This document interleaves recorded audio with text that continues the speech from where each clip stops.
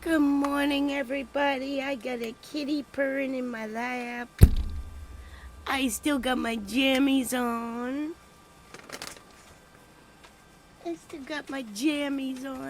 Sally and Kitty.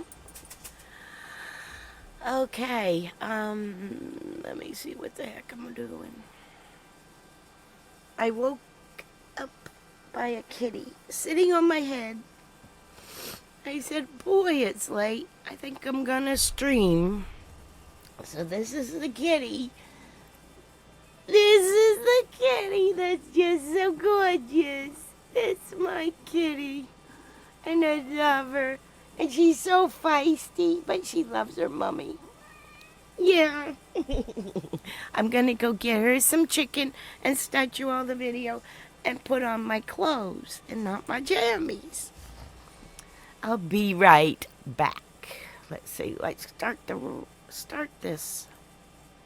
Marty Snyder is down in the garage area where they're prepping and primping with a guy who will start 17th tomorrow. Well, we've already paid Tony Stewart for the day, so we're going to make him work in happy hour, even though he's got to drive this race car too. So what's the plan for happy hour?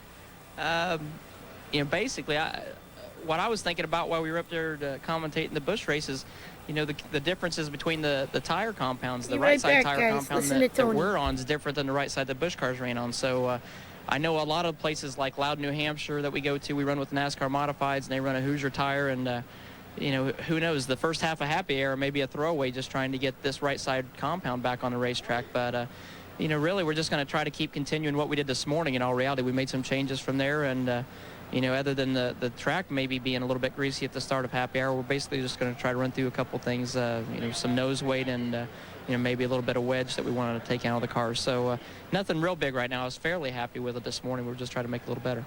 So the right side tire will make the track feel different to you? Well, we don't know for sure. That's kind of one of the variables. We just talked to the guys, and we all came to the conclusion that with that different tire, it may be a little bit different, and it may be a little slippery because of the sun being on it. And there's times when the compound of the tire is not compatible with another compound. So we'll just have to get out there and make a couple laps and find out for ourselves. All right, when happy hour's over, Smoke and I will walk around, we'll bother people, we'll make fun of people, and we'll have a good time in general. There he is, Tony Stewart, putting the helmet on. Let's go back to Ken Squire. Well, let's see. They're going to go green very shortly. 2 weeks ago, Stewart won on the mile at Dover, Delaware. Then 1 week ago, 1.5 mile at Martinsville. Can he do it on the 1.5 miles?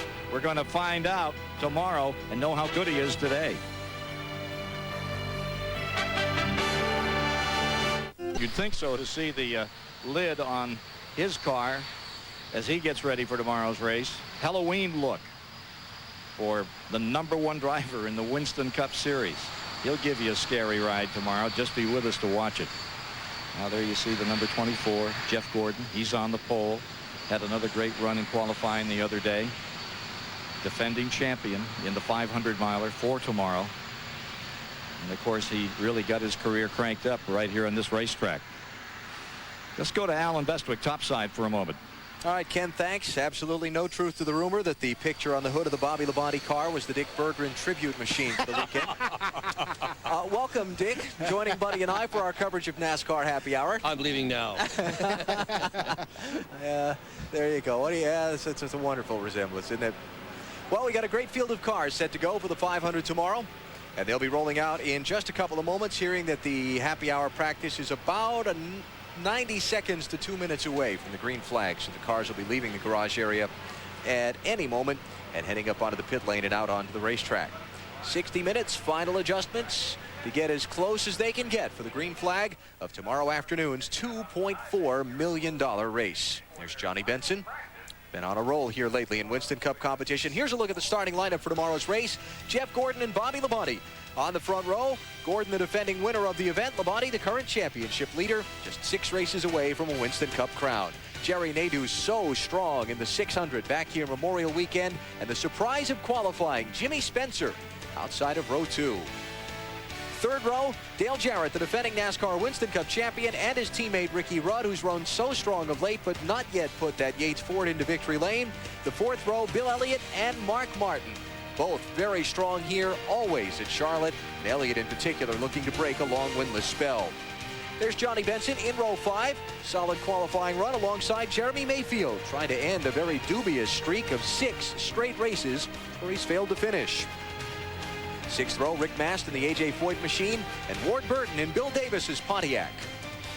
Dale Earnhardt Jr. did a lot of leading in the 600 back in May here. He's in row 7 with Michael Waltrip. Good qualifying run there for Mikey. In 14th position, Robert Presley and Kevin LePage both making the top 20 the other night. They're in row number 8. And there's our Busch Series co-host and happy hour analyst, Tony Stewart, alongside Mike Skinner in row 9. Bobby Hamilton and Ken Schrader in row number 10. A long time between wins for Schrader, and Hamilton's just had a dismal season. I'd like to turn that around tomorrow. Joe Nemechek ran so well in the Busch Series race you just saw here on TBS, back in row 11 along with Rusty Wallace. It's Elliott Sadler in the Wood Brothers car and Wally Dallenbach in row number 12. Sadler's team upping with a new sponsor this week. Row 13, Robbie Gordon and Matt Kenseth, the most recent race winner here at Charlotte, won the 600 in May. Jeff Fuller back on the circuit, brand new race team, first time out. And John Andretti in the Richard Petty car. 15th row, Dave Blaney and Mike Bliss side by side in a pair of Pontiacs. Brett Bodine and Kenny Wallace back in row number 16. Andy Houston makes his second Winston Cup start. He's in row 17 along with Darrell Waltrip. Makes his final start here in Winston Cup competition at Charlotte tomorrow. Dick Trickle is in Joe Bessie's Power Team machine this weekend along with Hut Strickland in the Junie Donlevy car. There's Dale Earnhardt and Jeff Burton, 2 of the 4 contenders for the NASCAR Winston Cup title, all the way back in row 19. Steve Park, Terry Labonte, Sterling Marlin, Kurt Busch, and Ted Musgrave round out the field. And you see the cars are rolling out from the garage area. They'll get onto the pit lane, form up there, and then they'll be sent out onto the racetrack. Now, we talked in our Busch Series coverage about the tire story here this week at Charlotte. We talked about how it impacted the NASCAR Busch Series teams. Let's find out more on the broader scope of the issue with Marty Snyder down in the Winston Cup garage. Well, with Mike Helton, and it has been an interesting week, Mike, as far as the tire situation goes. Where do we stand now, and take us through the week and the discussions with Goodyear? Well, earlier in the week, Goodyear determined that there was a set of the 5716s, or a batch of them, that they'd like to replace. And as it turns out through the week, the replacement got behind. So on Friday evening, we made the call to replace the right sides, which is the 5716s in the Busch garage, to assure that we'd have enough tires for Sunday's race. And Goodyear's been working hard with the extra tires that we kept from the Busch garage, and the tires that are being produced and brought down from Akron. We're in good shape for tomorrow. Even with that, are you worried somewhat about a tire shortage for tomorrow? No, I think we're in good shape now. We've been able to conserve the tires we had on site, and with the trucks of tires that have come from Akron, Ohio, we should have ample tires for tomorrow. Certainly a good part on the part of NASCAR. Good job on the part of NASCAR and as well as Goodyear to conserve tires to make sure they have enough. Most teams think they'll be about 1 or 2 sets short. That won't be a big deal. They should normally have 10 for this race. Most teams will have 8. Some teams will have 9. And you see the field being given the signal there by NASCAR official Bill McCarthy. Out onto the racetrack. Happy hour has begun. Alan Bestwick here with Dick Berggren and Buddy Baker. Doctor, welcome. I'll give you a more appreciative welcome now. Just glad to be here. Yeah, glad to have you here. Let's talk about what we're going to see over these next 60 minutes. Well, what you've got really is a last chance to tune the cars up for tomorrow's big race here at Lowe's Motor Speedway. So the mechanics have all got a plan as to what they want to try in this final practice session. They'll go out and run some laps. Some of these guys we're going to see run lots and lots of laps. See how good the tires behave after they've got a lot of laps on them. See how the fuel mileage goes. Buddy? The other thing you'll see is gear changes. You'll see a guy say, well, we're turning a little too many RPMs. It's going to be cooler tomorrow. We have to anticipate what we have to do to make this car good in cooler conditions. So now they get to run with cars nose to tail like that, balance the cars as well as they can before tomorrow's event, and then have it adjustable for the 500. And if you're not familiar with how this works, the order that the cars are allowed to go onto the racetrack initially in this happy hour practice is determined by the championship standings. And so you see in this lead group here at the head of the pack are all of the contenders for the NASCAR Winston Cup title. Dale Earnhardt, Jeff Burton, Bobby Labonte, and Dale Jarrett. You saw Labonte just waving a couple of cars by. And what he did was lead a few laps to see what his car felt like in front of everybody. Now he's back behind them. What does it drive like in the draft? Right now he's getting the balance both ways. Did you see the wiggle on Earnhardt's car there? Wow. You see coming on pit road, Earnhardt was passing cars just getting ready to get on the racetrack. He's racy. He's going to start way in the back of the field tomorrow, but he had a poor qualifying run put him there. But by the same token, this morning we had a practice session. He was very, very quick. 13 among all the drivers that took to the racetrack this morning. Dale Earnhardt comes into the race 213 points behind Bobby Labonte in the chase for the NASCAR Winston Cup Championship, with 6 races to go in the season. Riding with Earnhardt now.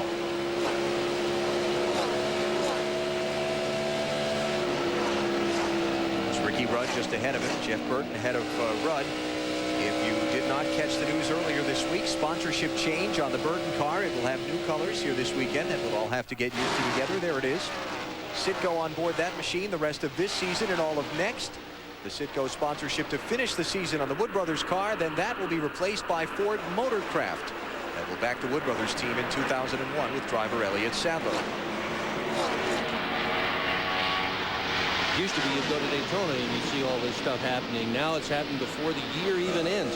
Lots of changes in Winston Cup competition this year between drivers and crew chiefs and crew members, team members, and now sponsors. The stakes don't ever get any lower.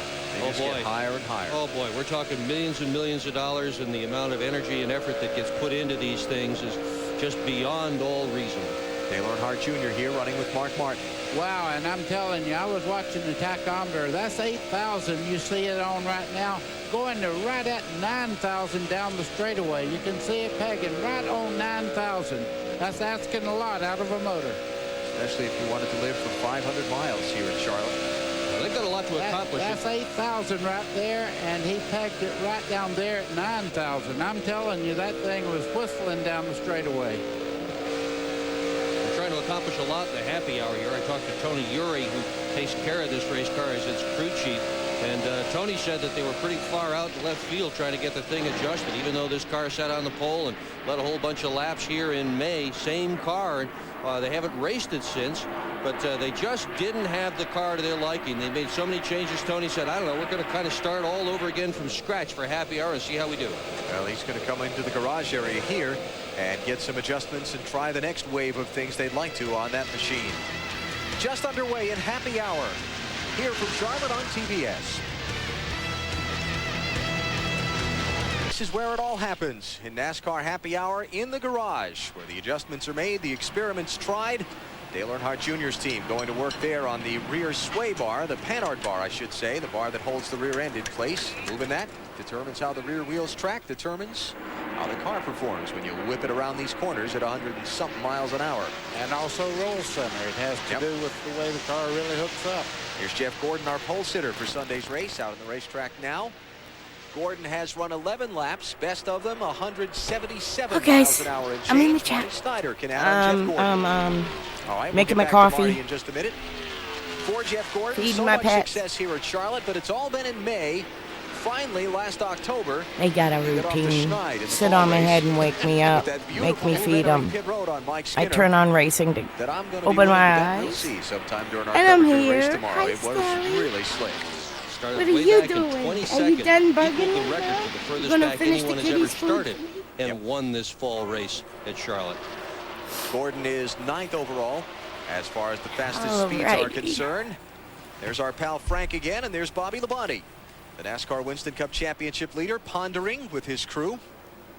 Bobby comes into the weekend just 6 races removed from perhaps holding the ring, which is what it's all about after all, that championship ring.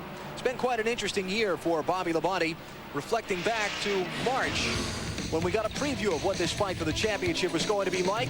Bobby and Dale Earnhardt thrilling the fans down in Atlanta with this finish, Earnhardt winning by less than 2 feet.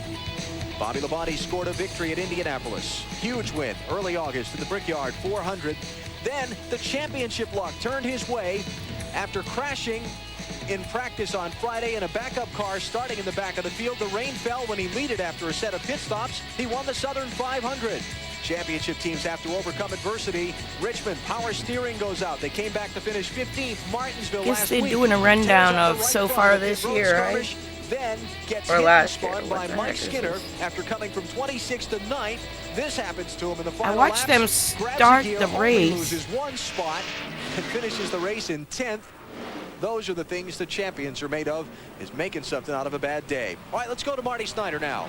And that would be a look of frustration on Bobby Lamonti's face. Not very good. Talking to Jimmy Makar right now, and Bush Hilton, his chief mechanic, not very good at all. They wanted to try a set of shocks. They were very good this morning, and they just wanted to be a little bit better in the middle of the corner and try and get better on the longer happy runs. hour. So they tried a set of shocks Great. that he did not like at all. Also, he felt a little vibration in the drivetrain, so they're going to change the drive shaft. They're going to put the old shocks back on. They think that'll be the key. They were very good this morning. They're going to go back to that setup and also change the drive shaft. Let's go to Mike Hogwood. Kitty out. We're in the Dale Earnhardt garage where he's just pulled in, and he wasn't happy at all out on the track after a great run this morning. I gotta go let these animals out. Dale said that when he got on the gas, it felt like the car was going to spin out on him. He's going to have the Richard Childress team move the track bar back a little bit. They're going to change all 4 shocks and go out and give it another try. That's what it's all about. Try it, change it, try it again. And so many of these changes that we see in happy hour, not only here, but all the racetracks, there's shock absorbers. They are so key to success in Winston Cup racing. We're watching Mark Martin now. 7th fastest lap so far for Mark Martin of the group that has run so far today. You know, one thing we're always talking about what the car's doing out here on the racetrack, Alan. As you well know, it's usually one in the garage area the day before the race. They call it happy hour. It's happy if you hit the right adjustments on your car. If not, you have to have it where you can adjust during the race. Mark coming down into the garage area for attention to his car. Let's go to Mike Massaro. And Alan, Jeremy Mayfield has recorded the fastest lap so far during happy hour, but he just radioed in prior to getting to the garage that there may be a developing problem. What's going on with the car, Jeremy? We haven't found anything. There's nothing really wrong. We just wanted to make sure everything's okay. It just felt like either we had a spring rubber come out of one of the springs, something like that. No big deal. We got a fast car. That's the main thing. The Mobile 1.4 is just really good. Qualified in the top 10, and man's handling great. So we're looking forward to it tomorrow. What's the plan for happy hour? What's the strategy here in the next 45 minutes or so? Really feel real good. You know, the car's handling good, the engine's running great, and probably just make sure everything's okay and go out and try to make sort of a long run. You know, get some laps on it and see what happens. That's Jeremy Mayfield so far. He's got the time to beat. Jeremy Mayfield's main goal on Sunday's got to be to finish 6 straight DNFs for Mayfield. But he's fastest so far in happy hour. They figured it out, the fucking clown. Hey, when we get Wallace's car, took it out, we get Gamer back in here, he can write me another one. I'll catch these sons of bitches, goddamn sons of bitches, bot farm bullshit trying to fuck up our country. In some trouble out on the racetrack. First thought he might have blown the engine, but then when he was coming through the garage, Dick noticed he had power and was driving it through the garage. So let's see if we can find out what's wrong. Mike Massaro. And Alan, you just saw the big Kmart Ford move behind the wall and down through the garage, and the team now scrambling to find out exactly what's wrong. Okay, this account was created August 20th, 2025. Are you thinking this is a bot farm? I'm thinking this is a bot farm. What do you think? In my chat. We got a little one. We've got a little timeout. We got a little ban, and maybe we'll report this fucking piece of shit. But you know what? It's not going to matter. It's not going to matter. Let's chase him. And I have bad news for Alan. Alan's a big golfing buddy with Frank Stoddard. He said he shot a 40 on the back 9 the other day. And that he's ready Because to the people running the asylum here are the bad guys too. They're not going to block the bad guys. Is your guys. weekend any better? Yeah, I'm making a lot better. If you want more on that, I got a lot of history in my head. This week, but, okay, guys. Let's race. Mark today and their engineering staff and came up with a setup. I'm about to get me a coffee and come live again. Fine-tune it now. But before this practice, we were needing to rebuild everything. So we're pretty confident right now. I think Frank said he changed everything before this happy hour practice. We literally changed everything. We changed front steering components. We changed literally everything. That's not an exaggeration. Engine, shocks, springs, trailing arms, front steering components, everything on the bolts on the car. We sat down with, like I said, Mark and Jimmy Finnan and their engineering staff and kind of dreamed that setup up, and it's a whole lot better. You always say you never do learn anything from the Busch race, but did you today? I learned that, I learned some stuff. I'm not going to tell you what I learned, but I learned some stuff. Oh, come on. If everybody else wants to learn the same thing I learned, they can race on Saturday too, but other than that, I'm not telling them. And I just gave Alan the bad news that Frank shot a 40 on the back 9 the other day. Well, that's, That's about 12 better than Alan's ever shot on a bat. Oh, one for the driver, ladies and gentlemen. I got news for Burton and Stoddard. They never shoot those kind of scores when I'm golfing with them. So I think this is all just a big fish story. And Jeff Burton, of course, has got another event happening this weekend. Yeah, Jack's excited, isn't he? Jack Roush is waiting for something to happen. Jeff Burton's wife, Kim, expecting a baby at any moment. If it doesn't happen by the end of the day on Sunday, the baby will be delivered on Monday. So Jeff's got a lot on his mind here this weekend. He'd love to bring that baby a trophy from the UAW GM 500 tomorrow.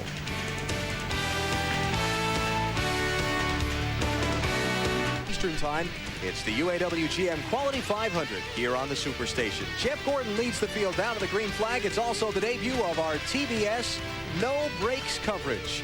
Thanks to many of our sponsors, you'll see live racing during most of our commercials tomorrow, 12:35 Eastern on the Superstation. I'll tell you, we are excited about the No Brakes coverage. When they first called to tell me about it, I said that is just what the race fans are wanting. It's not all the commercials, but it's most of them. And we're thrilled to be able to bring it to you that way and hope that you enjoy it tomorrow. As you can see, we've just gone back under the green flag.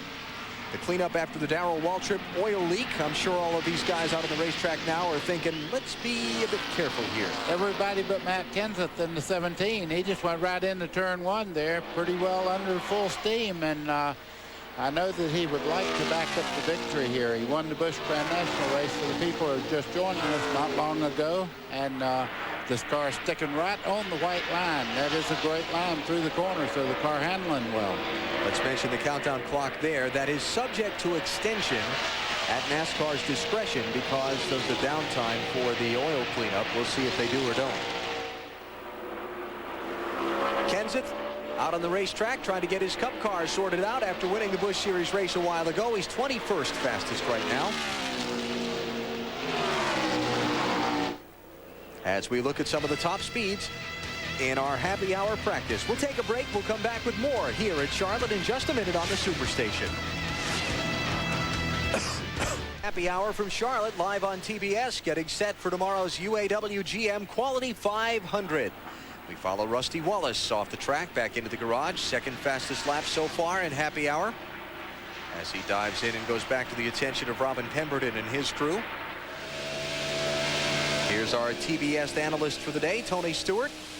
Right on the bottom of the racetrack. Every race we watch him run in the past, I guess, second half of the season, that car has been one of the better handling race cars in the race itself. Right on the bottom, as usual. 26th lap he's completed in happy hour. He just finished. Of course, trying for the three-peat here on Sunday.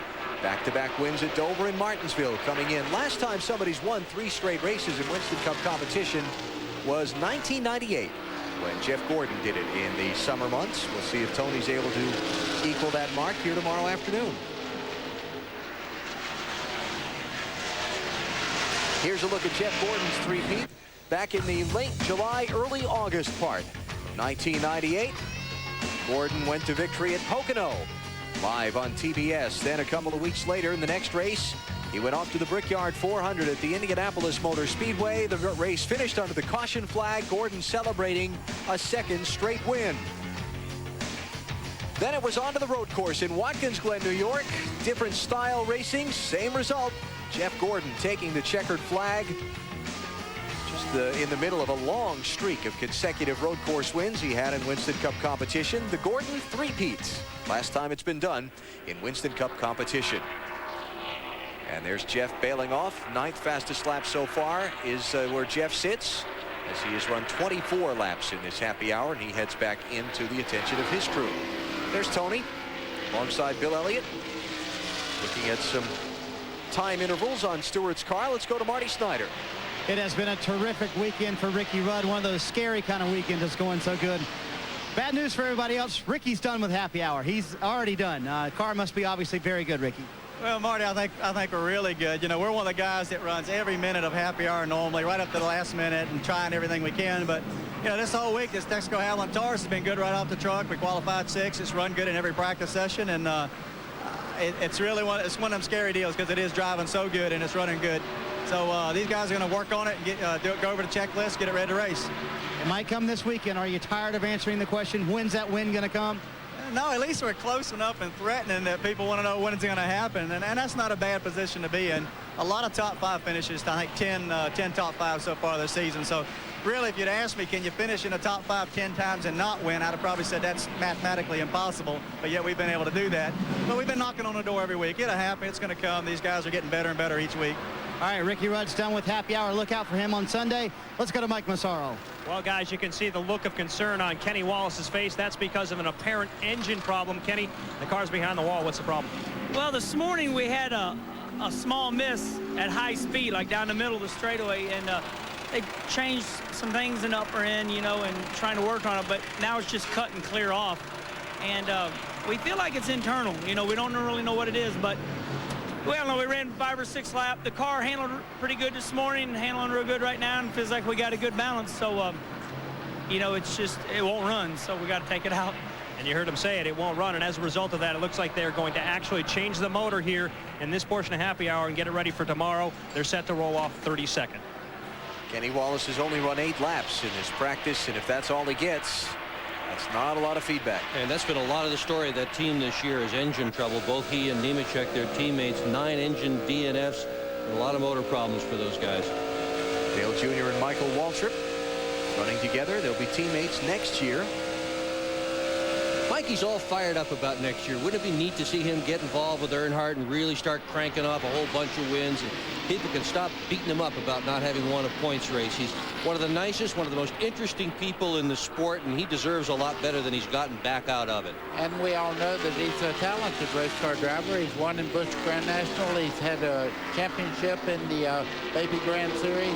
Matei Motorsports. Now that's the Geoff Bodine team I worked with in 1997. And Michael knows that. He's going to be feeling that pressure. Matei Motorsports bought that from Geoff This may be Bodine. his best opportunity. His Mid-season 1997. I got to meet Jim Matei. Don't know much about him other than what he looked like. He and Chuck Ryder's team really had it going on. So I don't know, and like, in position to win a couple races. any of the behind-the-scenes stuff. He seemed pleasant when I met him. Came down pit road and had an air gun malfunction on him on a stop. Wound up finishing 3rd. At a Daytona 500, they should have won when an engine went away at the tail end. Bring back up my camera here now that I pull my coffee. Let me do that, then I'll be there. I got my mic on. Got my ears almost on. I can't quite reach my coffee pot with my ears. Looking to finish out as best they can. Here's Dale Earnhardt Jr. Of course, this Charlotte track's been a pretty good. Wow, happy hands there. Too happy. He's going to bail out and head for the garage. So that'll always put you in the garage area, because when you start fighting it like that, you need to make a change somewhere along the way. Maybe as small as just a air pressure adjustment in the tires, or maybe just, you know, the smallest of changes will turn that car from just average to great. I don't know what blend of coffee I Earnhardt Jr. as he came have, firing boy, up it's off of turn 2. freaking Watch good. the hands on the wheel. Of course, this Charlotte. I buy what's on sale, guys. That means the back of the car is trying I'll to come pass on the front. stream and do my little And generally, that's not too good. beg for So money Dale Jr. goes back to situation. the I'll let you attention know of what's Tony Uri going and on his in my team life. I as we got are about halfway through happy hour in Charlotte. it's called Community Brand House Blend Head to the garage with Medium Dark. Ooh, I don't like dark coffee. the but I like possible this oil medium leak dark. earlier. Got it fixed, brought it Oh, back that out. sucks. He's into Oh, the Jesus wall. Christ, In Daryl. turn number 3, and coming to a stop down the front stretch. Red flag is out. Huge damage to the right side there. The tire right front blew. flat. I guarantee the right side of the car also very But flat. it was this last race. It was a W big scheduled to deal. start 34th in the race. Last That is Daytona. backup car material right there. I Here's think another I look got at what coffee. happened. I think I can go on Going stream. into turn 3, everything looks pretty normal. There, he just Right front. fades away like the right front went flat. Oh, on the it car, wa- or that either blew a something tire. broke. I noticed the left front tire moving around quite a bit there, like something may have broken He on the saved steering. it quite well. Definitely a Right? mechanical failure. Cars just don't do that for the driver error. That car failed him. Jesus. Your That first just look at what sucks. happened, by the way, not another look. Here's the other look. Darrell Waltrip just get into the outside wall. All right. Your instinct is to want to And, just taking off rub the the helmet. wall and slow Sitting in down. the car. Yeah, Probably fairly disgusted.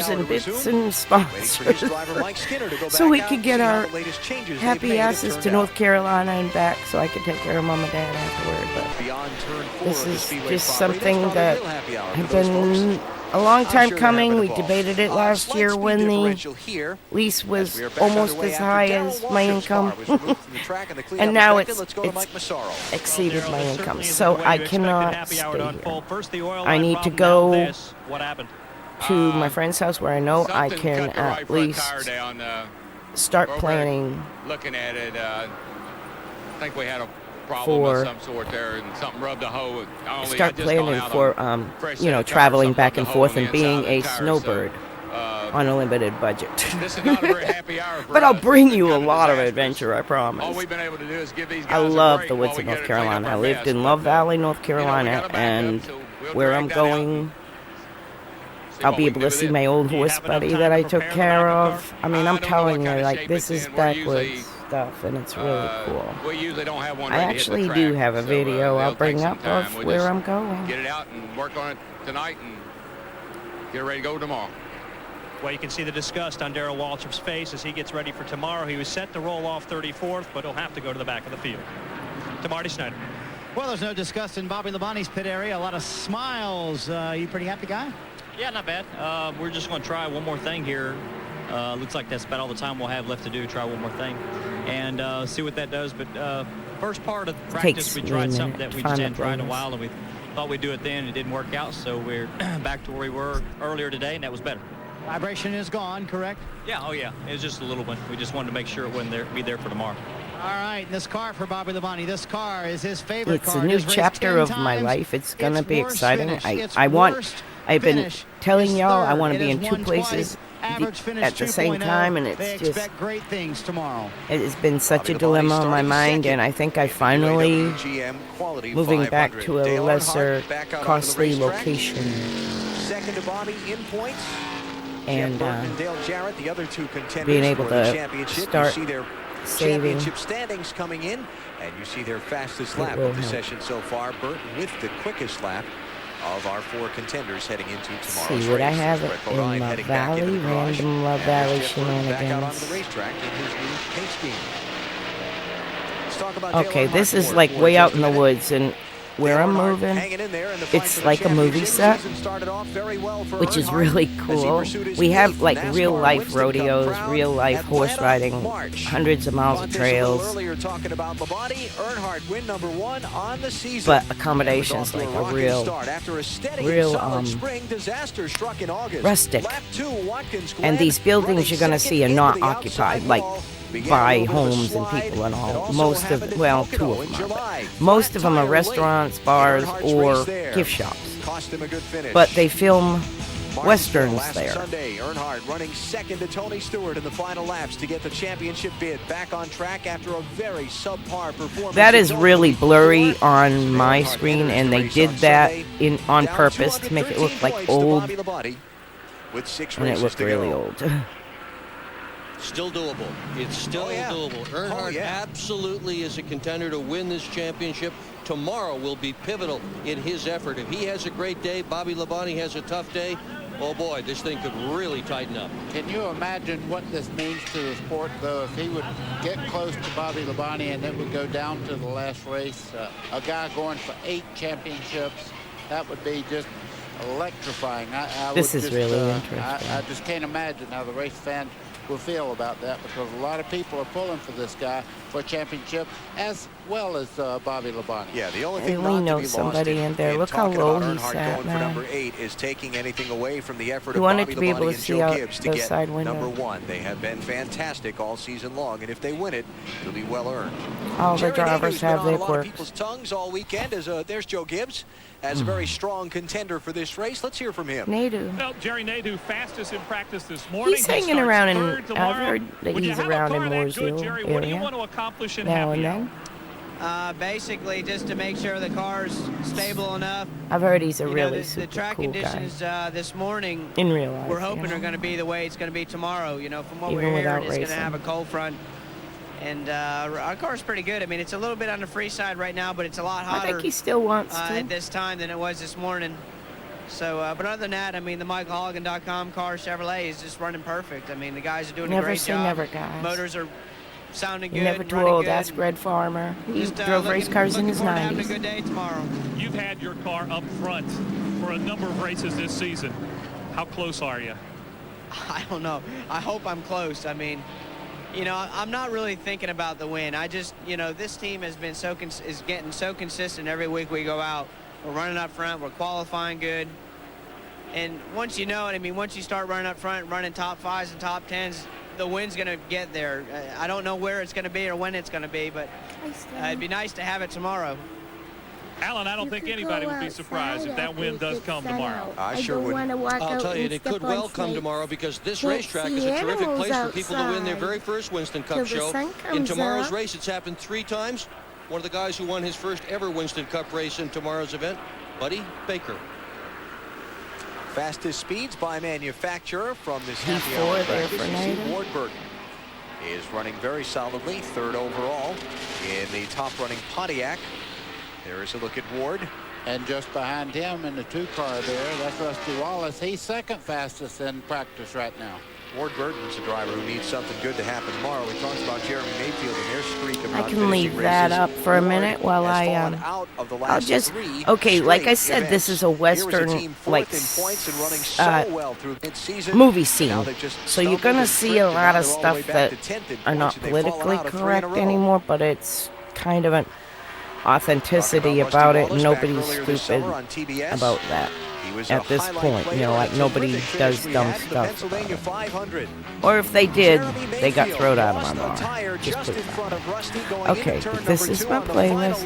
This is where I'm moving back to. Geoff Burton in the a final town. corner sprint to the finish to score the victory for Wallace. One of 4 wins he's had in this 2000 campaign. Here's another driver who was right in the thick of the championship all year long and then stumbled. You can maybe pause that other one for the sound. Some days you wake up and wonder, where am I?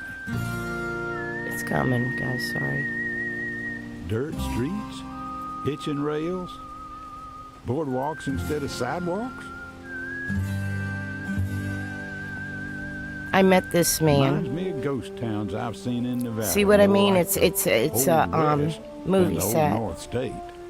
It was really thriving I'm told then. I'm really just a few miles north of State. Can you hear it?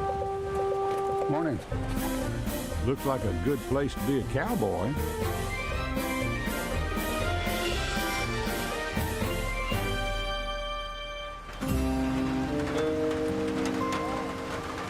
Every self-respecting cowboy town has a fella who just runs the place, sort of like the local Wyatt Earp type. On a rainy day not long ago, I finally met him. A tall, lanky fella named Andy. Andy Everybody Barker. knows Andy Barker.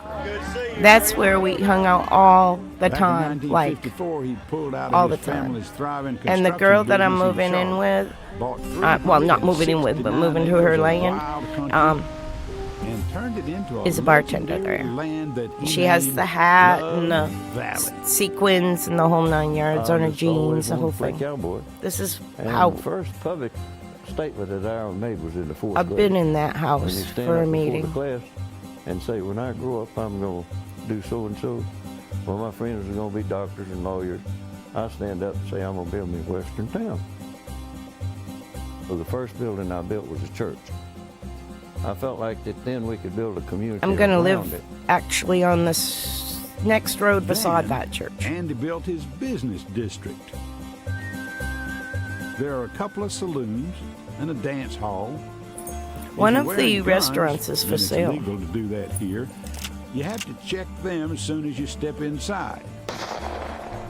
Across I've the taken street, lots, there's a when I was a store full of bartender, I had to hold lots of saddles, holsters and everything you pistols or your behind my horse bar. could possibly need, They have to turn them except into me before they can notes. order beer. The Moonshine Gift Shop has I cowboy lived Bibles for the folks back home. in the apartment behind that. For the travel Where that trailer oil to tank drive, is was there's my Miss apartment. Kitty's Grand Hotel. That's since sold. But And so it was done. A childhood dream became reality. Love Valley was born. A place where a gentle breeze is followed by a face full of dust. And man's best friend plays second fiddle to another Yeah. four-legged animal. So this is where we're moving to again. This is my hometown that I've lived in for since 2013 to 2020. When COVID hit, I wanted to be close to my parents, and I went back down south, and I've just never been able to really afford to go back north, and I still can't.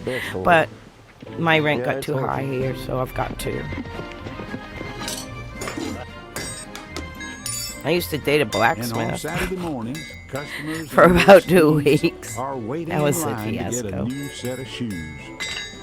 There he is. That's Ben. A lot of these eastern Florida state boys I never see dated the that horse. guy. He was really fun. What We happens did a is lot of that they come up jobs here for and they get shoeing into and rocky stuff. but country, Yeah, and they're gonna need shoes.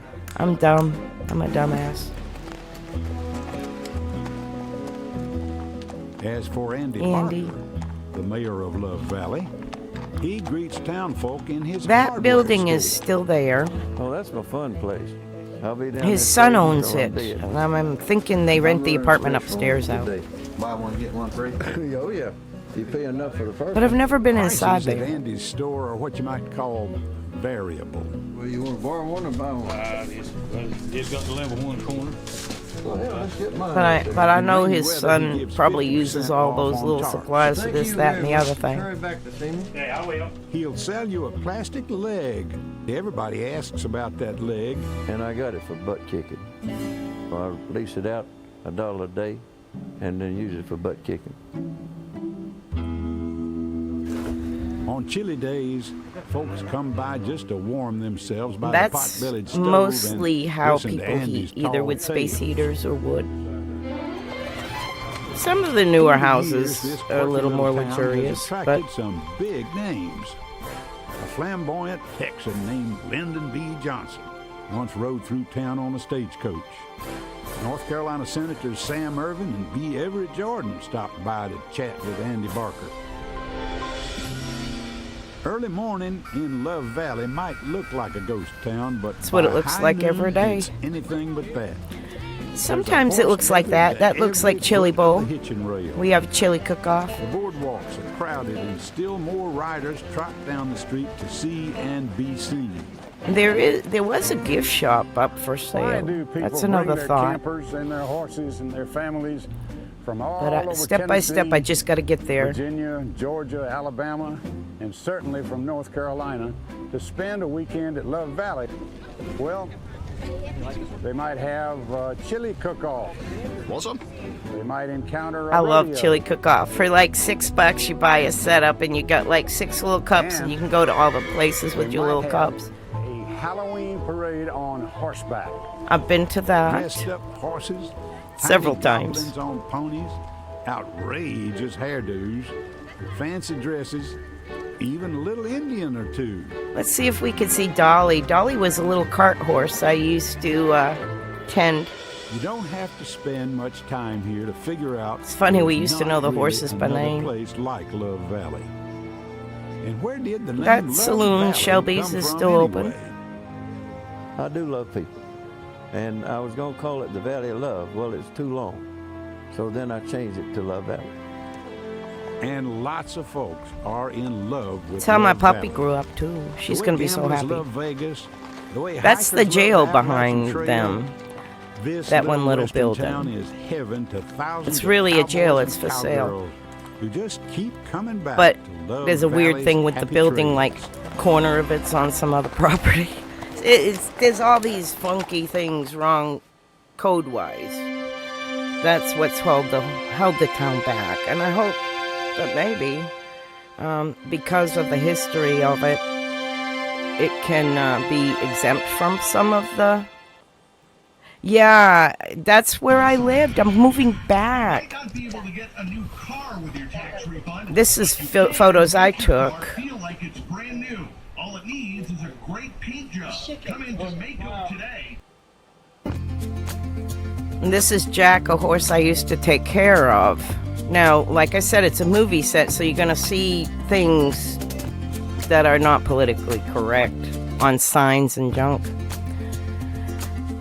But I tended this horse for about 9 months. And I'm going back to where I tended him, and the owner of him is getting him back, I heard, too. I talked to him, and I just loved Jack. He was a stud when I started caring for him, and he bit me. I've been bit by 3 studs. It's just, I'm a stud magnet. There's my dog. My little hound dog. So I'm it's so hard. Okay, my family is all here in Florida. But financially, I cannot, like my income doesn't go up being retired anymore. So as prices go up here, I got to go back to where I can afford to live and do stuff and race again, or go to races again.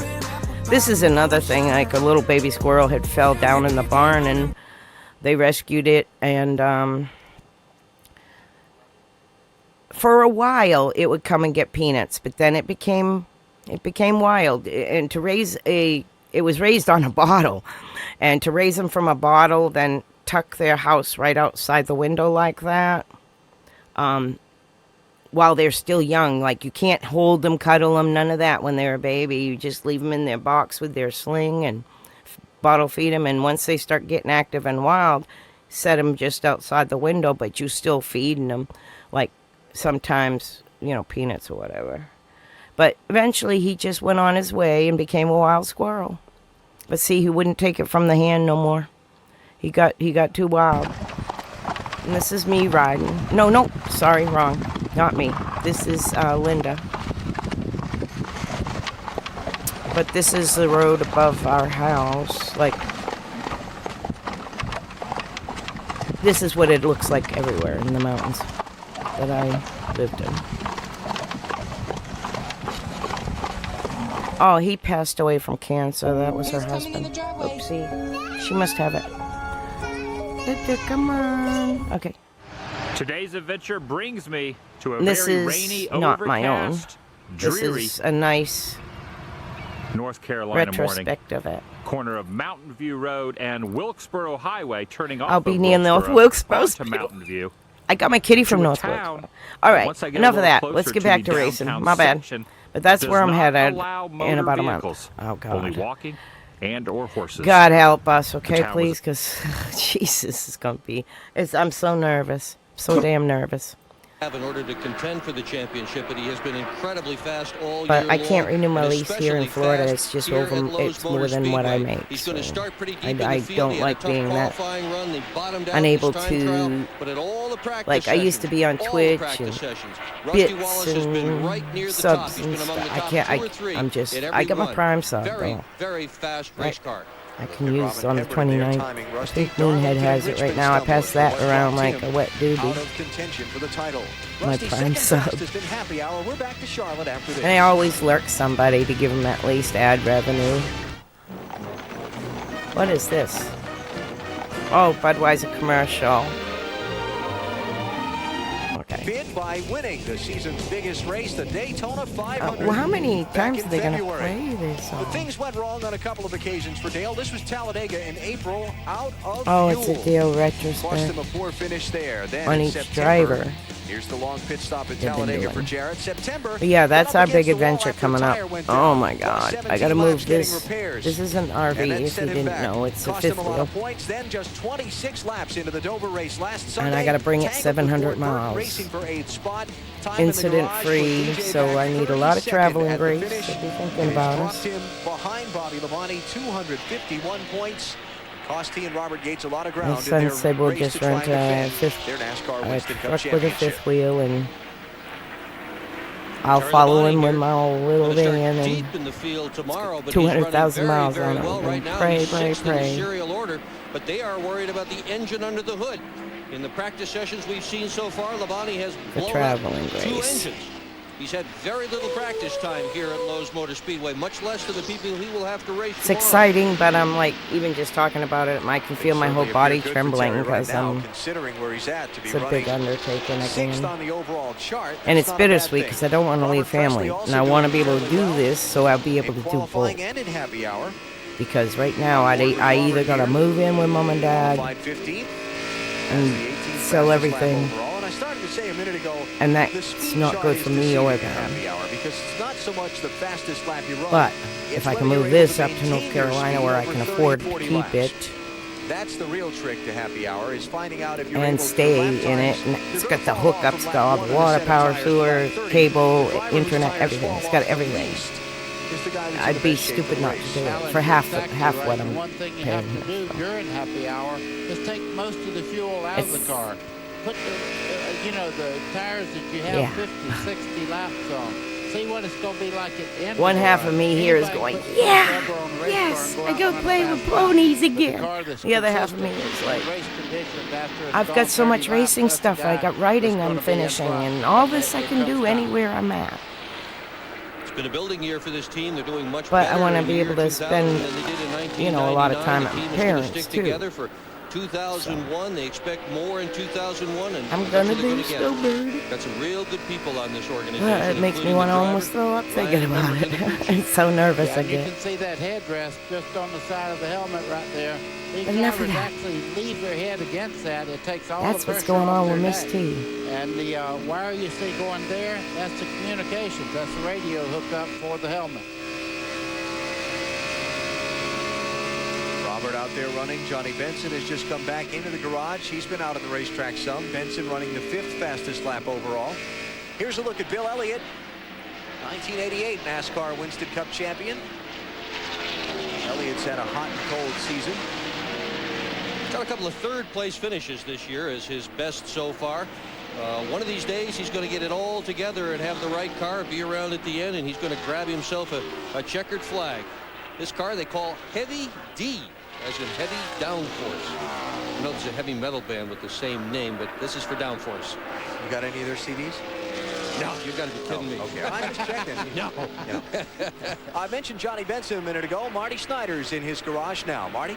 Well, Alan, it's been about a happy 35 minutes for Johnny Benson. They were extremely good, 5th fastest on the chart, but they think they might have a tire problem. They felt like Johnny said he felt like he had a flat right rear tire. They came in, checked that it was fine. He went back out. He said the car was still extremely loose, and before it had been about perfect, so they don't know if it's the tires or what it was. They wanted to try some gears, but you see 2 gears sitting down here. They wanted to try both of those gears, but they are not going to be able to do that. They're trying to figure out if something is wrong with the car or if it's just something wrong with the set of tires they just had on. They think they have solved the problem. I don't know how long I was James muted. is I solving forgot. one But of I the wasn't actual saying crew chief anything problems. important. Whether to be good on the short runs or the long runs, they are very fast, but they're not very good on the long run. So it's a debate. Do you want to be good and fast in the short I'm actually run, so or like good for the spun long out in my run? And they brain. think I they're don't know gonna if be I'm fast in the thinking shorter something runs, or but they have saying to what have I'm a long thinking. run to finish the race Because tomorrow. I got a They million think they may things like struggle. running around. Looking at that countdown clock. Remember, we had the 2 red flags for the 2 problems for Darrell Waltrip, understanding that the practice may be extended just by a couple of minutes, though. So there may be actually 7 minutes left instead of 5. We're waiting to see. This is Dave Blaney we're on board with now. Had that great run in the Busch Series race earlier today on TBS. One of these days, he is going to click in Winston Cup, and when he does, hang on. Everybody's going to declare him another overnight sensation. All right, understanding that our countdown clock has actually been corrected already for the 2-minute extension of happy hour. Look at him sliding the wheel, just sort of drifting it on his right hand, not gripping it hard at all with the right hand. Well, I imagine if you get out there in a 500-mile race and you're gripping that wheel too hard, about the 300-mile mark or so, your forearms, you're going to feel like they're ready to fall off. You see that wire right there off the steering wheel? That's the wire that goes to his radio. He's got a little button on his steering wheel, and when he pushes that button, that's when he gets to talk to his crew. So you see that wire just sort of dangling off. That's what it's hooked to. Driving one-handed. Yeah, it's an amazing way to hang on to the steering wheel. Well, you could see 2 wires there. One of them is a cutoff in case the throttle hangs on the left side. That one running down that way, that was if the throttle hangs, you can push the button and it shuts the ignition off. The one Dick was talking about to the radio is on the right side. You run your thumb on it. Let's have a look at Mike Skinner now.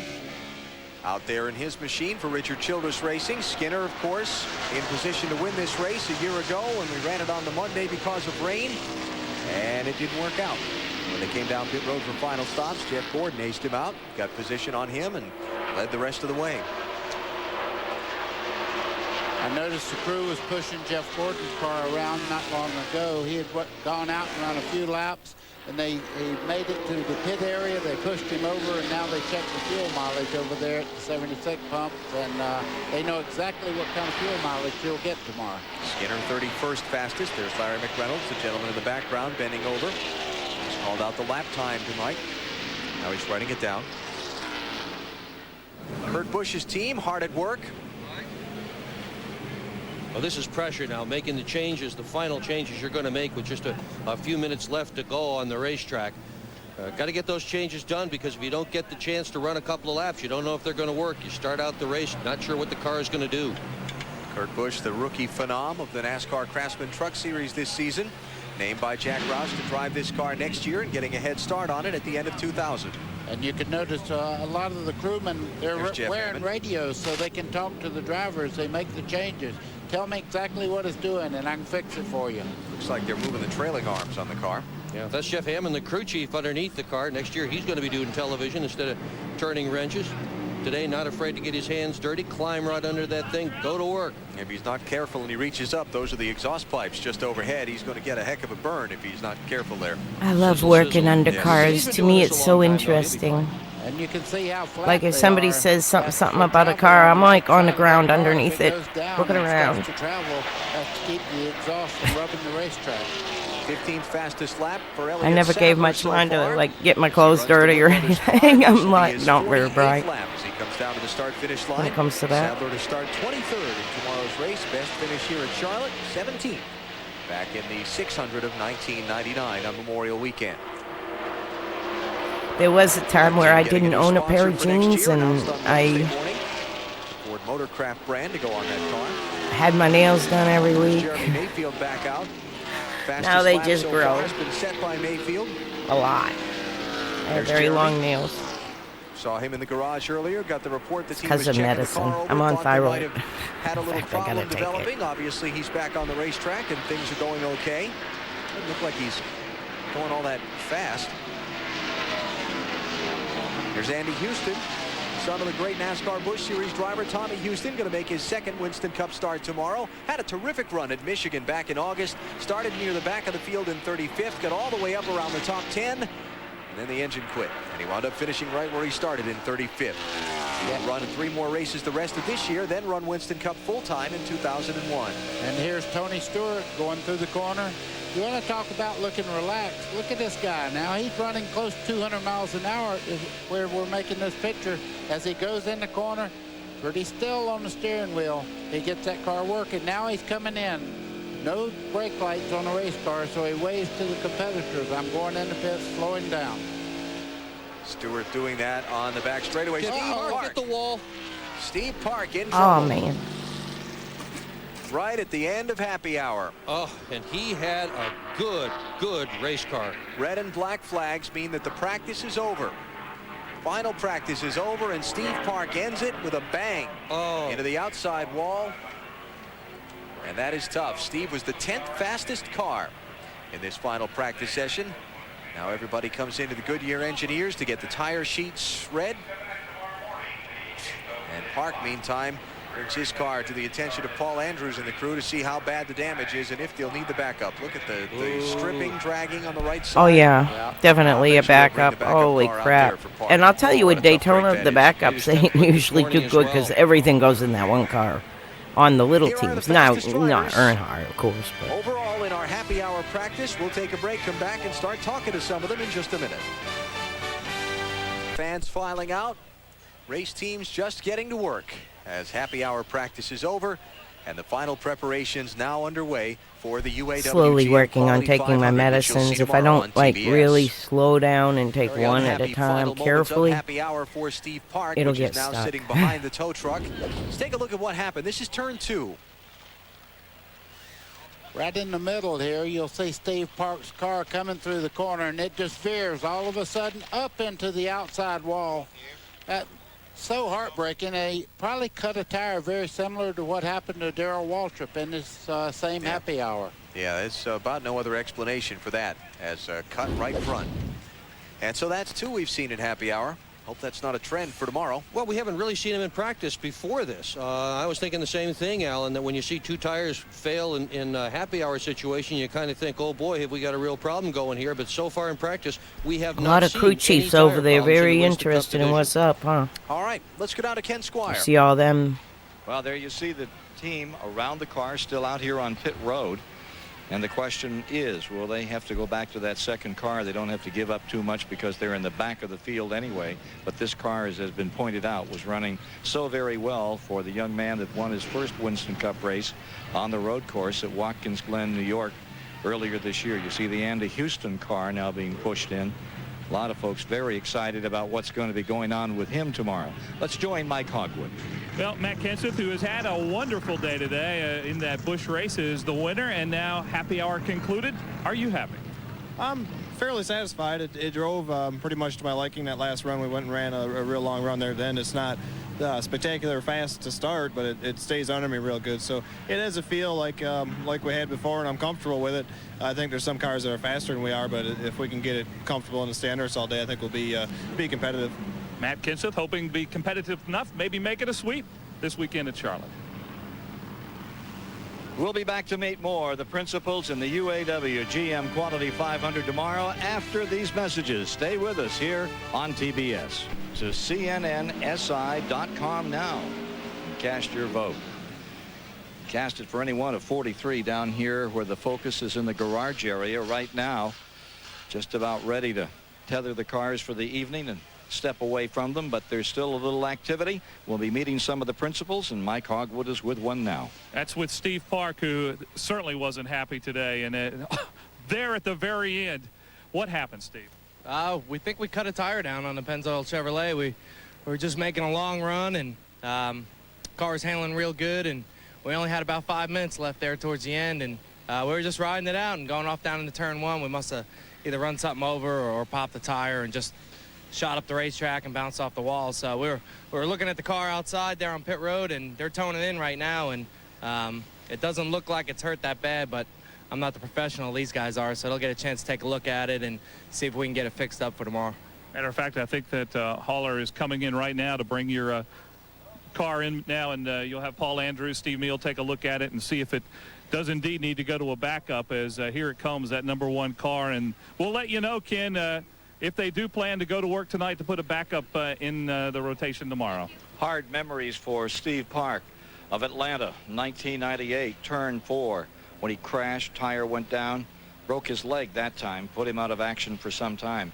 Thought that might have cracked a couple of ribs the way he bounced into that one today, but it's good to see him ambulatory and getting ready for tomorrow with a consideration as to whether he goes to a reserve car. Well, we're going to try to find Tony Stewart for you in just a moment. He did such a grand call today on our 300-mile Grand National race. If you're just joining us, Matt Kenseth won it when Joe Nemechek ran out of gas with about 2 laps to go. Kenseth, who'd been on the pole. Oh, no. I'm playing this out of order. I was supposed to play the Busch race first, so don't listen to the getting ready for tomorrow's start. Stewart, who's won 2 straight. Oh, I got one more medicine to take. Let's see what we have here for a car. There's Bill Elliott. Now, this is one that I'm really interested in for tomorrow. Tomorrow marks his 45th birthday, and it's been a while since he's won, 1994 at Darlington? And he's twice a winner on this track in this 500-mile race. Wouldn't it be something to see Bill Elliott turn it around tomorrow? Mike Massaro is standing by with the legend. Well, the 7-time champ had a tough time during qualifying. Now he's playing with the reporter, yanking on my shirt. How much playing did you do with the car today? We went from one setup to the other. We were a little tight in the morning session, so we worked on some things to maybe hit on it in the afternoon, but we went back to the morning setup and where we raced here last spring, and pretty good setup. Just gotta fill my coffee to take the last we've already tried another set of shocks. Morning so pill we're for gonna be on a old different people. set of shocks than what I raced on, so we should be in good shape. Well, just to add to that, Dale Earnhardt radioed in right at the end of happy hour, and he said the car's 100% better, Kevin. We'll be back with more from Lowe's Motor Speedway as we prepare for the 500 tomorrow on this track. Briefing, and we will not get an opportunity to be back with Tony Stewart today, but we sure will tomorrow. when they cinch up, strap in, and get ready to get down to business in the 41st annual UAW GM Quality 500 tomorrow, live on TBS. We sure hope you'll be along to enjoy every exciting moment of this great fall classic. So for the entire TBS announce crew, Ken Squire saying so long from Charlotte, North Carolina. Coming up tomorrow, starting 12:35, it's the UAW GM Quality 500, featuring TBS No Brakes coverage. And coming up next, Robert Downey Jr. and Mel Gibson star in Air America.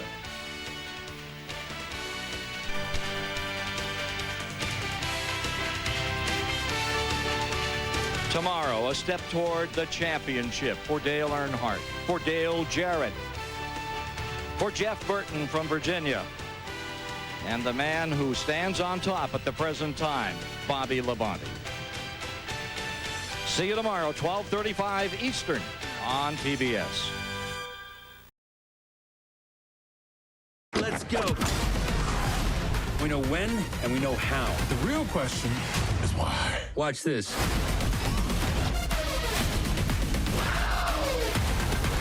It's just so much. Story developing on Darrell Waltrip as well. That when we come back in a minute.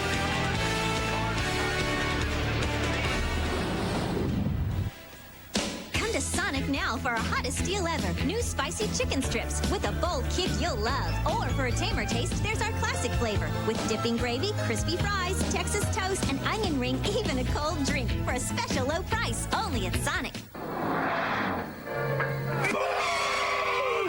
Hey, did you get them brakes at Pep Boys? Yeah, I did. I appreciate it. Now get up to $40 back on premium Rebestos brake service. Pep Boys, one more reason cars like us, people love us. Here at Cooper Tires Test Track, they're developing some pretty impressive tires.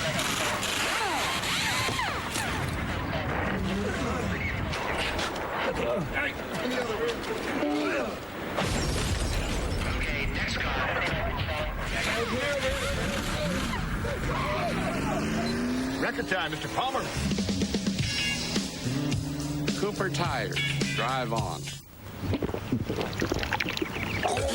Hey, we gotta talk. That stuff only protects my vital parts for about 30,000 miles. And then what happens? You gotta change it. Make it easy on yourself. Give me Haviland Extended Life Antifreeze. It protects my sensitive parts Mixing for 5 myself years a or drink 150,000 with, miles. water That's 5 and times longer than a most little of those bit of conventional watermelon coolants. juice. Now, let's talk oil.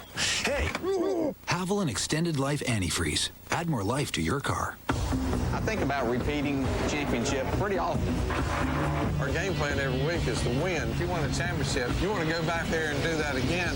Just to know that you were in an elite group in NASCAR that did it again, that was able to repeat. It's tougher to keep it together to do the repeat. After you win the championship once, that's all that you think about. The NASCAR Winston Cup Championship. The race is on. Second is second best. Special thanks to most of our sponsors who've allowed us to cover the race with our TBS No Brakes coverage. Let us know what you think about it by calling 1-888-722-1635, logging on to tbssuperstation.com. Joe Gibbs looking on as his championship contender. Bobby Labonte runs third. And his other contender trying for the three-peat here today. Tony Stewart runs in 7th spot. Stewart, winner of the most recent 2 NASCAR Winston Cup races in Dover, Delaware 2 weeks ago and Martinsville, Virginia last Sunday. Bobby Labonte behind Jeff Burton, the second-place runner there with his new sponsor colors this week, and Dale Earnhardt, the race leader. Jeremy Mayfield there going to stay and try and get on the tail end of the lead lap on a caution restart here. He stayed out under this yellow flag. Earnhardt, of course, one of the 4 contenders to win the NASCAR Winston Cup Series Championship. For the year, it has been an up and down season for Dale Earnhardt. The year started off pretty darn good with one of the more exciting finishes of 2000 so far. It was Atlanta in March. Final corner, Earnhardt holding off Bobby Labonte by that much to score the victory. But his season turned kind of sour in late summer. This is Watkins Glen, early August. Lap 2. Earnhardt into the outside wall. A bad finish cost him points. Just a couple of weeks earlier, Pocono, Pennsylvania, live on TBS. Running well, late going. A flat right front tire damaged his car. Another bad finish. Earnhardt has tried to rebound after another poor run at Dover a couple of weeks ago, where he just fell off the map in the final 50 laps of the race by running second at Martinsville to Tony Stewart last Sunday. And Dale Earnhardt comes into this race 213 points behind Bobby Labonte, trying to claim a record 8th NASCAR Winston Cup Series championship. Now, a moment ago on pit road, I mentioned before we went to the break that there was a story developing on Darrell Waltrip. This was seconds ago. Darrell Waltrip has climbed out of the car. That is Todd Bodine, next year's driver for this machine. Although I don't think they've actually officially announced that yet. Getting into the machine. Mike Massaro's with Darrell Waltrip to find out what's going on. And Alan, you're exactly right. Todd Bodine is taking over the big Kmart ride. And Darrell Waltrip, why'd you get out? Well, when I crashed yesterday, I hurt my shoulder, and I thought I was all right. I took a couple of goodies this morning, and I felt pretty good, but my hand keeps going to sleep. And I wasn't comfortable in the car, and this was a good opportunity to get out and let Todd get in. So I felt like I better take advantage of that now, not maybe do it under green or something. The way it turned out, he didn't fit in there very well. So that hour yesterday just turned my whole weekend upside down. Nothing's been right since, and it's unfortunate, but it's the way it is. And certainly not the way DW would like to end his career here in Charlotte. To Mike Hogwood. And we're with Kenny Wallace back in the garage. Kenny, what put you back here? Well, you know, just simply put, we've got a problem with our tires here. Obviously, you can see, you know, everybody's pitting. I didn't get lucky. I blew mine going into the corner and, you know, put the car in the wall. Can you tell us what was said in the drivers' meeting by Goodyear? Well, Goodyear's been great through all this. You know, they know they've got a problem, and we got the president of Goodyear here. And NASCAR and them had a great meeting this morning. Just told us we were going to work through this problem. And, hey, you know, I'm right behind them. Goodyear's an awesome tire company. We're having some problems. I'm real happy I didn't get hurt. I went into it head on. It's Kenny Wallace, Alan. Getting ready for the restart. The two cars in front of Dale Earnhardt are on the tail end of the lead lap. Jeremy Mayfield running back in 34th position. Rusty Wallace in 35th. They were both running in the top two spots earlier when they pitted under green with tires going down. Green flag. What these two guys need is to stay Cup Series Quality 500. Quickly somewhere to get back on the lead lap and back in the hunt. Really? Already? I was hoping to play the Busch race. What everybody needs to do is take care of their tires until they build up some pressure. Earnhardt charging on the bottom by Mayfield. Yeah, he's real worried about the right front. The reason this went into this is because it was already halfway started. See, I had reviewed a little bit of that yesterday. So that isn't exactly, I'll have to cut that part out of the video because it's out of order. Crap, I can't remember. Oh, pause that. Get over the commercial first, and we'll pause that. 300. And we'll start that. This is where I thought I was starting. My bad. I got distracted trying to take my medicine and trying not to choke. My bad. I trying to get things done here and review these races. This is the year that I'm really not sure. I think Dad would... I don't know. I'm going to have to listen. Find out what he was doing this year. And more practice for the Premier Division Winston Cup. Only 2 drivers know where they'll be starting Sunday. Others are dialing in their cars for the Yeah, this is what I wanted to watch. The Speedweeks, the Tuesday, Wednesday, Thursday. Like, so I can find out if I see Dad working on someone's car. I don't know if he was still helping Kenny. I know he helped them a little in the 2000, 2001, 2004-ish. I know he was there for Kenny's very first race. Volunteering, you know, assisting in the pits, not being paid, but there with Birdie, and he was there for Kenny Wallace's last win. First win and last win in NASCAR. Loses control, and the Island Oasis Chevrolet bounces up into the car number 27 of Geoff Fuller. Jesus Christ!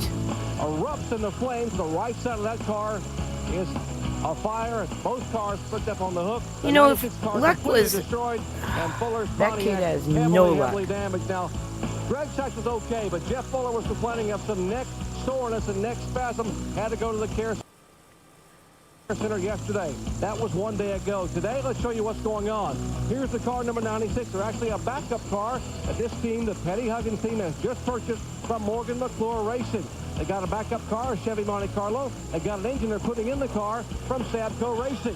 How about Jeff Fuller's operation? Well, they have a backup Viagra Pontiac over here for Eel River Racing, and they are getting that car ready. Eel River Racing. Okay, I didn't do the fast forward. Somebody's doing this. What the heck? See sports legends like Woody Hayes, Ted Oh, Williams, and it's, Jackie you Robinson know, as ESPN Classic presents Real Classics where sports and movies it's collide. a This Sunday, 9 o'clock. VHS tape.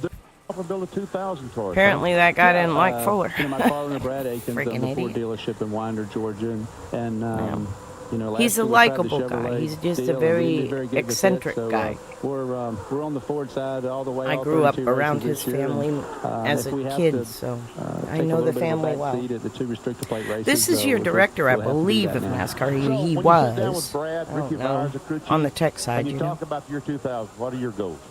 Well, Benny, I really feel like that we can be a legitimate contender to win the championship. The last 2 years we've been fifth. Although in 99 I felt like we had a much better season than we did in 98. We won a race, but the competition level was extremely high. So we feel like coming into 2000 with Dale Jr. and Matt Kenseth and Blaney gone, you know, maybe our chances are a little stronger this year.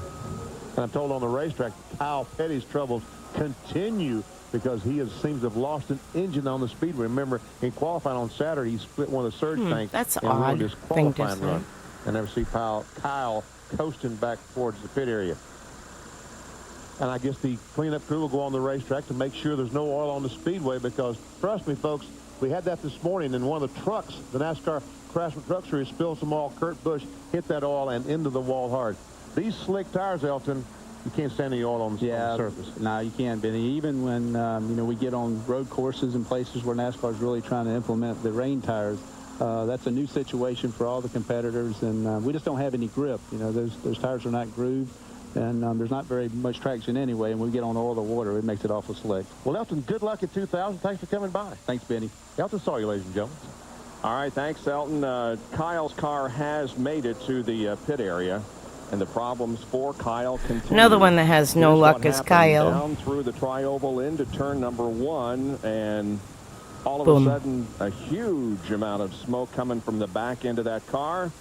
And the red flag has come out to momentarily halt practice for the Kyle Petty problem. We'll be back with A.J. Foyt in just a moment. Track inspection going on here at Daytona. Some heavy smoke from the back end of Kyle Petty's car, and that brought out the red flag. There are cars lined up here on pit road, ready to go out once again when we get the green. And this session is supposed to continue until 20 That's a minutes big till the dog hour, right and then there. the Busch Series will go back out on the racetrack. You don't know, We that's promised you A.J. Foyt. Here's Ray Dunlap with him. Mike Well, Bliss Bob, as we driving. talk about some of the brand new teams in Winston Cup, of course, that would be one owned by A.J. Foyt, the Conseco team with Mike Bliss. What's your driver saying about this race car you built for him? Well, I think he liked it pretty good. You know, Mike has no really drafting experience here at Daytona and the Winston Cup. He's had some drafting experience in trucks, which is considered different to a certain point. But right here, that's the biggest thing we're working on, just trying to get him some experience on drafting. A terrible tragedy yesterday, losing the Bentonhausens in that plane crash. I know they're a family that's been very close to yours. Well, that's quite true. I've known Tony Jr., you know, when he drove for Gordon Van Lew in Houston, Texas, when he drove the Sportsman, you know, and the stock cars, and then he went on up to Indy cars, and Jim Macri and Shirley Macri are very good friends of mine, and to see them lose both their children in racing is going to be awful hard on Jim, and also the Bettenhausen. Both families had terrible bad luck. When we take a look at the 2000 season, That's an unspoken thing that people don't realize, too. I mean, we hear when the drivers get killed and stuff, but the crews fly so much that I'd hop in a plane when there was the seat, you know? So you just don't think about it because you love motorsports so much. We've had to build a new shop. Whitedale Wilson, we built the engine room, we're building our own motors, and so what I mean, we're just glad to be here and be running as good as we are. Okay. Super Tech's here, back in the garage. Glad to have him here, and now we need to get back to the good doctor. Hey, we're with Adam's daddy, Kyle Petty, here and able to smile at least when he climbed out, buddy. Unfortunately, I think we know what the problem was. Yeah, I think I broke a motor going into turn 1. I don't know what happened to it. Began to smell the bearings a little bit. So I reached up and cut it off, but it jumped sideways on me, so I wasn't sure whether I dropped anything. I don't think it dropped anything on the racetrack, but I'm screaming at them on the radio to throw the caution just in case, because to wipe out a bunch of cars out there with a little bit of oil. But one of them days, we've had 3 bad days. This is the third bad thing that's happened to us. So see, now it's over with. The rest of the week's uphill. Exactly, and the big days are coming up, so now all the bad luck's gone.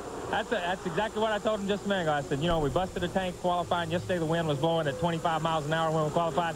And finally we cooked this motor, this same motor. We gave this motor heck. But finally we wore this thing out, so we'll put something good in and go again. How about going out and winning a 125 on Thursday and then maybe running third, second, or somewhere along there for the 500? But going out and running the 125 is going to be big for me on Thursday. But, yeah, you know, if we can come out and run good in the 125s, then we feel like we're pretty good. We just made a 24, 25-lap run and was on a good run. And the car's really good, so we'll just wait and see. All the superstitions in racing. Green car, number 13. And trouble comes in 3s. 3 or 4 days, and Steve Grissom's running great in the Dodge truck, too. So if we can keep everything else going... Because luck plays so much a part in racing, it's easy to invite superstitions. Thank you, man. Kyle Petty lost an engine, able to smile and come by to visit, but... they wear their favorite socks, or they'll wear their favorite underwear, or I won in this hat before, or the lucky penny thing, you know what I'm saying? From Daytona in a moment.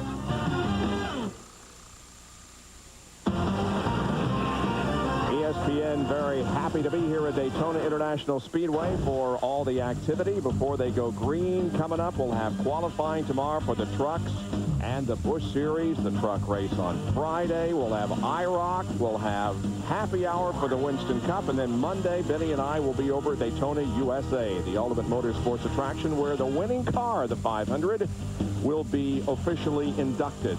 So be with us throughout Speedweeks here at Daytona. For more, log on to ESPN.com, part of the Go Network, go.com. I'm going to do my usual skippity skip through some ran a few laps, and stuff. Now they have brought it out once again, and we really don't know why. Perhaps some debris on the racetrack, huh? The pace car is on the speedway on the backstretch off turn 2, and he slowed dramatically off 2. So I guess he's checking for oil off that corner, or possibly see if there's a piece of debris there. There we see.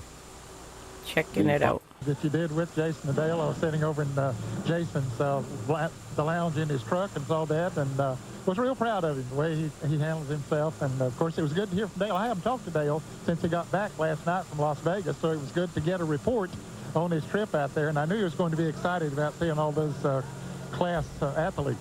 How about your son, driver of the year, and being on the stage? Gonna use the ladies' room with Tiger Woods and all those incredible people, the men and women who are at the very pinnacle of cut off my sport. coffee and I'm pot. Sure we're thrilled to meet Dale Jarrett, the guy who's won Daytona 500 twice. I'll be right back. Is the reigning Winston Cup champion. Well, it was very special to see him up on that stage and to get the award, the driver of the year, because there were a lot of great drivers last year competing in various types of racing around the world, and that was very meaningful to him, and also to be able to go there and to meet some of those people who have been heroes to him. And you know, as a dad, it's special anytime that your children do something or get recognized in a special way. And he has really blessed us in the last year or so with all the things that he's been able to accomplish, and the awards that he's gotten, and winning the championship, and then coming to Daytona here and doing as well as he's doing right now. But we just pinch ourselves every once in a while and wonder, hey, is that bubble going to burst one of these days? We hope that it doesn't, but we know that it will sometime. And we know that you feel very blessed. We feel very blessed to have you as part of our team and as part of our family, not only as a sportscaster, but as a dear friend and almost like a second father to me. If it weren't for you, I wouldn't be in this business, Ned, and I never had a chance to publicly thank you, so thank you so much for all you've done for me, and not only allowing me to become a sportscaster, but showing me how to act both on and off the racetrack. You're the consummate gentleman. Well, you're very kind. I appreciate that, and I'm glad to see you turned out so well, Jerry. You've done a good job. You made me proud in that respect. But, you know, the sport of auto racing has been good to a lot of us over the years, and certainly when I was driving race cars, there was not a lot of money there, but we did make a living from it and appreciated what we got. but then to be able to continue on in the sport with a broadcasting career and work with people like Bob Jenkins, Benny Parsons, Jerry Punch, Bill Weber, Ray Dunlap, and all these people, and the people in the truck over there too, Neil Goldberg and Mike Wells. I tell you, they don't come any better than that, and it's really neat to be associated with the whole crew. Thanks so much, Ned. We look forward to seeing you and having you with us all year long. Have a good week. Thanks, Jerry. Appreciate it. Ned Jarrett, a two-time NASCAR champion, and what a week it has already been for the Jarrett family, and it could get even nicer with his grandson now running in the Busch Series. Let's check in with Ray Dunlap. Well, Kenny Schrader just jumped out of the M&M's Pontiac, and he had a fan over here giving you a T-shirt and showing you his race car. That's a pretty nice car, isn't it? Pretty neat. World's fastest seventh grader, John Denny. How about that? Hey, you drove a Chevrolet last year. You're in a Pontiac now. How different are these race cars? Down here, not a lot. You know, I mean, we'll have to tell more when we get to Rockingham and those type of places. My little Chevrolet was good here last year, and this M&M Pontiac's been real good here so far this week. Tell me about drafting out there. What'd you learn today? Well, we just learned that we had to fix our car from the way it was Sunday in the Bud Shootout, and I think we've got that done. And we got tight in the shootout, and the car felt real good today.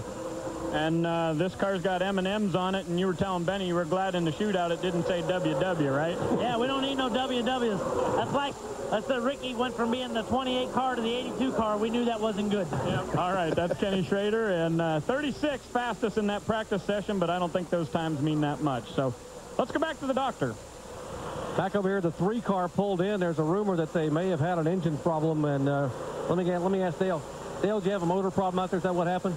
Yeah, I busted, we've been jockeying with the oil pressure on this engine, trying to get tuned up for the engine tomorrow and get the pressures and temperatures right. I was running with Marcus earlier today trying to get that adjusted. And we adjusted on it a little there, and then we made some chassis adjustments, and the car was driving a little better, but when we started back out there, went through the gears about 7,400, she busted a rod bearing or something. I'm not sure what left, but something left. Took the guts out of it. Left a little gravy on the ground. A little bit of gravy on the ground. So they're going to take it out and put a new power plant, and the 7-time Winston Cup champion. You're probably done for the day, though, right? Well, I'd say so, yeah. Practice is about over. Got some press and PR stuff to do, but and get some rest. Hard. And get some rest. I know you were up talking to the girls last night coming back from Vegas, so you probably didn't get to sleep much. That's right. Jarrett slept all the way, the lazy rascal. Bob. Well, let's relive the moment last night when Dale Earnhardt and Dale Jarrett were on stage at the MGM Grand in Las Vegas, but Dale Earnhardt picking up the award for Driver of the Decade. I'm in the chat. I'm coming on the camera in just a minute. Roswell, Jason Mayer, and from the film American Beauty, Wes Bentley.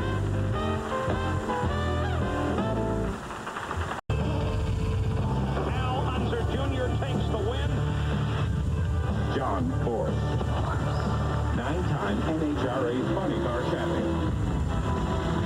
John Force doing it in style.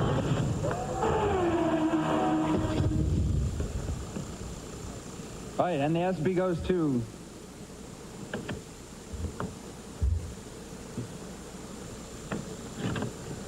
Dale Earnhardt.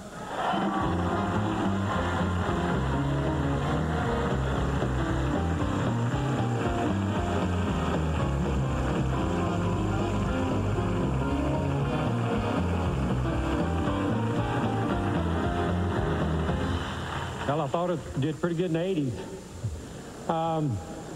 I got a lot of people. I'm really thankful for NASCAR and Bill France and all the folks that's really made all us NASCAR drivers. And I want to thank ESPN for covering our sport so well, but also Richard Childress, my car owner, and Jim Goodwrench sponsor, that's done so much for me. But Richard and all the gang at the Jim Goodwrench Race Shop, my wife Teresa, thanks very much. He was the man. Well, Dale Earnhardt continues to be the focus of attention of a lot of the news media here at Daytona International Speedway, not only for what he accomplished during the decade, but what he has done here at Daytona so far. Back in a moment. Welcome back to ESPN coverage of Speedweeks 2000 here at Daytona International Speedway. Earlier today, the Busch Series cars were out. Winston Cup has just completed their practice session, and now we turn our attention once again back to the NASCAR Busch Series. Those drivers will be out before too long. Right now, Dave Blaney's car is being pushed back to the garage area, down to Ray Dunlap. Well, Bob, the crew member said that the I'm engine coming just on shut off as he was screen going in a down minute. to, turn I've 1 and actually, 2, so he I'm just drifted down the lurking backstretch. I said, Dave does that mean that Stoobies, broke? They said, well, we're not sure, but we were about to behind me. change that one anyway, so they're going to put He's a new got a engine really, in the really 93 great here in just a few minutes. show Now he's let's go to playing Docker right and find now. out about that 50 car. Push the car by. It looks like a sauna inside. That I want to There's catch lots after of moisture because it and looks water that and, interesting. That's water vapor instead of smoke that's coming out To do with inside the Ozzy. car. See if we can go up here and maybe find out one of the crew members saying that they think that maybe, quite possibly, one of the coolant hoses may have come loose, and we'll get up here and ask Ricky Craven what happened. He's talking to the crew chief up here, and we'll find out from Ricky exactly what happened. You see the inside of the car completely full. The It's windows to do are with all the fogged up, musician. the windshield was Might not fogged be up. There's still some water vapor coming out. And obviously It looks interesting, at though. temperature at over Anyway, 200 degrees, yeah, that Davey's water Doobies coming got back in some the good car. stuff You can actually going look on inside right the now. car, see all the moisture running off the panels. I'm always looking See how the somebody. roll bars are all wet I inside. appreciate y'all who watch obviously, VOD on YouTube while and we're Twitch talking, we'll just look in here and see because if I we can see I one of the get a lot hoses. of views when I go Looks to me like offline one of the too, coolant hoses and may I'm have come loose. appreciative of that. All right, Ricky, what happened? Very much so. It was I'm not monetized pretty on exciting, YouTube, though. so you can watch all these Just, uploaded broke onto something, YouTube. but, we were making some progress. When I with get the, done with the new here, I'll Monte Carlos. publish The car and we then ran go onto the other day YouTube was the and upload 99 it there Monte Carlo, and and we fix were very any happy with it. copyright things And really, that matter. The characteristics And of the two cars are quite different. So we don't used every edit bit of much. today to I try to probably get comfortable should. with the car. Fast forward And, through the we were gaining BS on it, if and you then all of have a to. sudden something broke. I do. I'm watching someone. I fast forward through the BS a lot. The inside. How much did the hot water and steam get on you in there? I'm such a knowledge Got warm, but I didn't lose any weight. that I will watch No, it was fine. But, several streams of you know, several better that it happened genres under at those the same circumstances. time You know, if we had been in a group when of I'm not 15 cars, streaming. it might not have come out as good, but thank goodness that wasn't the case. And, you know, they'll tune this baby up and we'll get ready for Thursday. So probably, just if we were to guess, one of the coolant hoses may have come unattached and allowed some of the water to flow back into the inside the cockpit there. And they're going to take a mop and a shop vac, get in there and vacuum that thing out. It's full of water. It is, you know, and you know, obviously with that kind of pressure, it just happened in a split second. The only difficulty was not being able to see. Kind of like going outside in Maine in December and waiting for your car to defrost. The defroster wasn't working in this one, but you normally leave the driveway like in March, don't you, when you do that? Yeah. Okay. Leave your driveway in March. I lived in New England for 32 years. I know what that's all about. Excited about the 125? Blizzard Yeah, of I just love this 93 place. did me in. I moved south But I got to in say, 94. there's a little reservation because that's a hard way of doing things. If we had something to fall back on, you could say, well, a blown radiator hose or something like that is out of your mind. But with no security, we know that we got to be aggressive. I but thought we gotta Craven's be, eyes looked a little bit somewhat tempered also because that like inflamed. Being in the top 14 in that race is critical. That's our only way into the Daytona 500, and you don't want to miss that one. Don't want to miss that one. We'll be pulling for you on Thursday. Good luck to you. Thank you very much. Ricky Craven, driver of the Midwest Transit Chevrolet. And you take a look at that windshield and all the water on it and the water inside the car on the roll bars, and they will have quite a bit of work to do. Fortunately, he was not burned, just a little bit of a steam bath, but it could have been disastrous, Benny, had he been running in a pack of cars at 190 miles per hour when that hose popped off. Man, can you imagine just the visibility going away to nothing at that kind of speed? No, I won't think so. Here are the speeds. That's an Ibis, I-B-I-S, Johnny Ibis, Ibis, whatever you call went to the it. top I of call the them chart Ibises. early and stayed there Ibis in the morning. time with a lap of 194.07. We have a flock here. There's what, like 5 in our flock. No, I don't believe I have. In I our don't park. believe I've seen a car steam up like that 50 car did. Dave Blaney with the problem late in the session ended up 30th quick in the session. Bobby Labonte Cup continuing to practice. struggle a bit. And Dale Earnhardt back in 44th. But again, Earnhardt said he was working on some stuff, trying to get the oil temperature, trying to figure out exactly how much tape they could use on the grill for water and oil temperature in Sunday's Daytona 500. Ray Dunlap. Man, Kenny, extra, extra. Read all about it. Brand new news just breaking down here in the Busch Grand National Garage. In the year 2001, Greg Biffle will join the ranks in the Busch Series, driving full-time for Roush Racing in the Busch Series. Now, Mark Martin's the all-time leading winner. Now, my in the Busch ex Series. will Of be course, his Jeff Burton's had a transported great driver career quite a over bit. here, On the but 16, Roush he Racing said, stable has never fielded a car Kevin for every LePage event. and They will in the year 2001. Biff Now, Greg and Biffle very excited about getting his Granger I think Ford out on the Kurt racetrack Busch for a the little truck too. to run here at He Daytona was- for the very and Barry first time. Bodine, But hot news, fresh Todd off the Bodine, press, Jeff Greg Bodine, that Biffle was will run the his Busch Series in last 2001. Nice to see the I wanna graduate say of the ESPN 2 Winter Heat Series 4 or doing 5 so years, well. Of 6 course, he years moved from in that to racing. the I trucks spoke and, to him almost won recently the championship about how in long he last stayed year, in, because now like gets I a hadn't talked to nod him in go like, to the well, I Busch don't know, Series in 2001. since Won 9 '97. races with the NASCAR Craft and Truck Series in But 1999. we communicate a little, He and won the guys you for know, he Beekeeper says, in well, the you're year gonna have me 2000. in your book, and I said, well, you're part of the story. I mean, a lot of my racing had to do with him working for my dad. So, you know, my dad got him a job transporting and racing. He was already an over-the-road truck driver for several years in New England, and if you've ever been to New England, it's really tight roads. Boston's very tight. He would deliver a lot of times down beside the tall ships and this and that. So he was good at maneuvering an 18-wheeler in tight quarters, which I'm sure helped. If you see how these guys got to park, I mean, that's a skill. We caught up with him on the streets of the Big Dad Apple. hired him for Moroso, Here we and are. Beautiful New he York City. stayed, and that was '95, and he stayed in racing for 2004, he said. So about 9, 10 years. NASCAR banquet in New York City. What we're going to do Whereas is wander at the '97, streets I and talk to just some went of the in the fans, woods find and I out how went much to an they know about occasional racing. race of Dad's, but I was not watching it ever every heard of Jeff weekend Gordon? or anything like that. I was living in the mountains, and I'm headed back to the mountains again. The guy that wins the most. Who is Michael Waltrip? You got me there. I don't know. Did you know that yesterday I got on the elevator and Lawrence Fishburne was on there? Who is Michael Waltrip? And then I went and told my wife about it. I said, honey, I just got on the elevator with Lawrence Fishburne. And she said, who's he? Who is Michael Waltrip? The guy that's out there by the... him. And I was offended. I said, well, surely you know who Lawrence Fishburne is. And then she said, no, but I really like Samuel L. Jackson. Who is Michael Waltrip? Michael Waltrip? I don't know him. And I said, That's how it is. I would ask people in school. Who is Michael Waltrip? It's amazing, but I lived there 25 years in America, in New York, the last 20, and I have no idea what those guys you're talking about. So not only did she not know who Lawrence Fishburne was, I didn't either. Can we interview you? We're at ESPN, and we're just doing silly stuff. Want to? Ready? Okay. I have some general questions here. Oh, no. The first one is, who is Michael Waltrip? Why me? Robert De Niro. Joe Pesci. Hey, Ryan. How are you? What is Winston Cup racing? That's with horses. What is your favorite racetrack? Racetrack? The one in Kentucky. Belmont? Aqueduct. OTB. Have you ever been to Churchill Downs? Yeah, that's in London. It's in Kentucky. What do they say before they start a race? Gentlemen, start your engines. All right. I don't have a clue. I'm sorry. What do they say before they start a race? And let's go.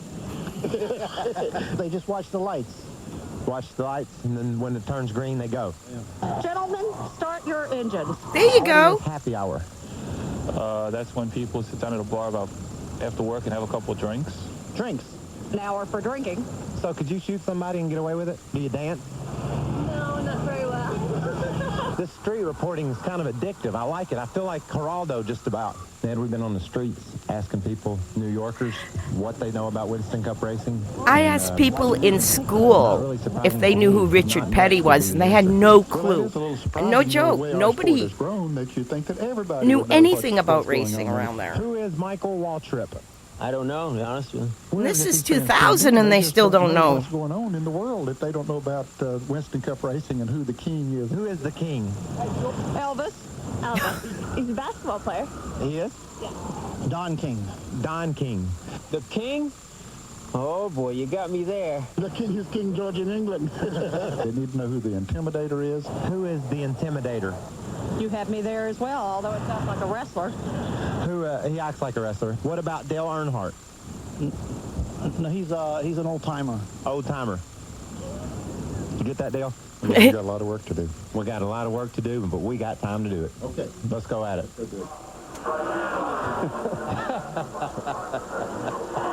That was very Get away insightful. with that. Churchill Downs is in London. That's good. All right, well, it's about time to go practice again for the Busch Series. We'll take a break and be back with that in Okay, just the a moment. Busch Series Stay with practice us is for next. I'm going to jump out of there. I was looking at one more thing. I'm going to show you. I was telling you where my next adventure is going to be. And I showed you it was this town of Love Valley. We're moving back here in a couple of weeks. But I'm going to show you this on the porch is where I used to work at the porch. I used to be a bartender at the porch. This was made before I was. But this is a town we are going to try to move back to very shortly. But this is the reason I'm saying this is a real scary adventure for us because we're going to have to move this RV to North Carolina. The lease is going up here October 1st. It's more than my income, so it's a change I've been anticipating now for a few years. I've wanted to be both in North Carolina and in Florida near my parents and do my racing stuff with Dad and do my books and things, and I can do all that here and there. I can finally maybe be a snowbird, but staying here, I'm spinning my tires. I'm dead in the water. My income is less than my rent now when it goes up in October. So Christopher and I are taking this rig to North Carolina, to where I used to live. I've already got an approval from the landlord and everything. I'm all set to put this rig back on the camp lot. And this is a little retrospect of what my town was. And I've been kind of doing a plea for traveling grace and prayers from everybody. And anything you can pitch in would help us tremendously because this is an undertaking we weren't prepared for, but it's something we have to do. And I love y'all for, just sitting here and watching and lurking and watching my VODs and stuff like that and helping my account on Twitch. I'm not monitored on YouTube, but I appreciate everybody that watches there too. And subscribe to me on YouTube, and if I get 1,000 followers, then they'll monetize me, but I have a long way to go on that. So anyway, this is where I'm moving. Now, this is a movie set. This is a town that was built as a true horse town, but then now it's used more for movie sets, and there is some controversial not politically correct symbols you'll see around here because it was a movie set, but people are really cool and they don't think that way. So if they do, I had one in all the years I had to throw out of a bar for being stupid. So yeah, here we go. Hey, welcome to On the Porch. Here we are, and this is Love Valley. Woo! Everybody loves them some Love Valley. That's right, Statesville, North Carolina, Love Valley. This is kind of giddy, but it shows where I spent a lot of time was inside that bar. That's on the porch. There's horses. We've already been down to see the Shoeing the horses. Yeah, Shoeing the Horses, and I'd never actually watched that, but that was really cool. So we'll yes, show you Love that. Valley is a themed town, which is this one is a cowboy themed. If you haven't realized that by our shirts and The attire. the picture as we came into the show. Yes, and we found this. We that live there dress like that all the time for the visitors and for the travelers that come through because it is a tourist attraction. The name of the general store But it's how is we really actually live. The porch. The porch. So we were like, oh my gosh. We're at the perfect spot. This is so cool. Yeah, we even have this little sign that says the porch people's code what goes on the porch stays on the porch. Stays on the porch. It's like Vegas people. What stays on the porch, you live, and you don't That's tell right. anybody. So you got to come to Love Valley now. I'm telling you, there's Yes. some love. There is some love here. Yeah, they have, you can horseback ride here, you can rent horses, they have a camping ground, you can even take the old-timey wagon ride That's through what we need to town. do. Yes, and we can like go through the middle of town and have a showdown, you know. Yeah, me and oh, you. yeah, showdown. Yeah. I mean, I feel so comfortable. This is me, Leslie. When I Yeah. was getting You're a ready country to, girl. I am a country girl. When I was getting ready to come here this morning, I felt love. Cool. Yeah, I just felt like horses and westerns. Yeah, and, everybody talks to everybody. And when you buy a Coke or something, I'm going to you don't have actually be give any living change. It's $1 to the even. right of that That- church about that is my kind of town. half a mile. No change. Yeah, There's no it's tax. just $1. Don't worry about it. It's Is $1. there no tax in Love I love Valley? it. I wonder Who why. cares? It's just $1. Huh. Well, I I love wonder how that. many people live here. Do you know? I don't know. Just, I wonder how many people. Last census 300 done was 109. 3? I don't know. 300. That's We'll find that out, and I'll put it on the. Yeah. Our And little. so, Population so the owner of 63 Love then. Valley was It actually was 109 when I moved out of town in 2000. When COVID started, I came down to be closer to my family because none of us knew what was up there. You know, I did, didn't you? Yeah, but it came. I mean, he did it. Yeah, he did it. His name was Andy Barker, Andy Barker. and my stepdad was really good friends with him. He knew Really? him. Mhm. Yeah. Your stepdad knows everybody. He knows everybody. Yeah, he and should what run for and, mayor. and what did he do? Andy? Yeah. Well, just- they would just hang out. You know how men do. They They hung sit out on the at- porch and talk. They hung out at Love Valley, I'm telling you. And so this place where we're at has boots just hanging Yeah. around the little the boots. little I wonder if tin. they put that up there so birds. All those boots hanging were actually people that lived in the town would give a boot to hang along the top of the porch. Now, I don't know why they're not panning and showing you, but Your horse or your or your wagon. yeah, it was one of the cool things about the porch.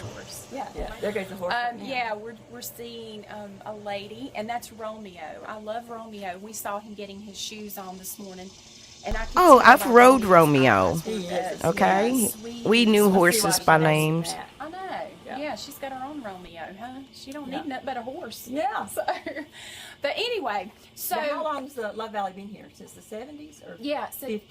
it said this 53. 1953. Wow. So that's a long time.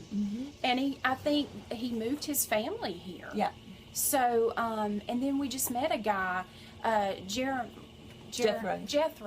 Yeah, his name is Geoff, but they call him Jethro. Yeah. And he lives here in Love Valley. He has no phone.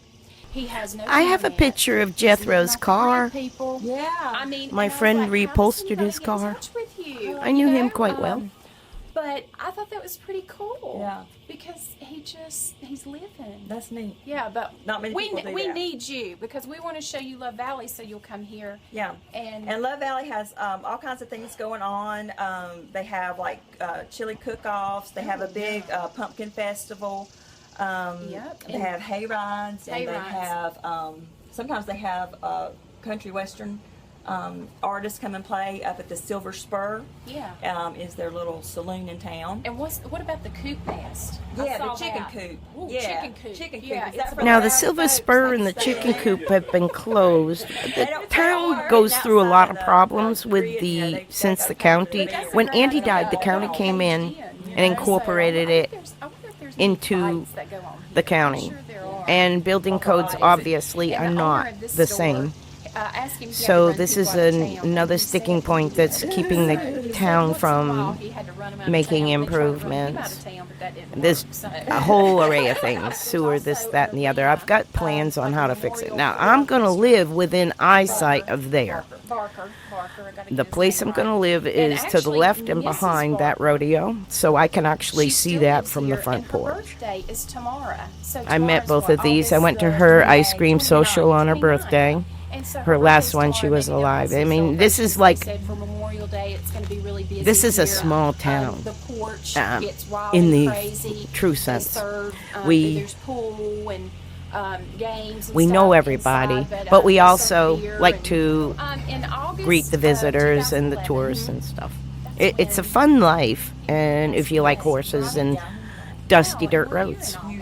Huge turnout. and don't care about getting dirt on your boots. That's kind of spirited. Yeah, Here we go with the spirit thing. It's very pretty today, too. Huh, it's gorgeous out. So you guys need to leave your cell phones at home. Come, put your cowboy boots on. Step It back has and cell come service like now, by the all way. weekend without any text. Yeah. Could you do it? Jeff Could you do it? I used to have to walk to the top of a mountain to get a cell signal. Yeah, they don't have much service. For like the longest time. I told like 2013 to 2016. I checked my messages every day at noon. I'd either walk or drive to the top of the mountain. Well, I was born in Love Valley. Hey. We are not all catty like that.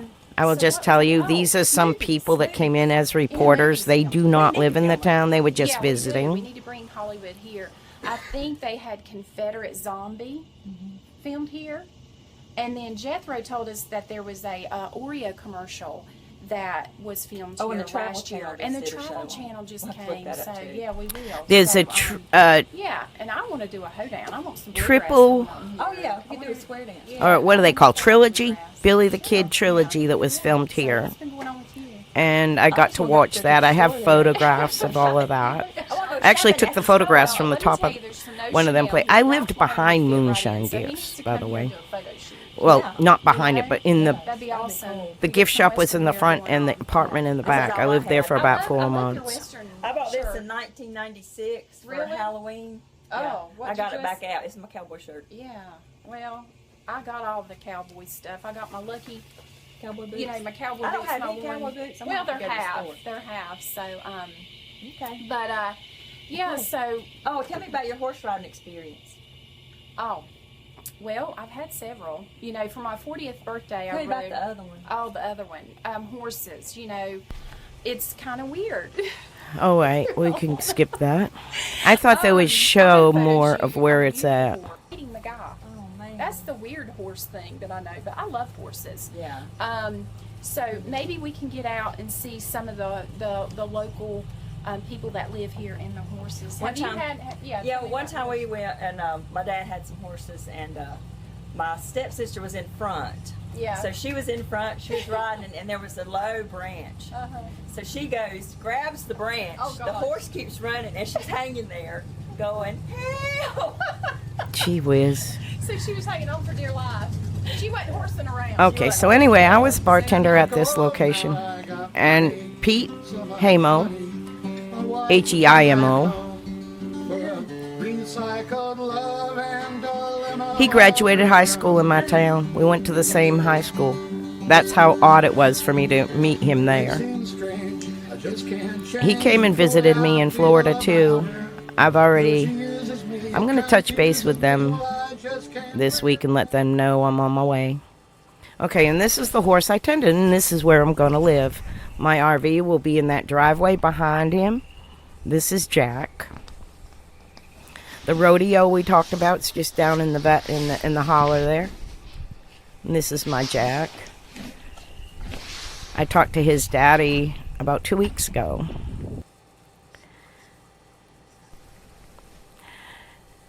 And we do get snow. That was taken out the window of my cabin. God, I'm excited to get back and finish my cabin too. Jack. There's And Jack. his saddle. There's food. And if I walk back here... This cabin I built with a bow that's my saw house. and a screw gun and a hammer. Hopefully it will change No joke. when I go inside. This was my cabin I built with my own hands. My new walls in the future. This is my house. Can you see? Got my oven, my cat door I have to install, my water, my towels, my utensils, and my little trinkets from everywhere.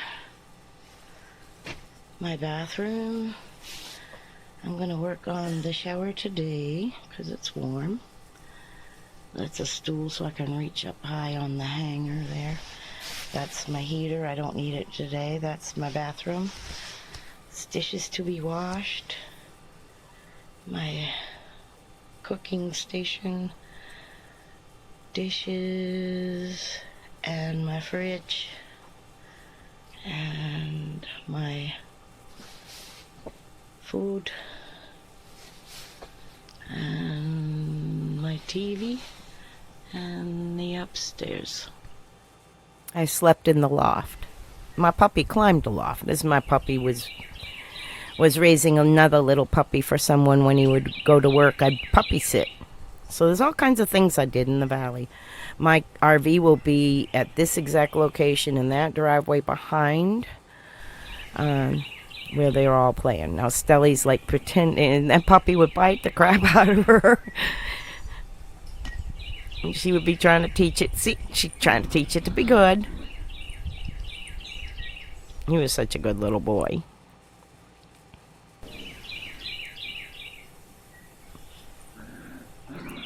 Yeah, this is where we're going back to. Where Stelly grew up.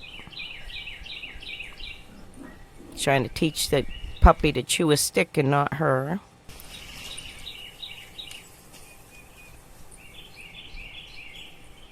That's looking out the backyard. There's a ramp there because she has a pig.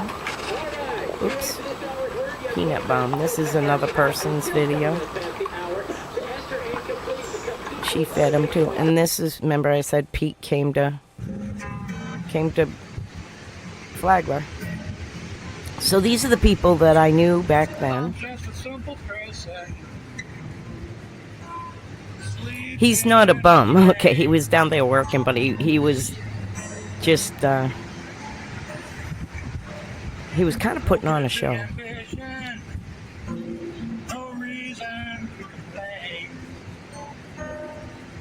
Now all of these boardwalks got wiped out with the hurricane. They've been built back.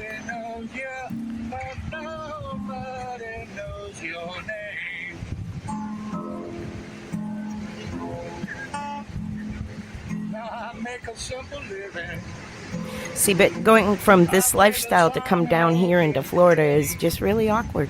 You know, it's different. It's really cool. So anyway,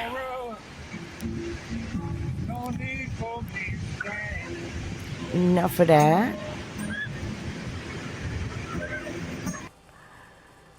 Minimize that, and let's get back to racing.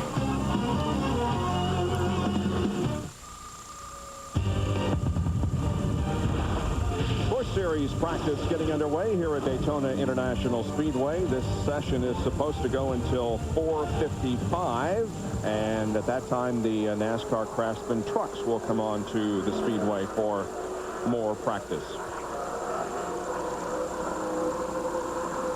Okay, they said they were getting ready for bush practice. That's the 83 car of Wayne Grubb, the Link Belt Chevrolet out of Mechanicsville, Virginia. He and his brother Kevin run the NASCAR Busch Series. Kevin drives the 37 car, the Timberwolf Chevy. Yep. Here's Randy LaJoie's Bob Evans restaurant car being pulled out of the garage area. Boy, if they got some tape on the grill of that car, there's no opening at all. And that's any opening in the grill which allows air to go through. We'll slow the car down. So qualifying on these practice runs, they'll put almost all the grill with tape. There's Elton Sawyer, our guest just a moment ago.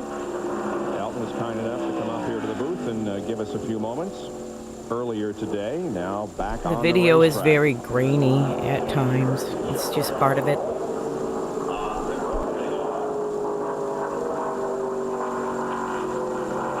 Elton finished 5th in the final point standings in the Busch Series in 1999.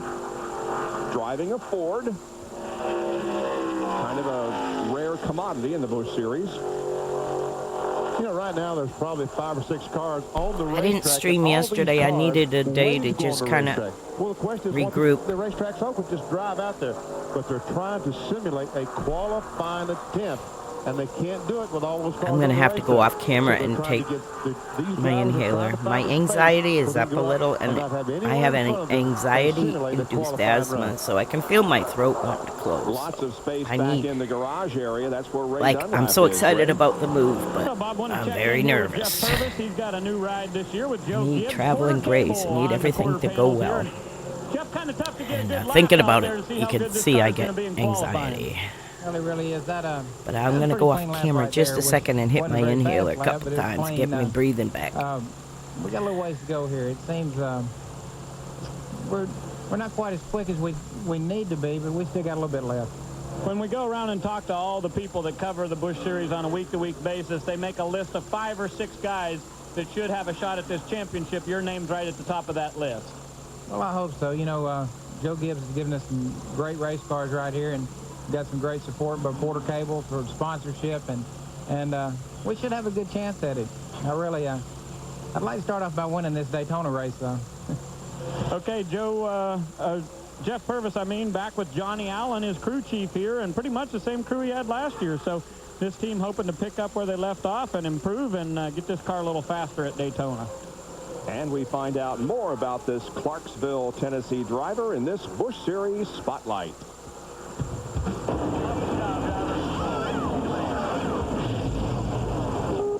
My father owned some cars back years ago, dirt track cars, and I went with him on the weekends. Driving these race cars, to me, that's just a lot of fun. It is a job, but I don't look at it as a job.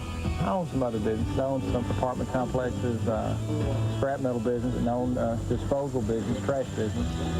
Usually drive a pickup truck. That's my day-to-day vehicle. I'm not a speed demon on the highway. And you know, Geoff Purvis started his career in dirt cars. He was one of the best dirt track racers around. And I heard him on a radio show this morning driving in the Speedway, and he's going to run 5 or 6 dirt shows here in the year 2000, going back to his roots. In fact, he was the 1984 World Series of Dirt champion. Dr. Jerry Punch.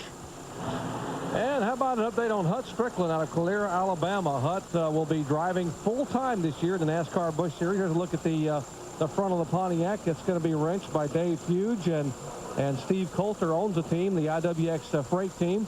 And Hut, congratulations on a full-time Busch Series effort. Yeah, thanks, Jerry. I tell you, I can't wait for the season to get started. It's really one of the first times that I've actually looked forward to coming to Daytona in quite some time. But it seems like the car's running pretty good. We've had a little bit of a struggle here getting through tech, but I think all in all we're in pretty good shape. Now, you guys are not going to go out in this section, or you're going to wait a little while? It's a little crowded out there.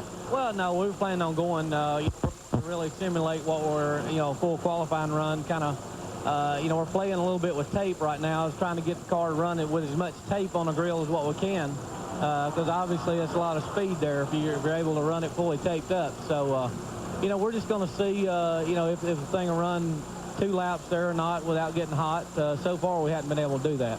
If we show people the front of your Pontiac Grand Prix, there's maybe an opening of, what, 3/4 of an inch at most on the front of that grill? Yeah, I think so.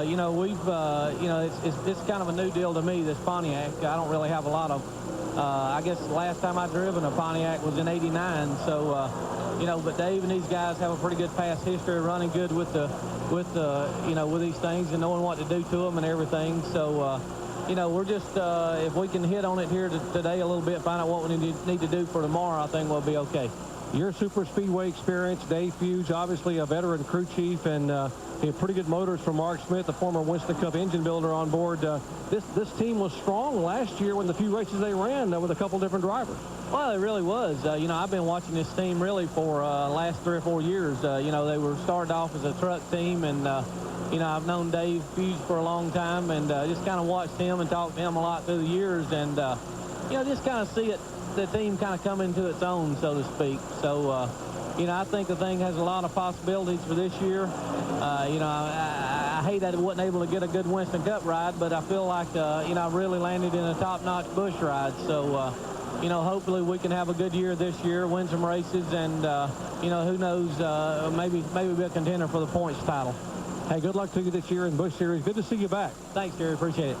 Strickland, one of the newcomers, or not a newcomer, one of the familiar faces now back in Busch Series racing. But talking about newcomers, a guy that I got to visit with quite a bit last year in Indianapolis, driving for PDM Racing up there, is in the Busch Series. Mike Borkowski standing by with Ray. Well, he sure is, Jerry, and having a little bit of problem over here in the Busch garage with this number 20 AT&T car. And Mike, you guys thought you might have an electrical problem. It appears to me like you're about to swap that engine out, though. Yeah, we're not really sure what happened. We tested here, the open test, and ran 7th, ran really well. So we expected, we put a little bit better motor in. We got a great engine program and hope to run a little quicker. And we just had a little bit of a problem. Can't really get the revs up there. So it's one of those weird deals that you're kind of chasing around. So we got out right at the end when they checkered last session. So unfortunately, we had to find out just now that we still haven't figured out the problem, but we'll fix it. What an opportunity to be with Bill Davis Racing in this Busch Series for you. Have you guys sat down and decided what would be the end of a good year, when this year is over? Yeah, I mean, everybody's got different expectations. Obviously, we'd like to go for Rookie of the Year. We got a lot of races before we can really know and what a realistic expectation is going to be. We're all out here to win. We're going to be doing everything we can to get better and better. I'm going to be learning as quick as I can until we're winning races, And if that's 5 races, 10 races, or into the second season, time will tell. But we're here to be up front, and we'll be doing everything we can to get there. What's your biggest challenge to learn this kind of racing? I know you've been all over the place. There's just so much different. Just having driven a lot of cars, it gets you about 90-95% of the way there.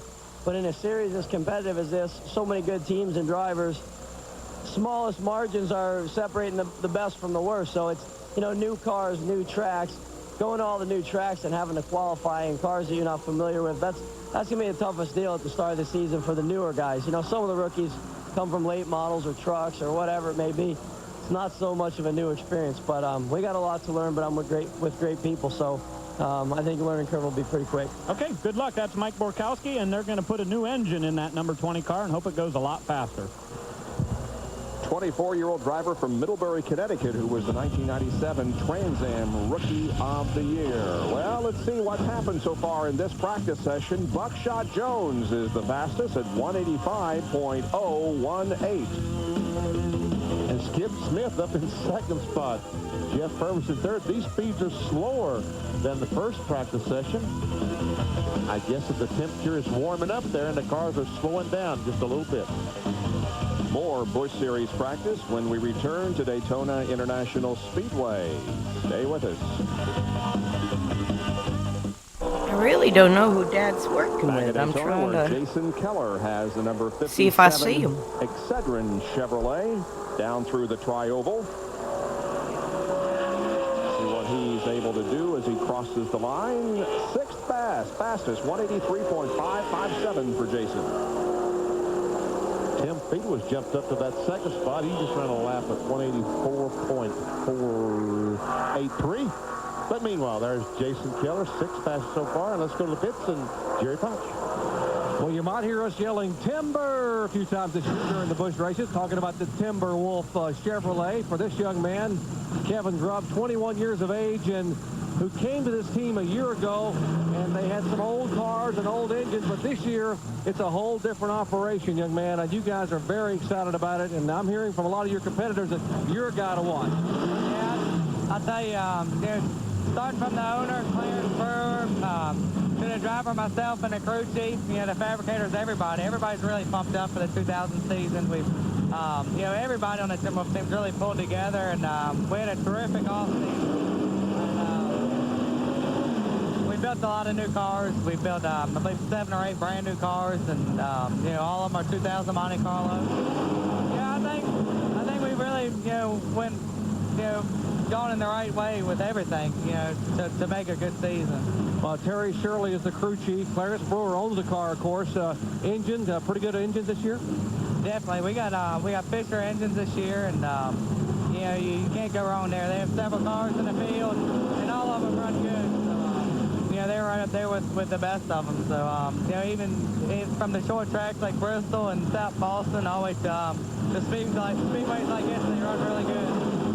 I've heard you're 21 years of age, but only about 5'5", and your buddy Casey Atwood's only 19. I heard when you guys try to get in the garage here, the guards want you to show them your driver's license to make sure you guys are old enough to be in here, and it's hard to convince them that you're really Busch Series driver. Yeah, I tell you, it happened a couple of times last year. Me and Casey would come into the racetrack, and we got harassed there a few times. They thought we were sneaking in. We didn't have our credentials on us, whatever, and thought we were lying when we said we were drivers. They thought we were kids.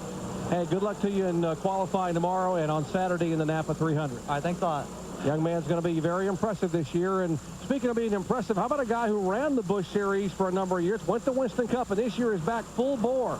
We're talking about a driver named Double Alt Buckshot. Let's take a closer look at Buckshot Jones.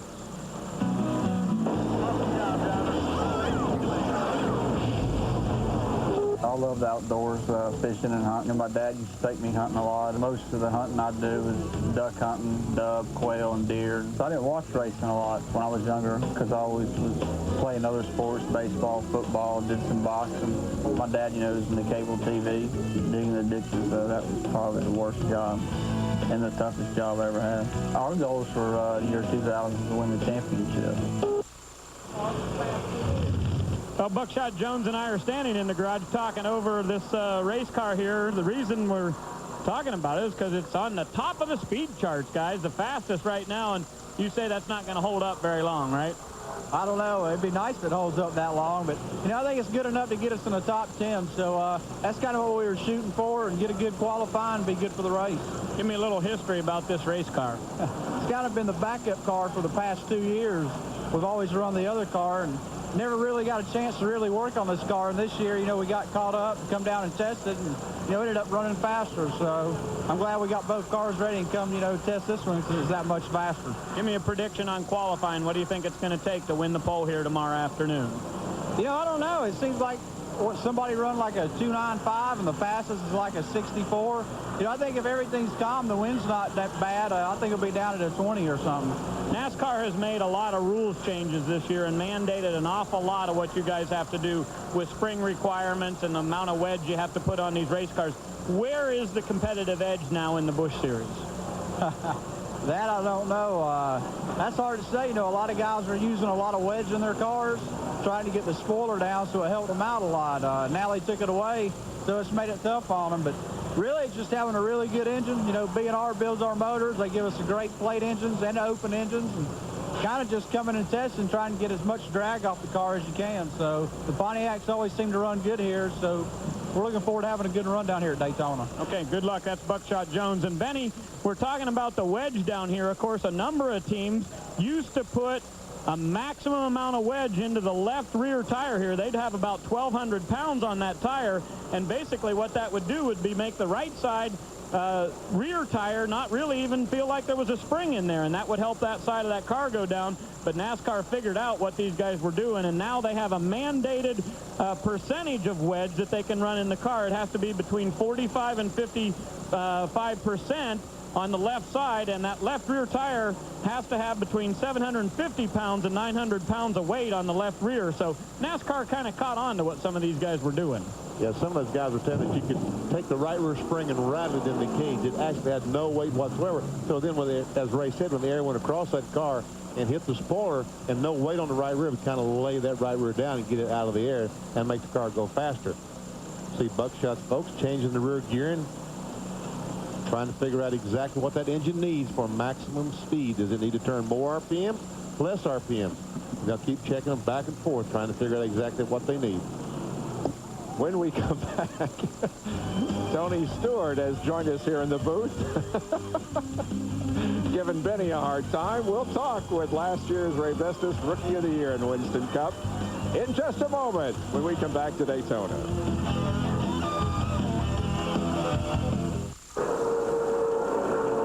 Irwin gets in some practice time in his Busch car here at Daytona. Looks like he has completed the run and will be coming back in.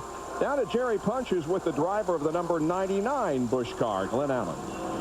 And there are no sponsors on this car, and obviously something they need to be able to have to be able to run the full season. Glenn Allen, the 1996 Rookie of the Year, driving for Bill Papke. And Glenn, good to see you back here in Daytona. Oh, it's glad to be here. Excited about what's going to happen. Excited for Bill Papke to give me the opportunity to drive this race car. Struggling here early this morning. It's a new 2000 Monte Carlo, and we didn't come down to test, so we're trying to get the car balanced pretty good. Right now we're pretty tight, what we call pushing. It's just shoving the nose from the center off the corner, so trying to get the balance right, and hopefully we're pretty good for tomorrow for qualifying. You're pushing from the middle of the corner out, is that what you were saying? Yeah, 10-4. We I don't know why. I don't know if the air's getting underneath the car with the spring rule that we've got or what, so we're moving lead around, trying to change the geometry a little bit, trying to keep the car flat. What about your plans for 2000? How many are J&J, Bill Papke, and this team going to run? I'm going to run 10 with this race team and try to help some other people that get in trouble late in the year and pick up a few other races. But we're excited. We're trying to get some sponsorship. The car is pretty clean with nothing on it, so we're hoping to make the race and get a little help. Hey, good luck to you. Thank you. Well, back out of the way, let them put the window net up, and Glenn Allen will go out and try to see if they made some adjustments on the weight here to be able to get that push rectified. And one of the guys that pushed even the veterans last year at the front of the field all year long is the 1999 Ray Bestis Rookie of the Year, Tony Stewart, who's standing by now, or I should say sitting by, with Bob Jenkins. Welcome, Tony. Thank you. An old friend from back home in Indiana who, of course, we saw grow up more or less on the ESPN Thunder Series, driving the open-wheel cars in USAC. And you went back and did some more open-wheel racing a couple of weekends ago, didn't you, at the Copper Classic?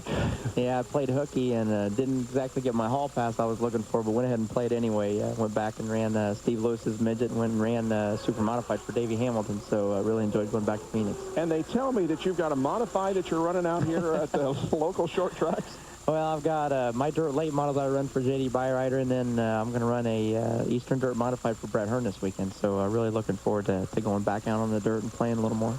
Most of the concentration, though, is, of course, here at the Speedway and getting up to speed for first of all, the Twin 125s. How are you looking for that race on Thursday? Well, I need to do my homework a little better. Last year, I felt like I started to get a pretty good understanding of how the draft was working, but you know, with the new shock and spring package that we have to run here, we're struggling a little bit trying to find the speed that we need, and you know, more so I'm probably struggling trying to figure out how to learn how to get a run on a guy and not break the momentum and you know, be able to get by without getting hung out to dry on the outside. You know, I think in the early part of the practice session, I think maybe even Benny suggested that you and Bobby were sandbagging a little bit, but that turns out to be not the case.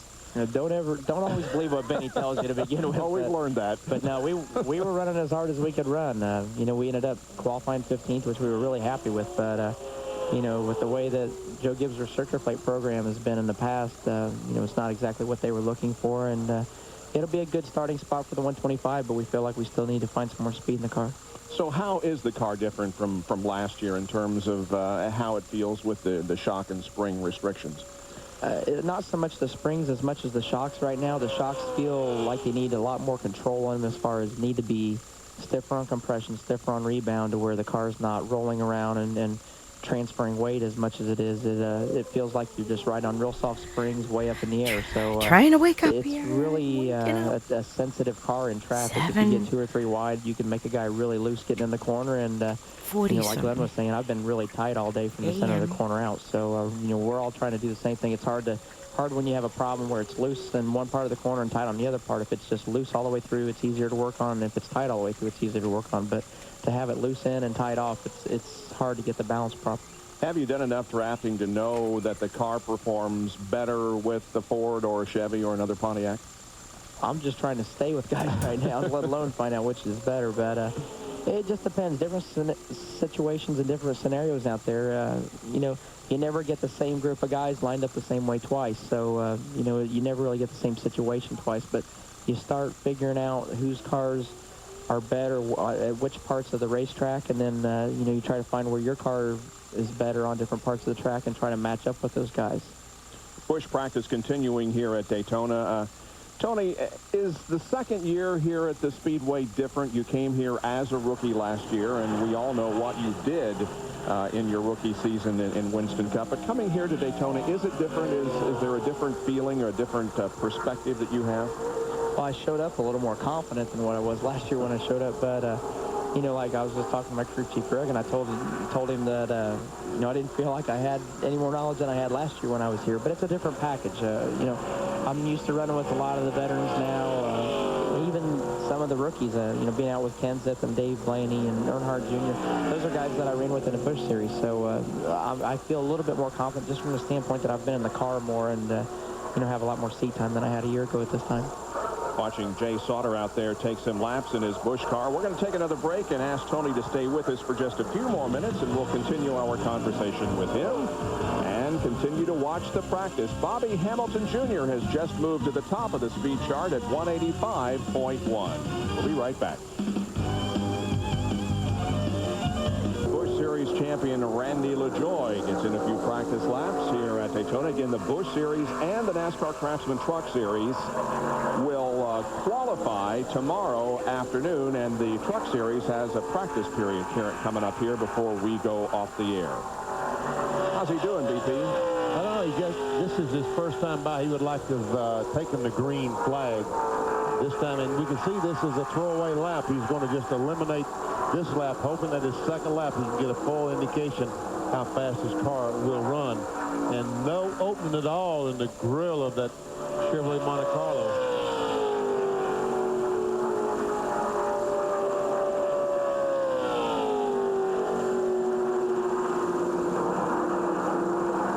Bottoming out a little bit there in the corners. Yes, it is. Oh, man, bottomed out quite a bit. I couldn't even get my car that low. Couldn't get low enough to bottom out, right? There's the last lap, 25th fastest, 183.3. This will be better, huh, Benny? Oh, this will be much better. Buckshot Jones was talking about... Randy LaJoie's over there. What kind of speed he would take. And I think he said he thought it would be like 48.25. And we saw that lap that LaJoie ran was 49.09 or something. So is that Bill Davis's car? You'll go by. LaJoie will or Purvis? Complete his mock qualifying run. The number one. There you go. He picks up about a little over a quarter of a second, about a third of a second, to 48.72, 184.729. And once again, if we can believe Buckshot Jones, he thinks that qualifying will be about a half second faster than that. Down to Ray Dunlap. Well, Bob Herzog Motorsports has a new entry in the Busch Series, and the Alltel Chevrolet has Jimmy Johnson as the driver. Getting ready to go back out there. Hey, top 25 in practice right now. Looks like you got a pretty good race car. Yeah, it's been going good. We're putting gear for the guys. We're working on some stuff. We're close. We're making ground, and we're just going through the aggravating details of Daytona, so we're having fun. It's a constant learning experience here, and guys, just before he jumped in the car, Jimmy was laying on the front, cutting off the valance with a pair of tin snips. So this is a hands-on driver, no doubt about it. And Tony Liberati, the crew chief on this race car, and they're scrambling back here, trying to make it a little bit better. But hey, to be a rookie here and have that fast a car, that's a good start. Now let's go to Dr. Jerry Punch. And they're buckling up Hank Parker Jr., the 25-year-old. And there's a lot of people in this garage area who think this young man has really got a bright future. In fact, had they not put Ron Hornaday in the Earnhardt car for Little E was lobbying for this young man to be able to drive the 3 car this year, but Hornaday made the move. Now, this is Rick Rathman's Team Marines Racing Chevrolet.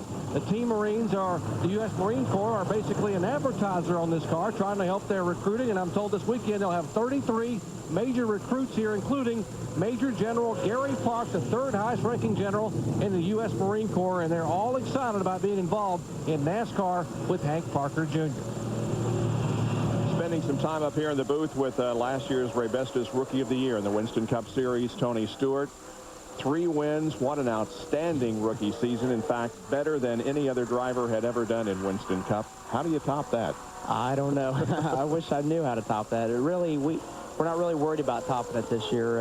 In all reality, we know that we had a really, really clean season last year. We only had 1 DNF, and that was at Michigan because we ran out of fuel, and only had 2 races where we had to go behind the wall for repairs. So that's a pretty clean season, and if we can just go out and match that, that's going to be great this year. But it's 34 weeks, it's 34 races, and all we can do is take it 1 week at a time and 1 race at a time. There's 43 cars on the racetrack each Sunday, and I can only control 1 of them. So there's a lot of variables that are out of my hands.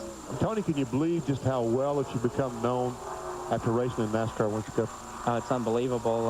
I can't even go out and mow my yard without getting stopped anymore. But it's really neat. It's neat to go through the airports and you get me in street clothes and people know who you are. Kids run up to you. That's probably the best part about it, knowing that you're making a difference in children's lives and how much they follow what you do as a race car driver. That's exactly what happened to me. I was out mowing my grass, somebody stopped for an autograph. Who would have thought how many years it would be before he would have a child? He's got a little boy that's almost a year now. That's my big thing when I go home. That's the first thing I want to do when I get home is, put the phones inside the house and go out on the lawnmower and cut grass.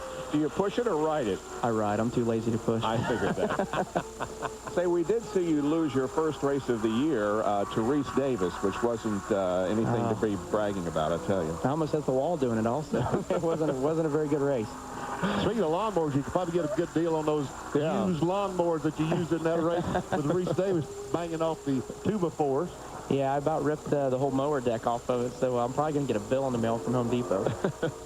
Tony, always good to see you. Have a good run on Thursday and especially on Sunday in the Daytona 500. Really looking forward to it. We need the practice of the 125, and you know, being in the IROC series again this year, that gives me one more race to get some practice for the 500 on Sunday, and you know, just looking forward to a good run for Home Depot and everyone at Joe Gibbs Racing. Tony Stewart, driver of the Home Depot Pontiac in NASCAR Winston Cup Competition. Tires and Busch light Series fires, practice big day. continues. We'll be right back. Sheila Kay wondered why your skin wrinkled. Bob Jenkins, Benny Parsons, Ray Dunlap, and Jerry Punch. We lost our star. Yeah, we lost Tony. Yeah, he's got other things to do. Yeah. We're delighted to be with you on this beautiful Tuesday afternoon at Daytona. We've got another hour to go, and in this hour, in the second half hour, we've got a half hour of Busch practice remaining, but in the second half hour from 5 to 5:30 Eastern, the NASCAR Craftsman Truck Series will come on to the racetrack. And we'll have to open up some trackside mics we have in it just so you can hear. The best thing about the trucks is the sound. And they are noticeably different. Oh, they come off the corner with 700 horsepower, no restriction plates, and they sound fantastic. Jerry Punch. And we're back in the Busch Series garage with the Lance Snack Chevrolet. That's owned by Ed Rincey and driven by Kenny, alias Herman Wallace. And Kenny, good to see you over here in the Busch garage with a nice new Lance uniform on. By the way, before I leave, Benny wants us to bring some crackers back, so I'll raid the snack box for it before I go. We can do that for Benny. We got, you know, my favorite Lance snack is them peanut butter crackers, and I've always ate those on the golf course, so we'll take care of you guys. That's something I can accomplish on the golf course, eating crackers. I certainly can't golf very well, but hey, how's the Busch car running? Well, you know, this is kind of like home away from home. You know, Jerry, we had a lot of good years in the Busch Series, and I went Winston Cup. And last year I got the offer to drive this new startup team owned by Ed and Sam Renzi. And we had Durlube as a sponsor last year, but now we're excited, got a full sponsorship with Lance. I'm going to run 22 races, and then Andy Santerre is going to run 10. So the car is going to run the full schedule. And we're just like anybody. We're here at Daytona. We know we got to qualify tomorrow, and we're trying to gear and some things like that. Anything over in the Winston Cup garage that could help you here on the Busch car? You got Jimmy Elledge here, your Winston Cup crew chief, talking with you. You guys are commiserating about what you could put on this car that might help it a little bit? Well, actually, no. There's the cars are so much different. You know, I have tried to relate last year, but I like running the Busch car just because it kind of gets me up to speed. You know, makes me feel racier. I just like racing, I guess. But Jimmy's over here telling me some things we're going to do to the Cup car. Car would run awfully good out there, but it just kind of depends what draft you're getting in. And he told me some stuff we're going to do tomorrow to get ready for the 125s. You're going to change the Winston Cup car appreciably for the 125s in your session tomorrow? You're going to change the Cup car quite a bit? Well, I don't think so. We're talking they're going to play with some motors or something like that. He was informing me, but really what we're doing with that new 2000, we're running some odd springs. And he's informing me what we keep doing. We got some springs that really make the car run down the straightaway, but then I really don't like the way it is in the middle of the corner. So we're trying to find a happy medium. And what happened in the qualifier? I know you didn't hardly even get started in the Bud Shootout on Sunday. Well, I'm a good guy, you know, so I'm not going to tell you the truth. But we were 2 wide coming off at turn 4, and then there was a car that tried making it 3 wide on my outside, and we just didn't fit, and I got turned into the wall. So, that's nice not to mention names and numbers. That's being a nice guy. Well, I know Benny can cover me. Now, hey, you're awfully diplomatic up there in that booth, so maybe you can replay it and let everybody figure out what happened for themselves. But we all know what happened, and it's a bummer. It was a really good car, but you know, we try to get through the Daytona 500. You know, we're in the No Bull Million with the Square D Cooper lighting car. We're excited about that. We run 5th and 7th at Talladega, and then 15th here for the Pepsi 400. I wasn't muted on purpose. I mean, I was really good last year, so talking with my son. We've just been running this whole scenario out. Thank you for stopping by and watching. I love this old history. I'm trying to figure out where Dad's working in the beginning of 2000. I know the end of 2000 he was putting together that deal with the Cale Yarborough team buyout, but for, you know, the team side of it, not the finance side of it. Drivers do, and you know, I save them, put them in my briefcase, and I don't ever really race for money, but like when you do good or you got a really opportunity, I'll pull them In babies fact, out and go, after all I right. finish So I figured if I can this win the Daytona 500, Speedweeks some lucky fan is going to get $1 million. study, I'm going to jump ahead to that October race at Charlotte on my next race to find out what's Oh, up. I'll tell you what.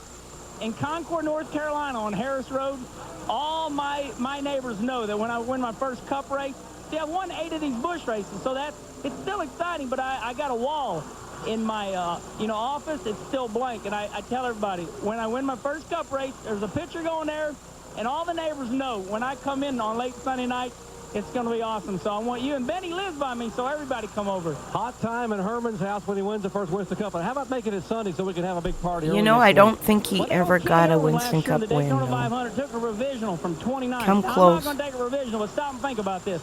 In the Texaco Haviland car, took a provisional from 29th and finished 3rd in Daytona 500. So He had 2 poles when Dad was helping him. You sure don't. Good luck to you on Thursday, Maybe Saturday, 3. and Sunday. But I don't think he ever won. Indeed. But Dad wasn't crew chief. Dad would just help his certainly friend who busy was guy here the a next 4 or crew 5 chief. days. Steve Bird and my dad helped each other a lot at the Driving tracks. for Richard Childress Racing Unofficially. In 2000, the NASCAR Busch Series. Kevin Harvick, a young man from California who we met at Winter Heat 2 or 3 years ago. Young man has a tremendous amount of talent, and Richard Childress obviously saw that, picked him up to run him in the Busch Series. We've had a jumbling of positions. Kevin was also Dale's test driver. We'll show you who else has moved up the speed chart when we... Busch Series practice continues here at Daytona. We're watching the number 81 car of Blaze Alexander. Felix Sabatas. Now this is tough because I believe we lose Blaze in the next year or so. I only knew of him because my husband at the time was from Pennsylvania. And was running very well. In fact, was up as high as 2nd until the last lap, coming down with a white flag when he got involved in an accident. You just saying that because he's from Indiana. Don't you agree? He did do a great job. I do agree wholeheartedly, but you'd never have noticed him if he hadn't been from Indiana. Sure I would. Is my point. Well, I gotta look out for my home state boys. Actually, Dave Steele is from Tampa, Florida, so down to Jerry Punch. Well, a little while ago, we showed you Michael Waltrip's little visit on the streets of New York City back in December, and when he walked around talking to a lot of the locals up there in New York, and Michael's now climbed out of his Band-Aid Chevrolet. Michael, it's good to see you're so well known in the Big Apple. Yeah, anytime you're feeling uppity about NASCAR racing, just go to New York and ask a few people on the streets what they think about us, and you'll find out that they don't know a whole lot about us. You know, it's not only was that entertaining, but it looked like you were having a lot of fun. We had a great time. We must have interviewed 100 people, and a bunch of them we couldn't use on camera. No. Because of some of the language and demeanor that the people had. Not exactly excited to see us at times when we walk up to them with a camera and a microphone. I'm not used to that. Usually when we see you guys coming, we're thinking, okay, this is my chance. I got to remember all my sponsors, Band-Aid, Nation's Rent, whoever they might be, so I can get them all in. These people are like, get out of here. Don't come around here with no camera. My parole officer don't know I'm here. Okay. Okay. All right. We'll. Hey, let's talk about the number change here on your Busch car. You get both cars now are going to be number 7. Would you want to? Is that something superstition-wise, or you wanted to go out to 21? We just like it for Band-Aid's sake to have the same number as the Winston Cup car. It has some continuity. I was quite heavily involved in racing until about 97. My dad continued to race till Kennedy and the team's been over here helping us today because I want to say 2001. This year was his last full-time year, but he shortly left North Carolina racing everything to move to Daytona and work for an amusement park company as an engineer. He still had all his race. He still has all his race shops up there. He still builds shocks, and he's in his 80s. And I'm writing his book, and that's why I'm watching all these races. Good morning, Kevin. How are you doing? It's good to see you. No, that car's running really well. This is 2000. They've done a super job getting that thing in race trim, and that Nation's Rent Chevrolet. Got a lot going on. We were out there today. A and lot very going pleased with the on. car. It handles well. getting ready to move to North Carolina really soon. My lease is up October 1st here where I'm at, and this is an RV. If you didn't know, it's a fifth wheel, and we have to tow it up to North Carolina to my old residence where I used to live, and they have a camp lot, and they've already approved me and all of that, so now I gotta just be able to cross my fingers and afford to get this up there and get settled and be able to, within a month, come back down and stay at my mom and dad's a little bit. But I've got to move my RV off this lot because they've raised the rent so much it's more than my income now. So there's a big crackdown on living in RVs everywhere. And my little mountain town of 100 people ain't going to give a damn. And I love it. Can't wait. Can't wait to go back because I've always wanted to be in both places at once. I'll play a little montage of where I'm going. And we're working to make sure that I can win this race. I know in the oh yes, Cape Hatteras. I know my car's fast enough to do it. Oh yeah, they were absolutely, yes, Asheville. I know the area well from the coast on. My daughter, going into the Daytona 500. my daughter, well, I had a son-in-law that was a Marine down there, so I'm familiar with the area about 10 years ago. And I will play you a little montage of the town I'm moving to right now. Now, okay, it's not politically correct because it is a tourist town and it's used in Western movies, so it's going to have a lot of symbolism. He's really been with me this week. This has been the hardest Thank week you for for me, following. Thank you, Amazon We've Live. been coming to Daytona for 10 years together, and he's not here, so. But I know he's here in spirit, and I know he's going to have a big crowd around the TV up there looking down, watching us on Sunday. So I love him, and I miss him deeply, but I'm so happy that he's in heaven. Indeed, and he'll be the first one to give this guy a hug in Victory Lane. We're talking about Leroy Waltrip, his father, and the father of Daryl, who passed away a little over a month ago, losing a battle with cancer. Let me show you where I used to live. I have... Oops. Let me move that. Let me go down here. This is a guy from town. He came down to North Carolina. Anyway, but I had played this earlier, but you might not have been around. But this is the little hometown I'm going to. This will tell you about it. And I used to, like, be one of the people in town with the hats and the boots. The whole 9 yards. And we would greet the tourists and stuff. Where am I? Now it's changed a little bit, but it's going through some transition because of building codes. Now this is what it looks like. There's been like a trilogy of Billy the Kid filmed there recently. They do commercials there for the movie industry. There's these places are not habited totally. Some are. Some are homes. Some are not. Some are businesses, gift shops. Some have apartments in the back and upstairs.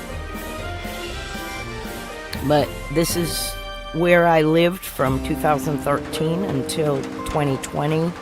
In 2020, I came south to be closer to family because everything was in an upheaval. We didn't know what was up. And then we got on the sim and met all you wonderful people. And my son still races sim. But this is where we are moving back to in a couple weeks. We're going to move the RV back to, and then I'm going to travel back and forth, my son as well.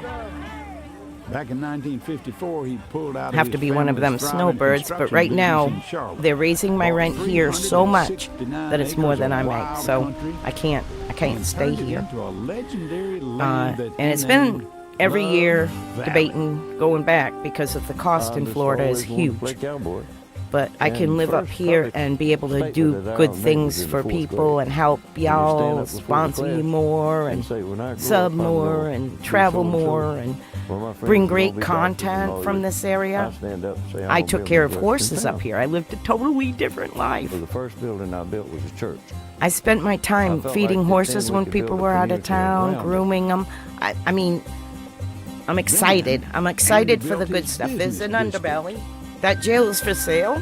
But half the building's on someone else's property. It's all these crazy building situations. But I'm going to hope to make the town a little stronger. Kansas, yes. This is a Dodge City in North Carolina. These people, us, we lived like this, for real.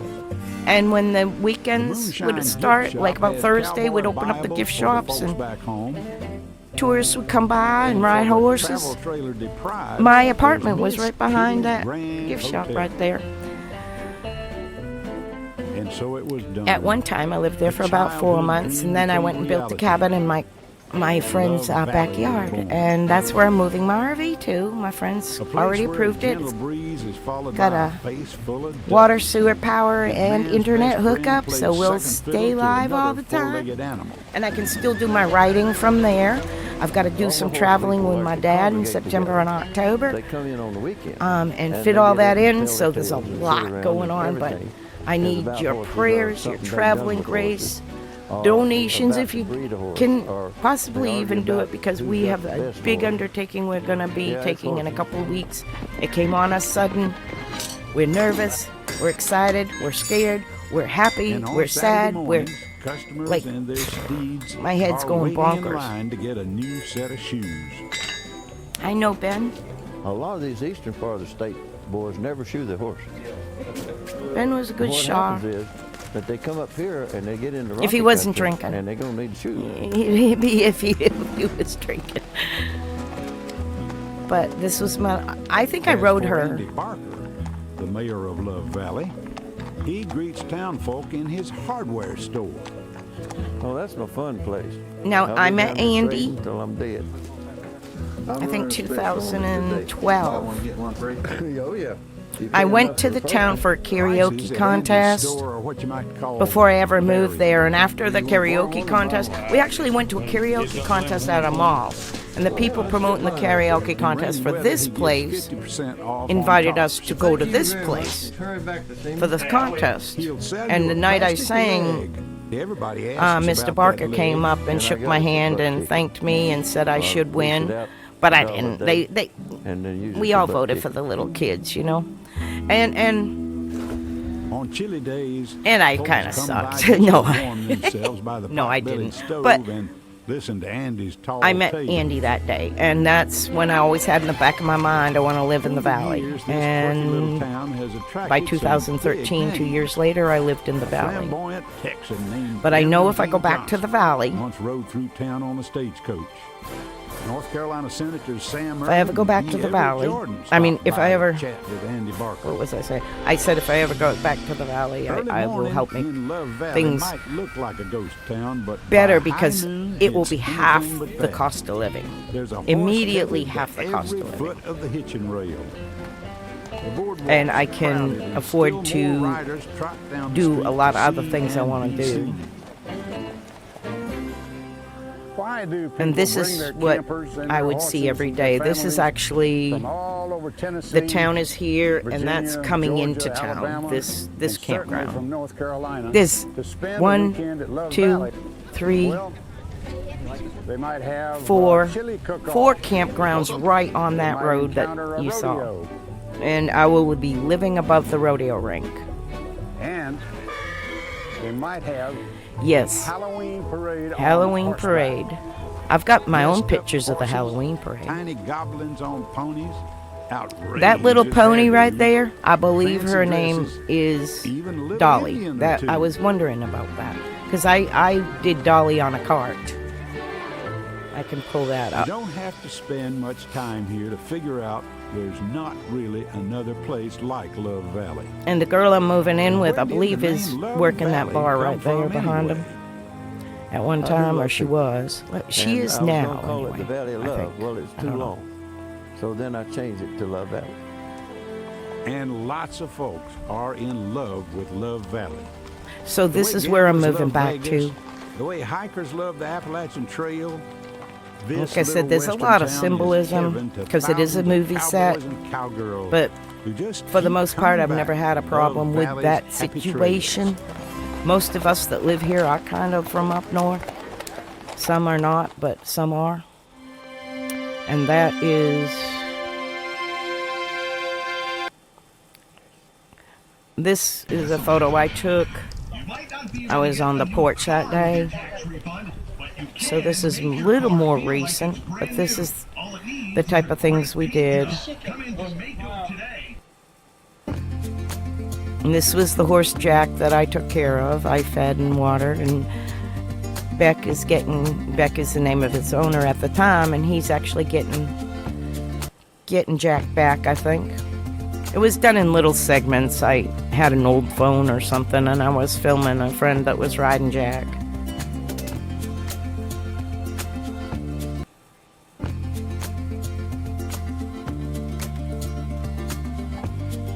But like I said, this is the little section. When they say you can't drive on Main Street, this is Main Street. It's just like 500 feet you can't drive on. And like I said, symbolism, it's just because of the movie stuff. And there's my puppy dog. I still have her. She's right down there. That's my Stella. That's all her in-town buddies.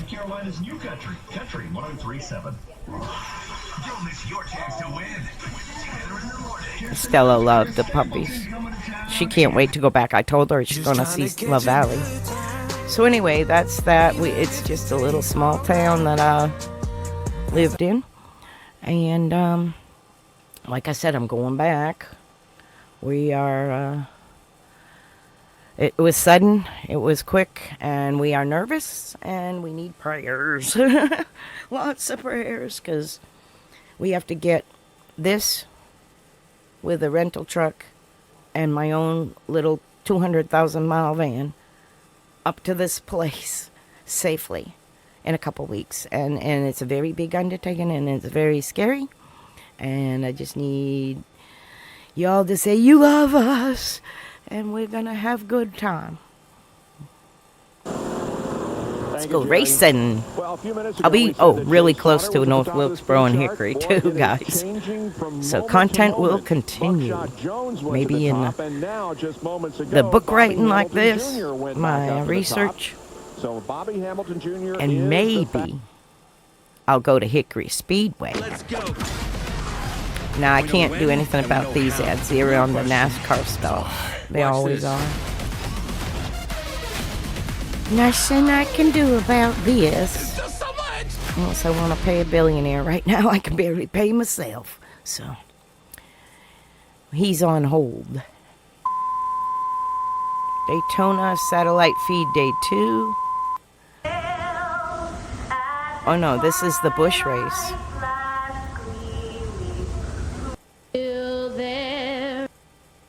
Buddy, 1, 2, 3. Man, how are you? Right? Need a dab. It's a raw feed, so we're skipping. NASCAR Busch Grand National Series. Randy LaJoy. I love the beach too. This is like wicked hard for me. This is gonna be wicked hard for me. Oh, because I got my family down here, and I've got a lot of obligations with Dad to get his history in a book here. And we're gonna travel to Massachusetts for a reunion, track reunion. We got it all. That's in October, first week, and I hope I'm settled by then, and then fly back, drive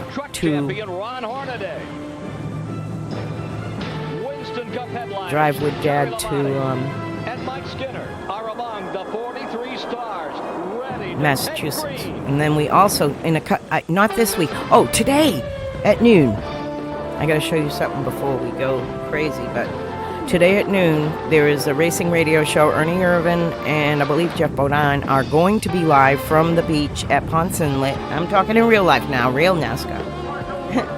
Today. Hold on.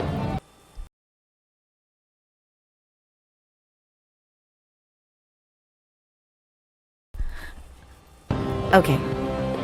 I'm talking in real life. I don't know why I stopped. Rich in tradition, today's 300-mile race, prelude to the Daytona 500 tomorrow, reaches new heights in 2000, and the traditional blue sky. Oh, it looks so different now. You can't even, there's no parking lot there. It's all condos. Hold on. For this. Okay. See this building right here? We're going to just show you something, okay? This is 2000. I'm going to show you that building in 1996. That's that building in 1996. So that's me at Daytona, early 96. See, February, freezing our ass off is what that was like. Here we go. Pull up the right screen and do that. What was I going to show? Oh, Legends of Racing radio show. This is what's coming on at noon.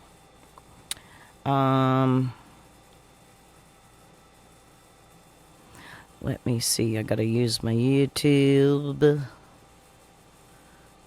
Get my channel.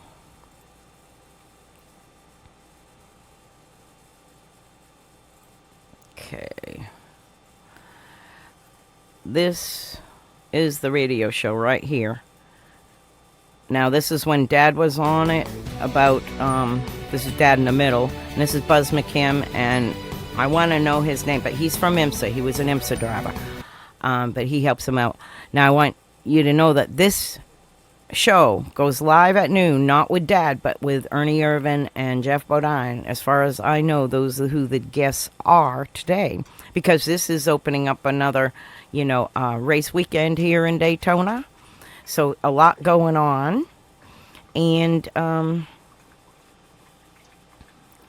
let's see. Like I said, this radio show. Let me see if they have the show up on their channel, and they will be going live. Peggy Elder was last week. Daryl Wolf the week before. We had Tony Hines. It looks like two different breakups of the show. It was usually an hour. It looks like they had technical difficulties. They had Tyler Presnetti, and then they had Tyler Presnetti, and Preston Pardis was on there in the last few weeks. They had all these people, that old time race people with a lot of, like, the kids of racing, Peggy Elder, things like that. But that is going live today at noon. It's an hour-long show. Legends of Racing Radio with Buzz McKim. And like I said, Ernie Irvin is going to be on it this week. In 3.5 hours. All right. Their first race of the season, the Napa Auto Parts 300. Let's go down to pit road right now with Speedway Illustrated. I know I jump around. I have many subjents, and I'm working on many little things here and there, and bear with me. I'm moving, I'm advertising, Ron Hornaday starts on the outside of the front racing, row. No riding. with the car here today. We've got a champion driver from several divisions behind the wheel. Studying and only learning. his second start at Daytona. Ron, how will you And organizing a move. Well, if I take this Napa Auto Parts Chevrolet with his Ron Hutter motor and just stay where we're at all day, I think we'll be okay. We've just got to make our friends today, and if we got some friends behind us, we got a good chance to finish it good out of this one. Good luck to you, Ronnie. Terrell Shaheen. Randy LaJoie had planned on running the year 2000 variation of the Chevy Monte Carlo here today, but they had trouble getting the rear decklet and spoiler area to pass NASCAR's inspection, so they were forced to break out their backup car, this 1999 version. This is the very same car Randy drove to victory in this race last year. Randy, some would say the 99 is actually better than the 2000. What do you think? I'll let you know in about 2 hours. I hope it is. It knows how to get to victory lane. Maybe we'll have a good day, a good safe day, and see you all in victory lane later. Can Randy LaJoie, the two-time Busch champion, will start ninth today? That's where we saw him a year ago in victory lane, as we await now the command to get this race underway. $1.4 million is at stake. and we're ready to go trackside for the most famous words in motorsport. Here on CBS. I loved watching them Billy the Kid movies and stuff. There's a trilogy out there. It's a B movie. But I saw some of the filming of that. In fact, now for the most famous words in motorsports. I might the Grand have Marshal of the Napa Auto Parts a little 300. bit of them filming it. I don't know if I took videos of it or not. I know I took stills. Gentlemen, start your engine!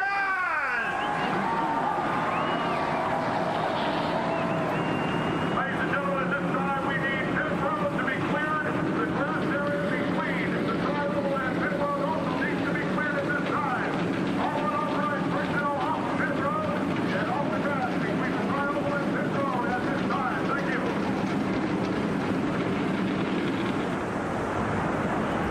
Well, welcome aboard, everyone. Larry Zonka certainly sounded fired up, and so is everyone else here for this Napa Auto Parts 300. Ken Squire with you as we get ready to bring you live flag-to-flag coverage of this great event. This trophy here goes to the winner today.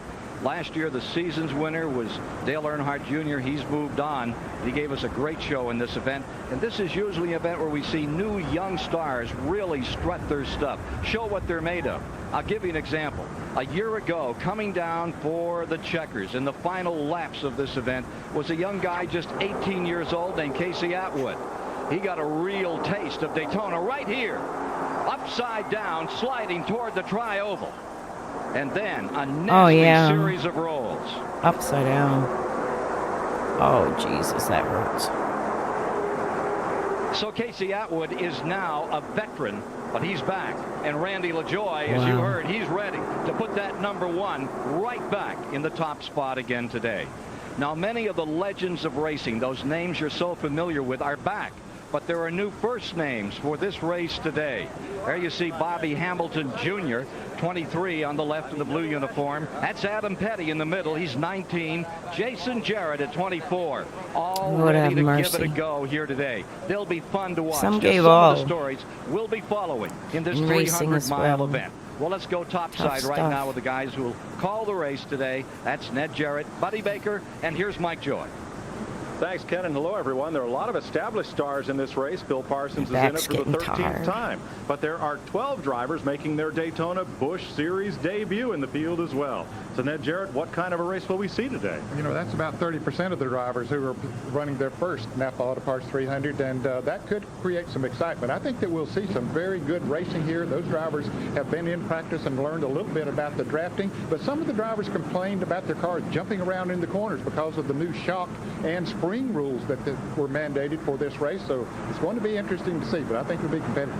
Well, defending series champion Dale Earnhardt Jr. has moved on to Winston Cup, as has challenger Matt Kenseth. So, Buddy Baker, is this championship fight wide open? Absolutely wide open. And, you know, when two great stars move up, there's always somebody that's a hopeful that moves into the race. So you can never say never to anyone that's in the field. They can go out there and win today because you get a good run down the back This was straightaway me. on the last lap. And Just you real may quick win in the first between. Daytona in your first race here. Among those This is seeking the stuff I did in the championship, valley. Green, I a trained runner-up in Dolly, this took race care of last year, her and runner-up for the Busch fatter. Series championship to Earnhardt Jr. last So that's year. one of And the what a things I Hornaday, got the to do in the two-time Truck valley. Series champion. His Daytona debut last year, he misses the wreck and goes to the grass. Yes, and when you get in the grass, you have absolutely no control. He hits Phil Parsons very hard in the grass there. End of the day for both cars. That's All right, me getting set for with 300 Dolly. miles. We'll be back with the start of the Napa Auto Parts 300 on CBS after this. CBS Sports presentation of the Napa But I wanted to Auto show Parts you 300 filming that. is sponsored by Napa. I'm trying Why to use remember. genuine Napa replacement parts because some things can't be replaced. Smooth Busch beer and easy drinking Busch Light. Busch, the official sponsor of the NASCAR Busch Series. And by Ford, the latest innovations, the greatest tradition. Some more of Dolly. 36th position, 35th is Kenny Wallace. He'll be in the Lance Chevrolet. The AT&T Pontiac with Frank Borkowski. Rookie driver starts 34th. 33rd is Wayne Grubb. Then the Link Belt. Fun stuff, guys. And the base Motorsports Chevrolet with J. Jones starts 36th. Okay.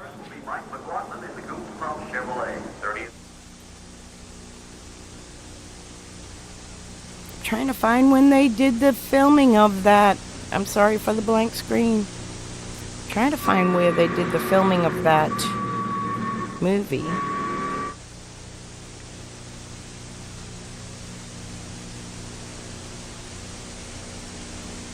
This is another view of what we would do at night. See, just sit around and pick and grin. Sing. Oh, where is the pictures of them filming? I think it's 2019.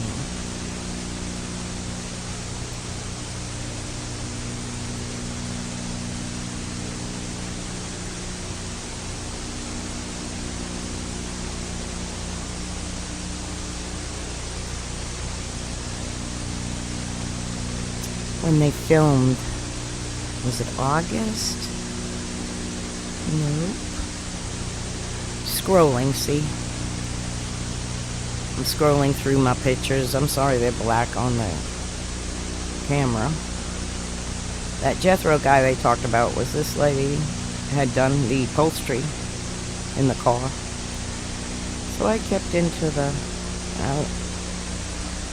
many places and fun things. Let's see what we got going on. I have got to find...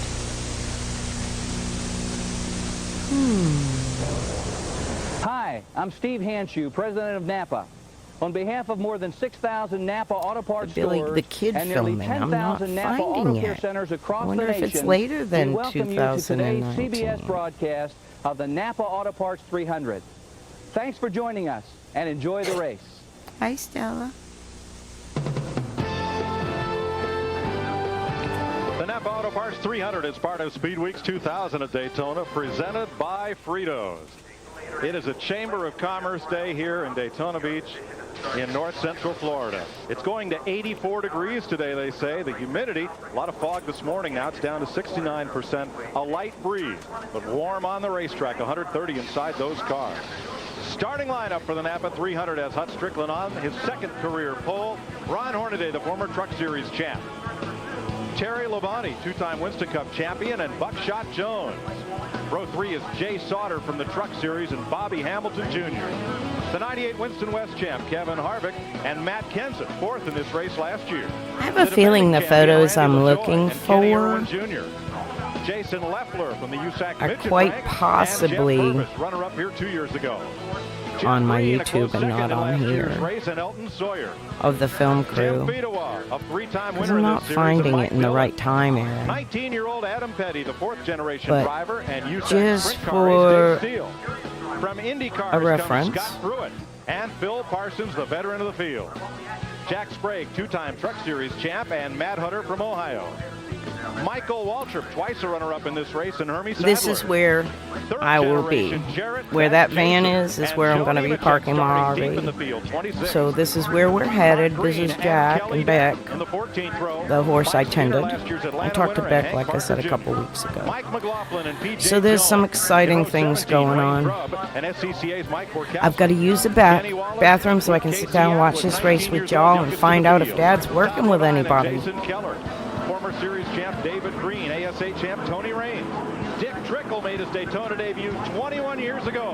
Bobby I have to send this to Dad and say, who are you with this year? He's got his notes. But yeah, I got to use the ladies' room and walk Stella. She's been sitting here patiently with her legs crossed. Oh gosh, look at all them that failed to qualify. In today's race, the manufacturer's That's always a breakdown bummer. is 34 Chevrolets, 6 Pontiacs, and 3 Fords. I'm just closing windows, Three guys, cars for a starting this second. race. They'll go 120 laps for 300 miles. Had too many windows open. 60 laps, running for a person All right, I'll be right back. their largest ever, and the race record was Bathroom set back break in for Puppy and 1970 Mommy. by Darrell Waltrip. Fritos Inside Racing takes us for a lap around Daytona with Buddy Baker. Let's have some fun. Out of pit road, down the short chute, into the 31 degree. As you can see, I'm not your average old broad. I do stuff, crazy stuff, fun stuff. I love the woods. Right down bottom, you go back up into the middle part of the racetrack, off a little bump there, a little rise, 18 degrees through the tri-oval. We'll have 8 CBS race cams in today's 300-mile race. Napa camera on board with Ron Hornaday, starting outside pole. The Bob Evans cam riding with defending race champion Randy LaJoie from 9th starting spot. Right next to LaJoie in the 5th row, Kenny Irwin, the Bell South Mobility cam. Our Nesquik camera riding with Jeff Green from 13th position. And the Cellular One onboard camera with Joe Nemechek starting 26th. Our Lowe's camera with Mike Skinner going from the 29th position, and the Stork is circling Mike McLaughlin's pit. His Gould's Pumps cam riding there at 31st position, and Jason Keller from 38th with the Excedrin cam on board. Let's meet the third member of our CBS pit crew. Here's Bill Stevens. Mike, Joe Nemechek won this race in 1998, starting on the outside of row 1. He won the pole here Wednesday. They took it away from him because of a chassis infraction. He starts 26th. I talked to him this morning and asked him, how are you going to run the race, Joe? He said, I need to get to the front. 2 reasons. 1, to avoid trouble, which always seems to break out back in the pack. And secondly, his car runs better up front, out of the draft by itself. He's going to have to get by a couple of dozen other drivers before he can get to the front. So this race could get nastier than the one for the White House. Back to you. Getting set to go green. In the drivers' meeting, Busch Series director stressed patience. I think he said it 5 times during his discourse to the drivers. And that probably wasn't enough. We're about to find out. Pontiac safety car gets to pit road. And here comes the field, 43 strong for 300 miles. We're underway.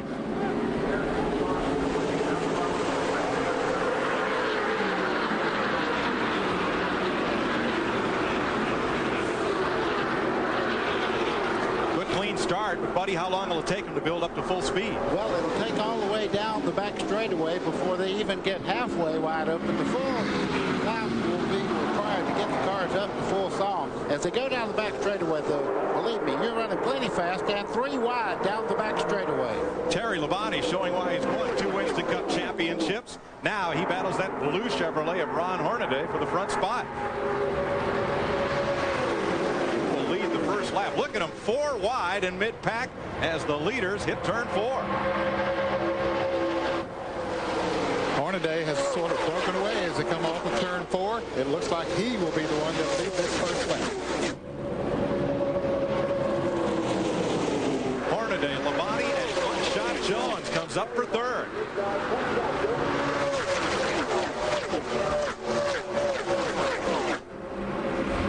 Hornaday's being very smart right now. He's running in the middle of the 2 cars behind him, not giving either car the benefit of the draft. Now he moves out to the outside. Buckshot Jones should be able to really pick up time on Ron Hornaday leading the race.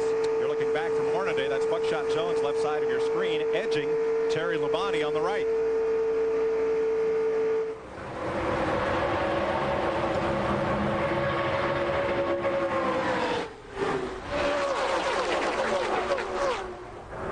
Come off of that turn in a hurry.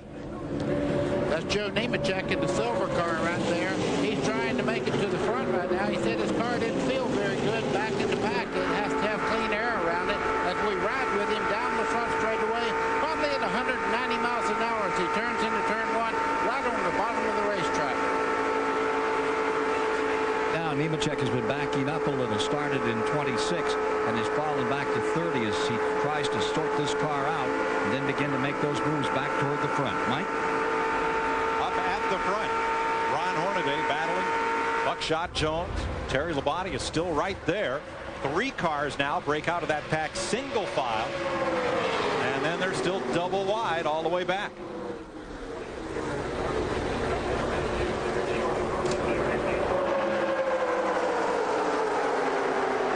Bobby Hamilton Jr. up to that 3rd spot, one of the young guns we talked about in the white car there. He's had a fast car since they unloaded here earlier in the week to start practice for this race. He was right up among the top runners at every practice session, had a good qualifying run. Bobby Hamilton Jr., very determined young man. Matt Kenseth is up to 4th, Terry Labonte 5th, Randy LaJoie in 6th, Kenny Irwin 7th, Hut Strickland, Jeff Purvis, Jay Sauter, the top 10. Yeah, and Hut Strickland was looking for his car to be real fast today, but he did have some problems with it yesterday, and he's backslid quite a few positions now. Todd Bodine had to take a provisional start. He's come from 37th to 21st in just 3 laps.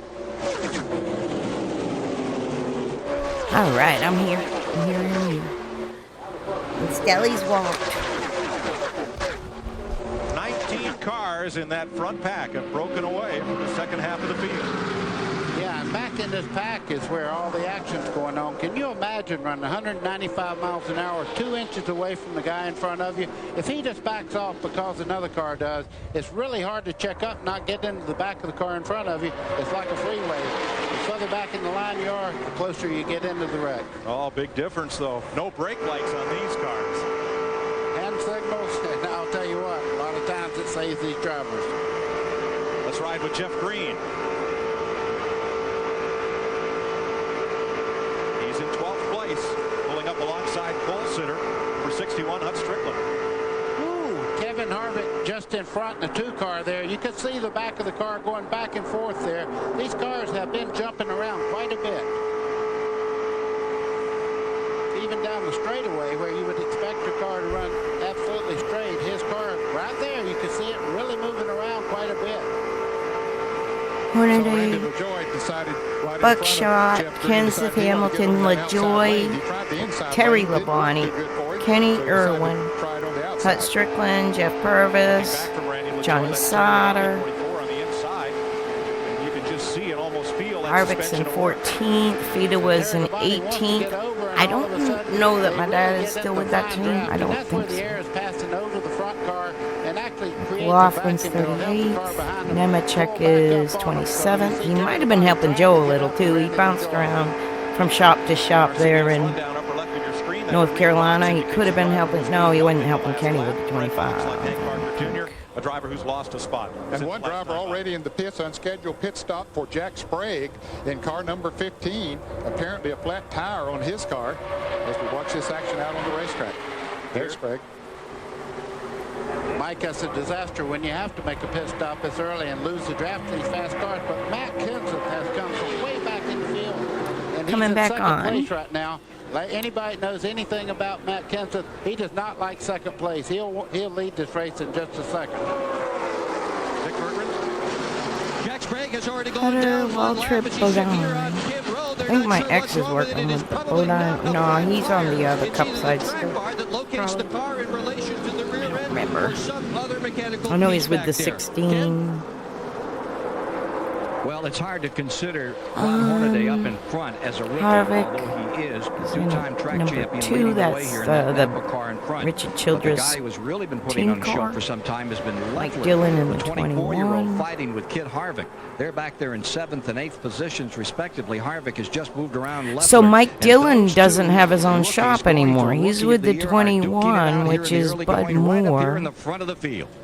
Harvick number 2, Leffler 18. Harvick looked really pretty loose as he came through the trioval. I don't know whether Jason Leffler hit the wall coming through that corner, but coming off 4, the 18 car got very, very close to the outside wall. Leffler's car is black and green. And there's Harvick number 2. Parker Jr., I met him at one of the bar and grills in Mooresville once. He was with Stephen Wallace. They were just teenagers goofing off. It was about this era when I was playing pool, Move there is Jeff Purvis, billiards, number 4. Pulls Kevin Harvick along. They're chasing APA 42, stuff, Kenny Irwin. just for fun.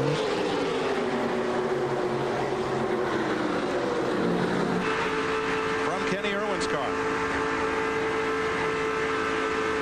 Yeah, I've watched Kenny Irwin run here. He started in the Winston Cup race in the very back of the field and drove his car all the way up to 3rd spot in the 500 last year. He is really good. Here he comes.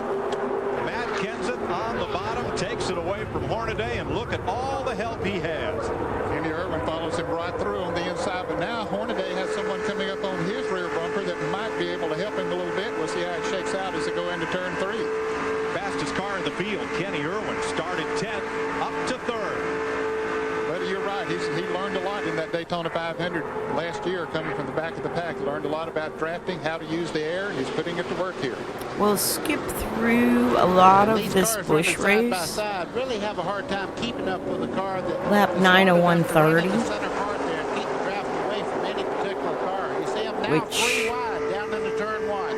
is 2.5 hours, 2 hours left, and I want to skip ahead and make it be 45 minutes because I don't see anyone that Dad would be working on their car. It's not giving me any information. First 10 laps or so here, it looked like they were heeding the NASCAR officials' advice and said be patient. Okay, it's gonna go green for a while till now. I got 10 and 11. Probably got a flat tire. Of Wayne Grubb. And he's okay. Geez, it's always the teams just trying to get a start. Just trying to get a foothold. Very important to finish. It's a points race. Even though you tear your car up, you try to get back in the action if you possibly can. They're pushing Mike Skinner, the Lowe's onboard camera, in Skinner's car. Now, in the drivers' meeting, they told the drivers and teams, if you bring your car see what to the garage, happened. you have one chance to fix it and take as long as you want. But when you bring that car back onto the speedway, if it's not able to run at competitive speed, the next trip to the garage, the last one for the day, you'd have to park it. So yeah, you have to make sure you can maintain a minimum speed when you go back out there. But you don't want your driver out there at Daytona without the car being close to damn right. Oh, Jesus. It rolls several times here, but you notice the part that he's in did not really hit the racetrack. It rolled on the nose and then settled down on the racetrack. The flaps did their job. They have flaps in the roof of these cars to keep them from flying and just keep on flying. It dropped right down. Tim Fidoa was one of those who went spinning. Pit stops. The order of the day for most of the teams. Bob Evans' team, that's Randy LaJoie's car, in the pits and at work, running around there with the Jack Robert Larkins. Just about everybody has pitted. Finishing up on LaJoie. I have to find out where Steve Bird was working now. Comes out, his wife Or if he just went south. Any day, maybe any hour now. Dad went, oh, Jesus Christ. Casey Atwood was backing up there, almost making contact with the car coming out of the pits. Spotters. Gets away okay. We saw Fidoa in the pit. He was able to drive back in after a long slide through the grass. There's a little cosmetic damage on Phil Parsons and Jason Jarrett. That was the 10 car of Jeff Green. And here we see Phil Parsons in the pits. A lot of work goes into those cars, but the big thing you've got to remember is race cars wreck. It's part of it. It's not the fun part of it, but it's part of it. Everyone acts so surprised nowadays when they all wreck. It's like point fingers. I mean, Jesus. Race cars wreck. You see there's damage here to several cars. So here's Jeff Green. And all right, we got a black car up there trying to do some side drafting.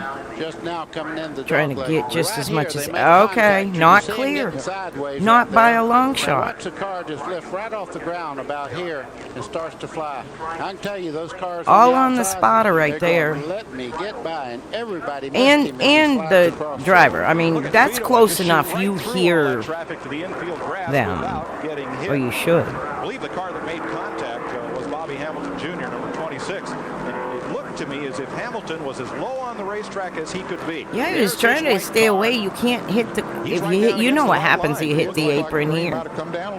You're going to bounce off the apron back up into the path. You can't do that. But yeah, definitely not clear on the 10. Make a car slide by just touching it with your hand. That's how light they are in that area of the racetrack. The luckiest fellow in Daytona right then was Tim Fidoa, because he locked the car down and cut it left and came all the way across without incident. Let's ride with Jeff Green.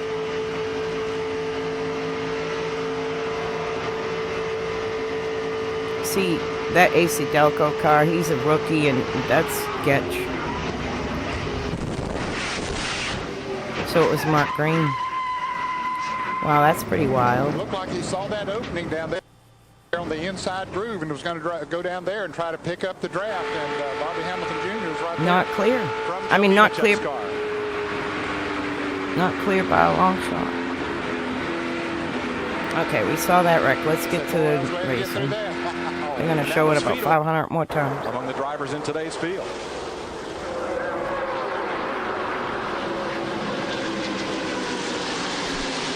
He's right smack in the middle of that 15-car front pack. Number 7, Walter. Well, he loves this racetrack, and I've noticed in the past that he does not necessarily have to have the fastest car to go to the front. He likes to race here, and he makes good moves.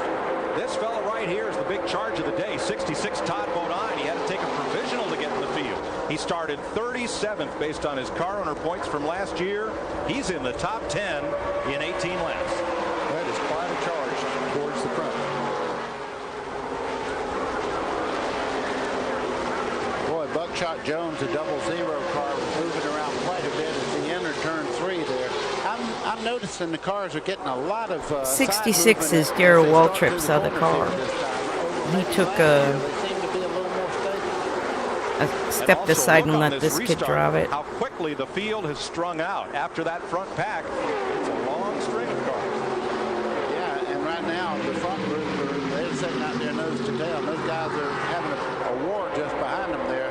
They need to sort it out and kind of ride just for a second. It's awfully early to make it 3 and Seeing 4 down the back. practice one day during the week, or maybe the 125. Something happened with Darrell's car. It got wrecked. And they brought out the backup car, and he wasn't feeling froggy, I think, and let Todd get in it. From Wisconsin is your race leader. 27 years old, driving for Robbie Reiser, and we'll see Frito's telemetry on board Joe Nemechek. Okay, let's talk about the RPMs. I know you hear the drivers on all the racetracks but Daytona and Talladega talk about turning 8,500, 9,000. Well, they have restrictor plates here, and it reduces the air and fuel that goes into the motor. So the maximum horsepower is right around 6,800. Nemechek closing on that pack as they run 3 wide in front of him, and Hornaday goes back to the lead. Pretty interesting there. That's Dale Earnhardt that owns the 3, and just behind him Richard Childress owns the number 2. So they may have a little game plan worked out. They've certainly worked together in that maneuver. And Geoff Purvis in car number 4, who had really got sideways about 2 laps before that caution came out. He was about to cause a big wreck coming off of turn 4, but he got it back under control. Now he's up there in 3rd place. Ned, you're exactly right. There's sometimes it's a wreck that they don't hit anything in, and that's what he had coming off the... I had to actually check if I had done 2,000 already, because all this, like, the cup stuff looked really familiar, but it was, I haven't covered it. The truck series. Tim Fedua, there in It was 1999. It looked like 2000 looked similar. David Green, 33rd in the order. That box in red shows he's lost a spot last time by. Ralph Shaheen. Mike, amazingly, the crew of the number 10 is hard at work at trying to get this car ready to go back into the race. Crew chief Harold Hawley has taken a quick bird's eye view of the machine. He says the engine is okay. Of course, they got to replace some suspension pieces and make some body work adjustments to the car, but they think they can get back out and get some laps. And this team feels like they can contend for a championship, so every lap will be very important. Dick Berggren. A combination of speed and pit strategy pretty much explains why these guys are at the front of the field right now. Not only did they have fast cars, but none of the leaders pitted on that last round. They only have 3 sets of tires. That's all they're allowed for this race, so all the leaders have saved them for later. To Ralph, to Bill. Well, Matt Kenseth was in the lead, but has dropped back a little bit. As crew chief Gary Cogswell says, they still got to do some fine-tuning on that chassis, and it looks like he comes in, they may change the air pressures in the rear tires, raise the track bar, and take a little wedge out of that car, and they think he can race for the lead again. Buddy, in English, what Bill just say? What are they going to change? Raise the track bar? Well, they're trying to change the roll center of the car is what they're doing, and when you raise the track bar, of course, it pulls down on the weight on the back of the car and changes the roll center on it, making it do what you want it to do. Apparently, he's having chassis problems right now, and they need to adjust pretty quickly. The car's not bad, but they think they can make it better. That light blue car is Kenseth in 4th place. Well, 6 cars have broken away. They've singled themselves out and broken away from that 16-car pack that we mentioned just a few minutes ago. Ralph Shaheen. Jeff Green has made his way out of the infield care center. Jeff, can you tell me what happened? Yeah.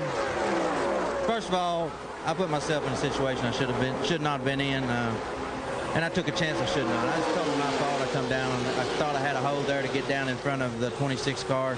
He must have had a couple inches on me. He wasn't going to let off, which he's not in position to let off, I don't guess, but a lot of guys taking too many chances, and I guess I was one of them right there.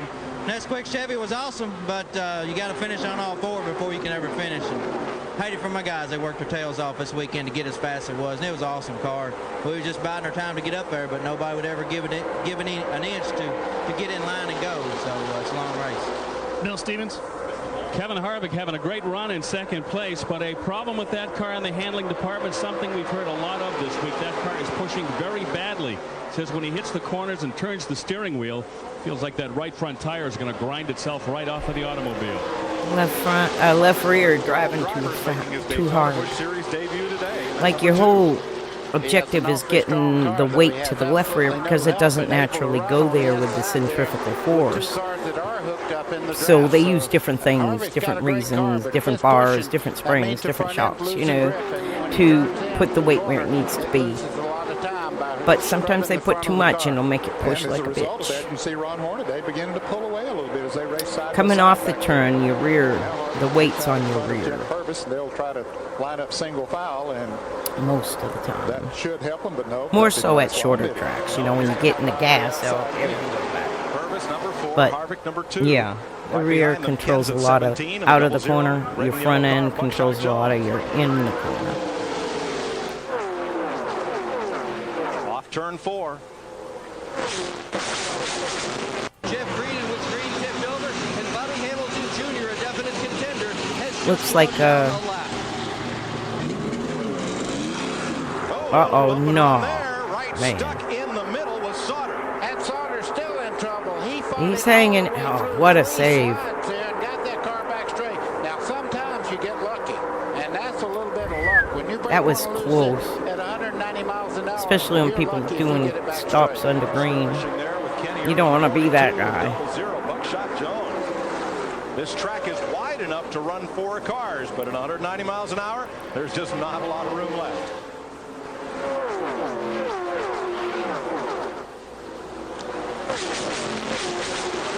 Green, green, green, green, green. Let's get another pitch.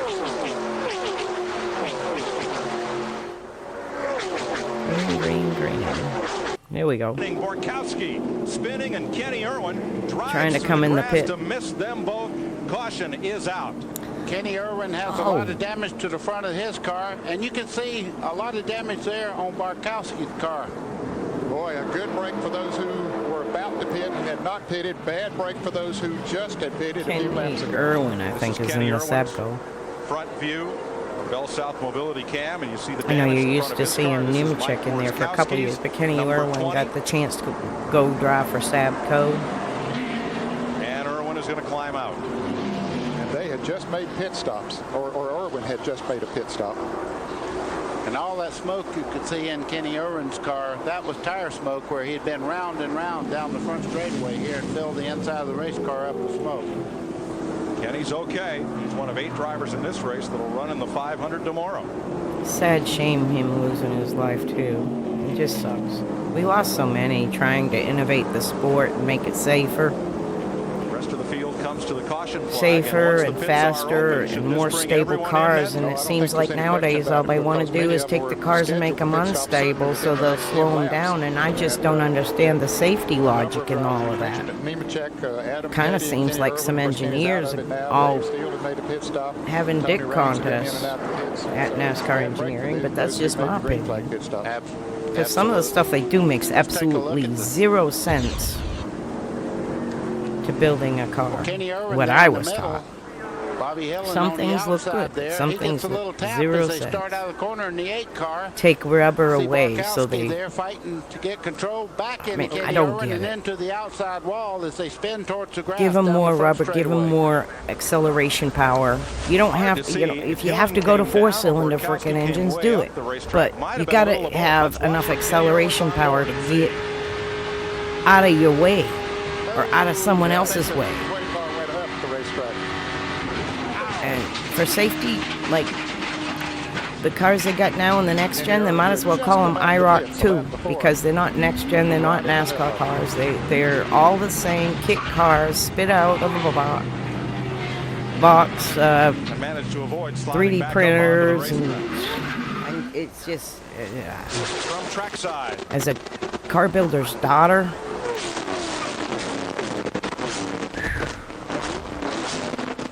I just hold my breath every time they go to, like, when they went to Talladega and Daytona in these cars, I felt like they had some beef around them, you know?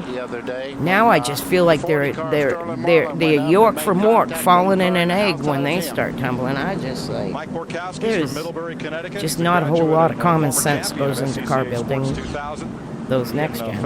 I'm sorry if the engineers get their feelings hurt, but we did a lot of dues paying to know how to make these cars stronger and safer and more drivable.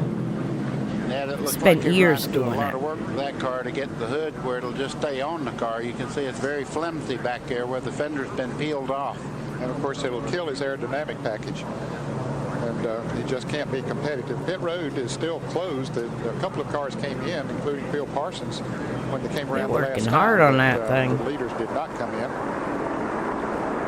And we're under caution here at Daytona. The guy who gets tomorrow's news today is back with an all-new episode. Is someone after Gary's new girlfriend, or is she? Time, both crews making changes on the tire pressures. 4 tires on both cars. Fuel going in. It's Harvick who's away first. And there goes Matt Kenseth. Will come out 5th or 6th of those that pitted under this caution flag. Now, Joe Nemechek had just pitted. He was one of the fastest cars, but Nemechek will either be a lap down or the tail end of the lead lap when we go back to There's racing, so much money now in NASCAR to be had. Flag coming out. So 55 laps are complete. The Napa 300 at Daytona. I have my own thoughts on what We'll be right back. the future is going to be in the next year or two. And that's honestly a dog I don't care to have in that fight. So I'm going to let them all figure it out. But yeah, some decisions being made financially in the whole world of sports in general might start to get stupid. It's going to get stupid, but how much it's going to affect NASCAR, I don't know.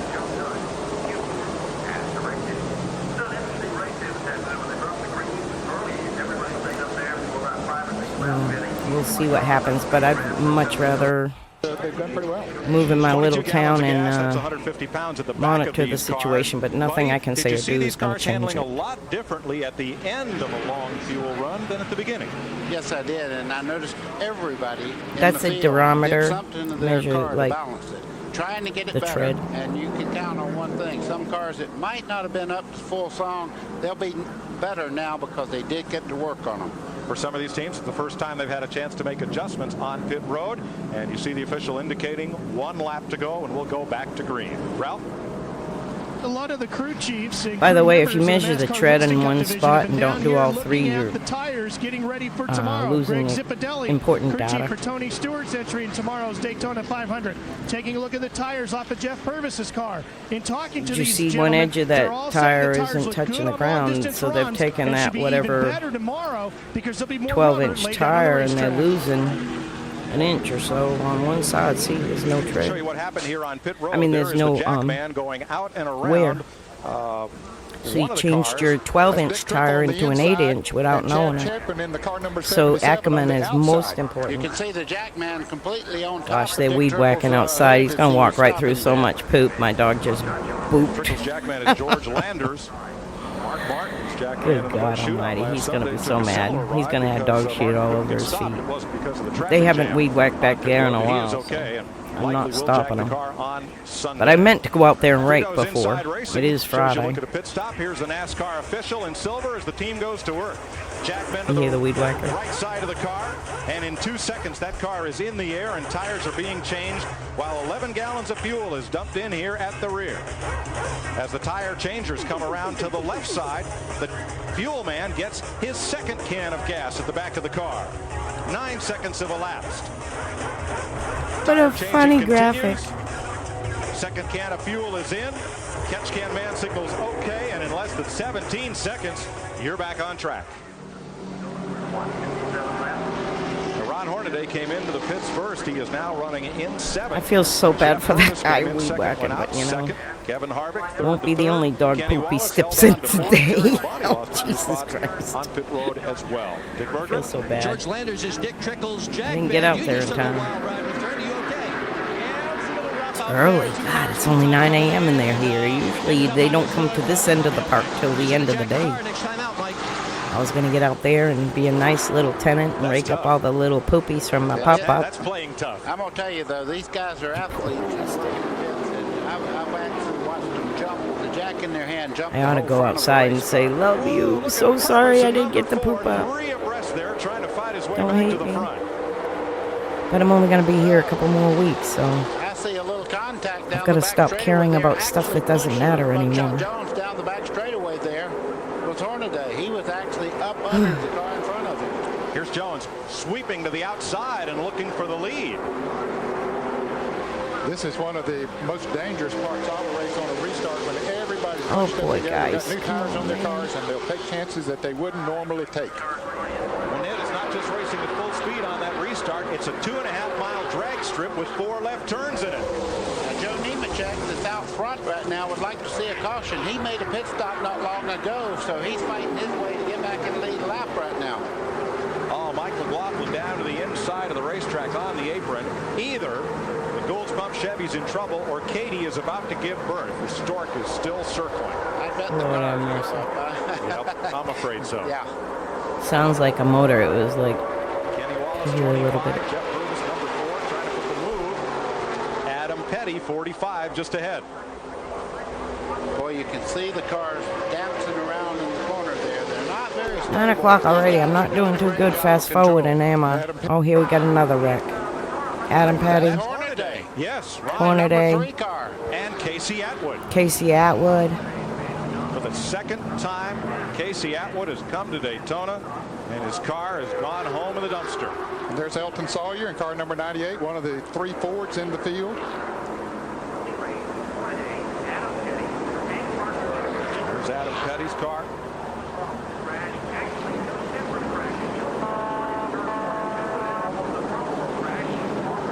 See Petty moving around inside, a little woozy.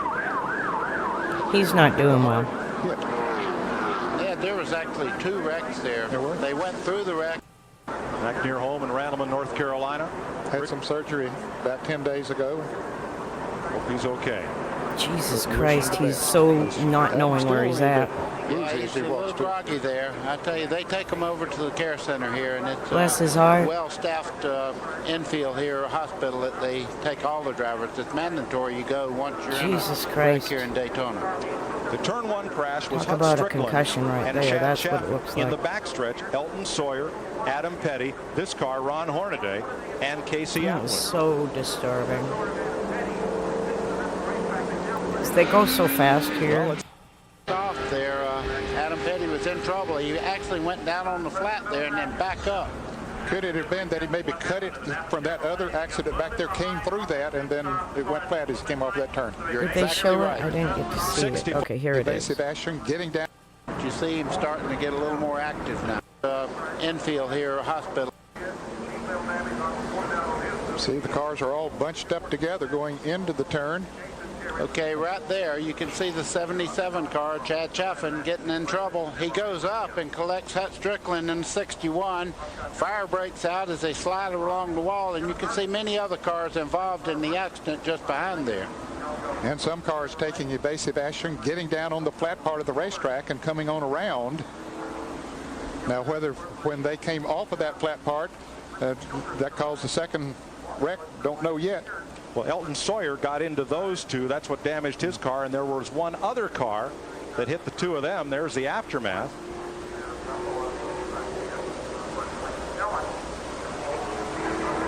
And the initial contact appeared to be from Jack Sprague. That is Hornaday's car down at the bottom of the racetrack. Yeah, they all stopped on the back straightaway. The real wreck was over going into turn 1 there.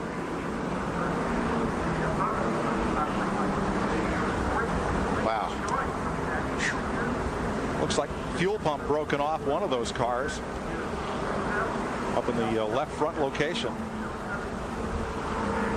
Those are the flames you see. Most of that smoke is tire smoke.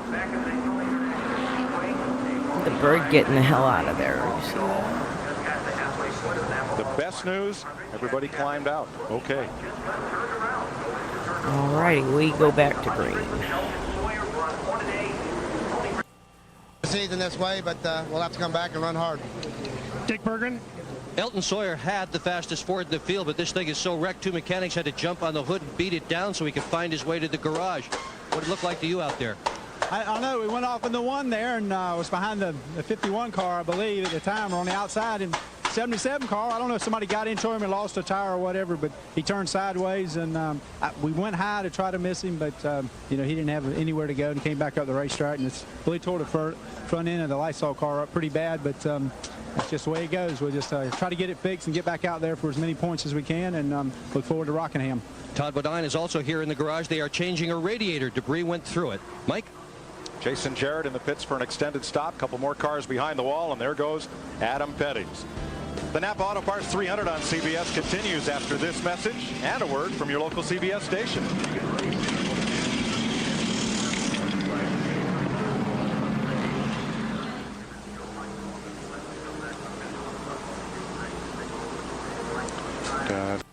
Shaheen.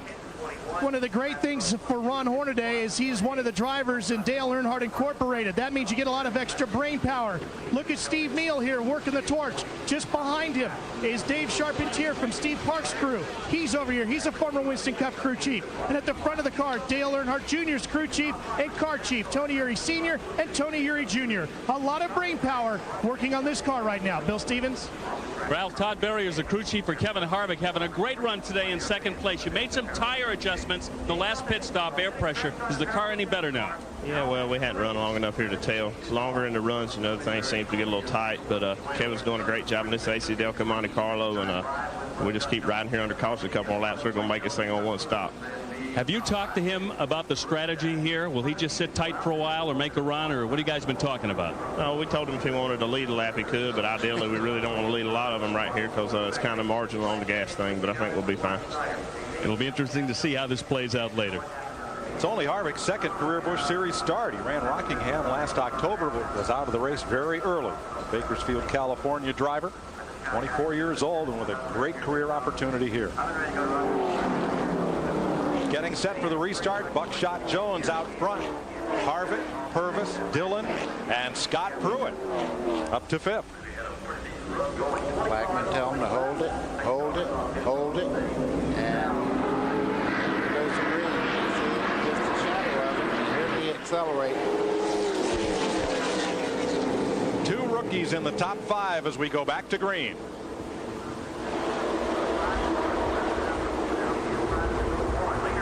There are 20 cars on the lead lap. Bill Parsons is the last car on the lead lap.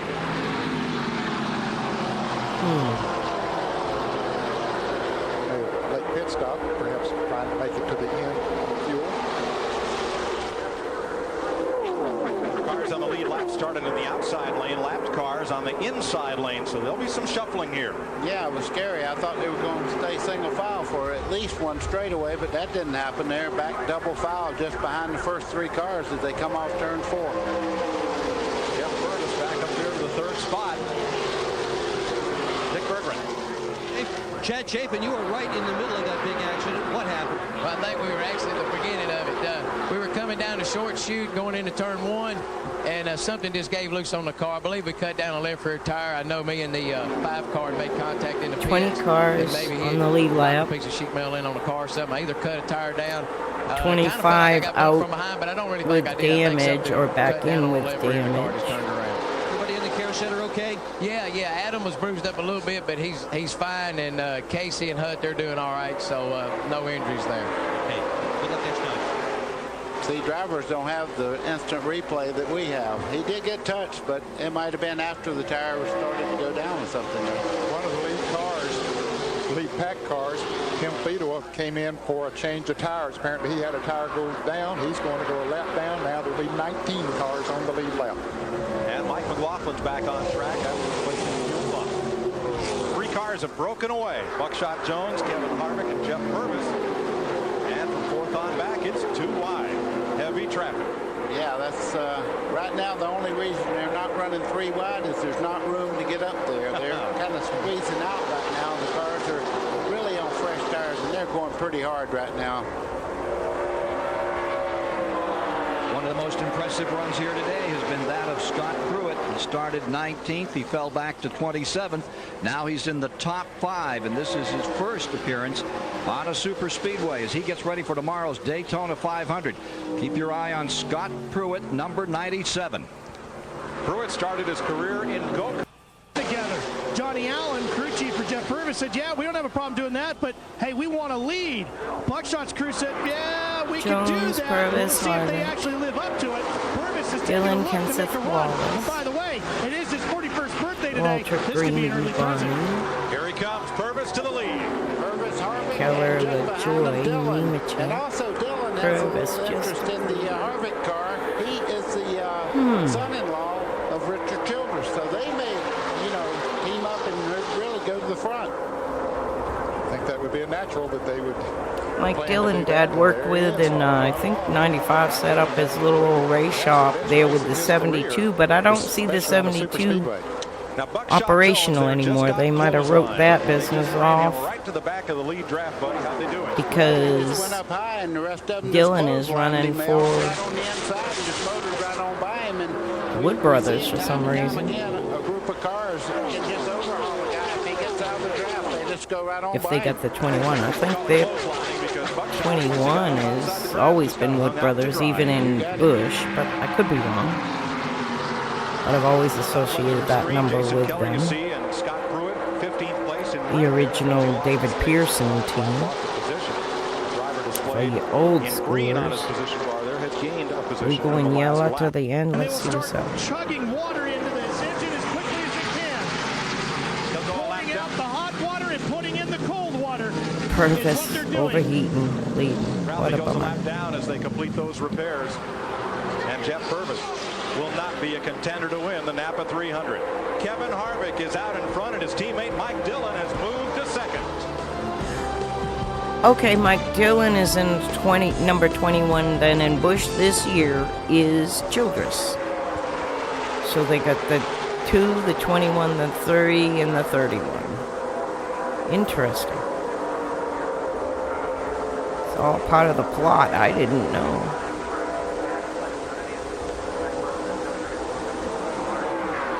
To speak of, but he is doing one whale of a job. There's a lot of guys out there. See, it's gone yellow the whole time. I mean, gone green the whole time. Experience right now because every And I lap keep they skipping make, that through. makes We them a see little more lap of a winner. 97, what the rundown is.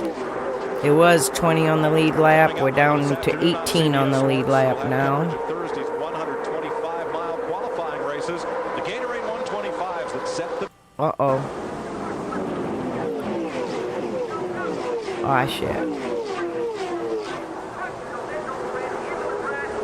What the hell?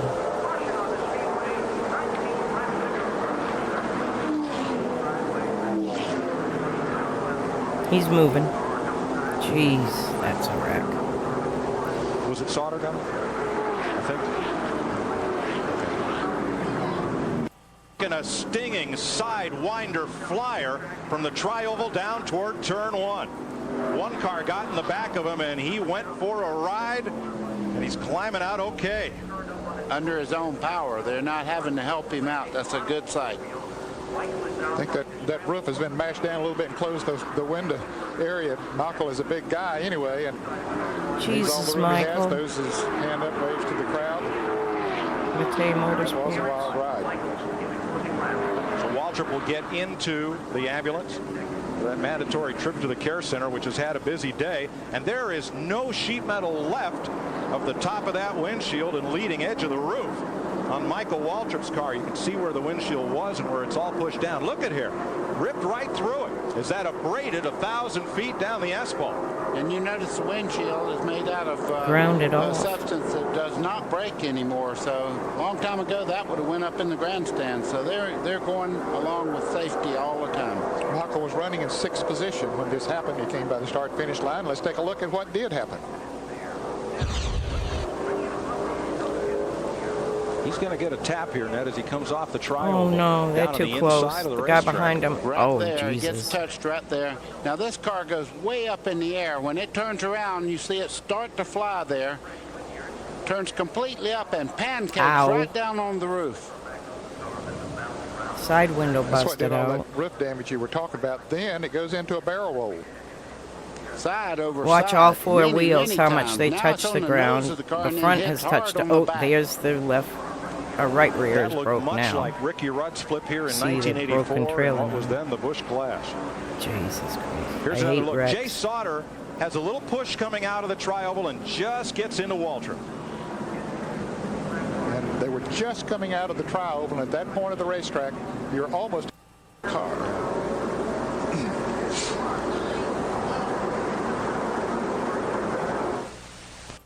Randy LaJoie fifth, Mike Dillon sixth, Nemechek, Sauter, Harvick, and Kenny Wallace, who had a lug nut problem on his pit stop back in 10th.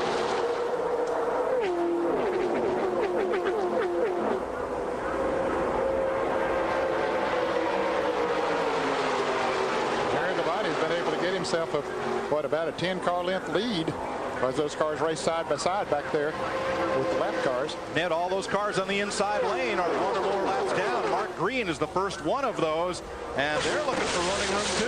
And somebody that's really desperate right now is Kevin Harvick. He's hung on the bottom lane there and can't get to the outside to make a run. It's okay. Let's go 3 wide down toward turn 1. This could get in.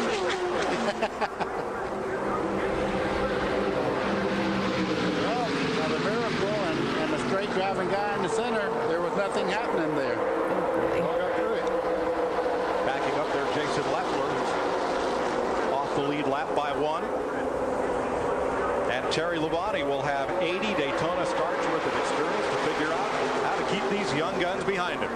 Well, I know one thing. The Attaboy Award goes to the 2-car of Kevin Harvick.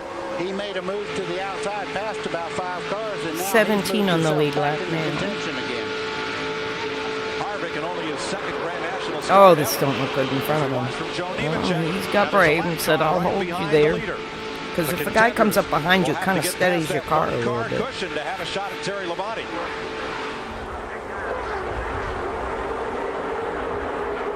Jason Jarrett got shuffled back there. There's about 4 or 5 cars went by him going into turn 1. Hey, and here comes Kenny Wallace. Kenny Wallace is up for third. That lap car is Mark Green, 63. Harvick and Wallace trying to bear down. Of course, Kenny's brother Mike Wallace won the truck race here at Daytona yesterday. He'd like to keep it in the Wallace family, knowing Rusty has a good chance in the Daytona 500 tomorrow. You know, if I was racing again, I would want to be in that 2-car of Kevin Harvick. That thing is a rocket ship down the straightaway. But Kenny Wallace fights to the outside, trying to take that spot away on the outside, Mike. Wallace in the orange car, and right behind him, the defending champion of this race, Randy LaJoie. Here they come on the high side.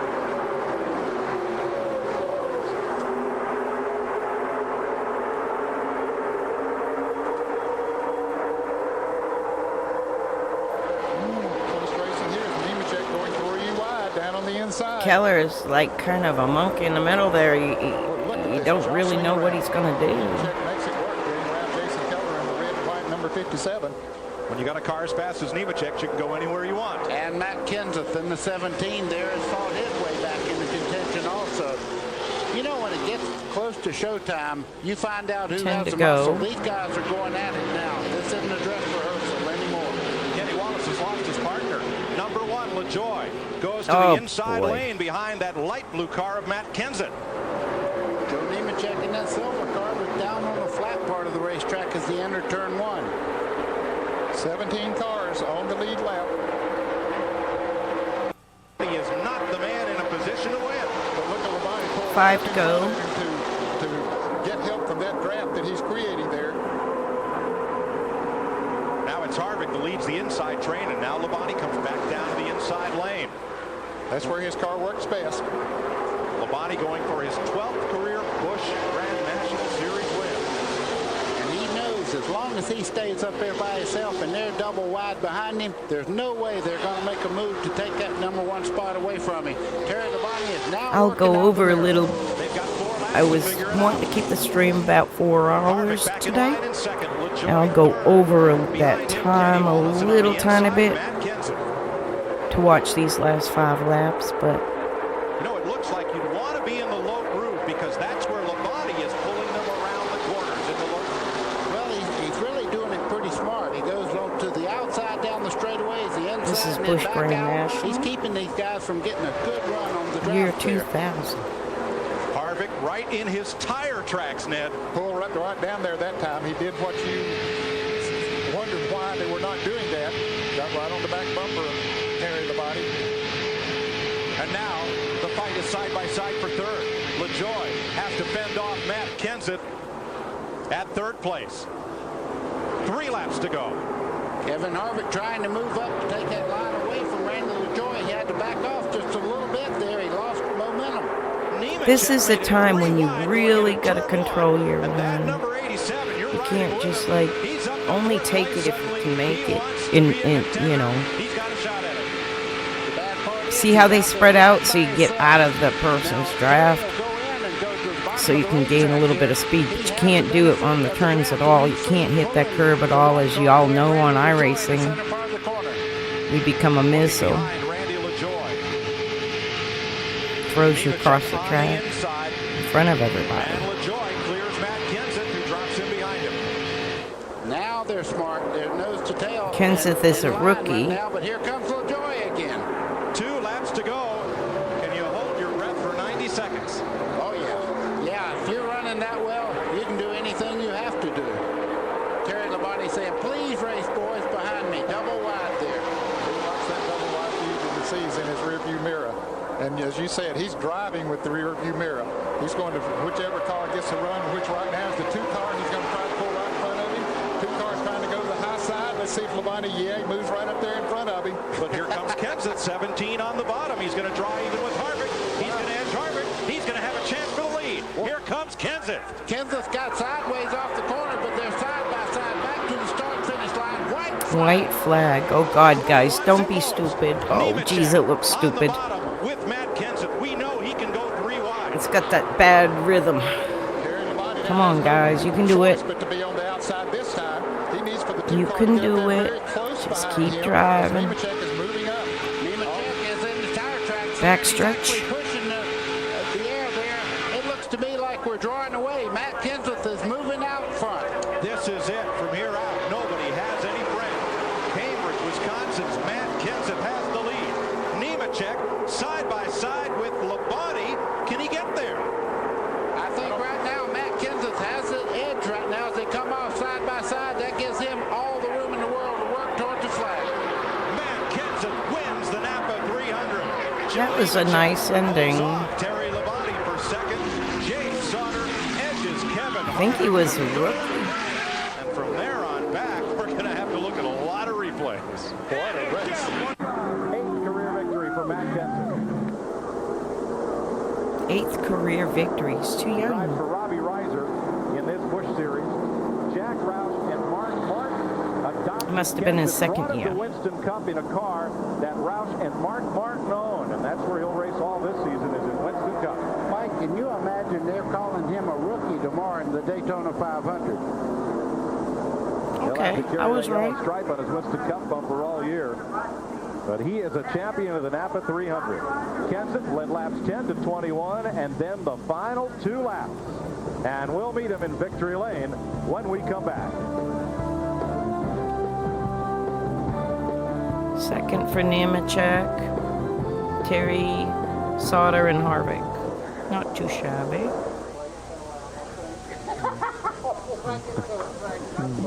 Your plate melted. It really did. Yeah, it did. Take that Star of Tomorrow tag off Matt Kenseth. He's in victory lane at Daytona with Ken Squire. 1998 he finished 6th, in 99 he finished 4th, and he is the champion of the 300 miles here today, the Napa Auto Parts event. Matt Kenseth of Cambridge, Wisconsin, with one of the most brilliant performances over those final 10 laps. Tell us about those final laps. It was pretty scary. I had to make some moves out there wasn't real proud of, but mainly I'm glad it was a safe race. Nobody got injured, but the Visine Chevrolet ran pretty good all day. It was just, it only run fast for 30 laps, and then I started pushing the front end real bad, and we came in and got a set of tires there at the end, and that's what we needed, and Joe Nemechek pulled behind me and pushed me to the win. I was pushing him to try to help him win at Talladega last year, and he ran second, and then he pushed me this year, so I'm glad it was the last lap. You shadowed the Winston Cup giant, Labonte, those last laps. You stayed right in his tracks. Yeah, I tried to, I didn't think we were going to get it done on the bottom. I got to thank Jay Slaughter. He stayed with me all day, even a couple times I had to hang him out. He stayed with me and pushed me up in there, and we were side by side for so long, and my car was starting to push that I didn't think it was going to make it, but we did it. It certainly did it. Congratulations to you for a beautiful ride. Thanks a lot. Let's go to Dick Berggren. Joe Nemechek won this race in 1998. You needed a couple more laps today, though, didn't you? Oh, yeah. Matt Kenseth's a heck of a driver. He is up there. Well, you can finish second and still get a big kiss from Andrew. Oh, yeah. So I tell you what, after everything we've been through this weekend, I think we had the fastest car here, but fastest car doesn't always win. But the whole Cellular One, Nortel Networks, and the Kia Chevy, everything was great. Brian Patty made some good calls. We got right side tires there at the end, and probably the wildest race ever been in. The last 5 laps were just unbelievable. I needed a couple more. Nice job. Terrell. Terry Labonte did a great job of fighting off the draft there for quite a while, but they got you at the end. What happened? Well, I went a little high down there in 3 and 4 trying to block him on the outside, and I picked up a little push. And I guess I should have put on some new tires, and I stayed out there on the old ones thinking I could hold them off, and I couldn't. But it was a good run for us. I'm happy for all the guys in the Slim Jim Chevy. Did a good job. Car ran good all week, and we'll go on from here. He'll be back for the Daytona 500 tomorrow, Mike. What a fine run for Terry Labonte. But they jumped. All righty, that's going to be all for that. I'm going to raid out here, and we'll see y'all later. This is where I'm... minutes until showtime. This is on today. Just a reminder, at noon, Legends of Racing Radio.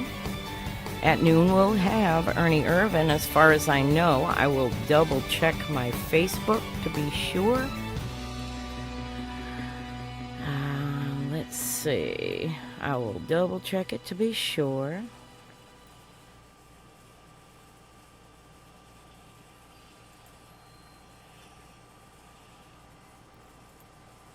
Let's see. Facebook.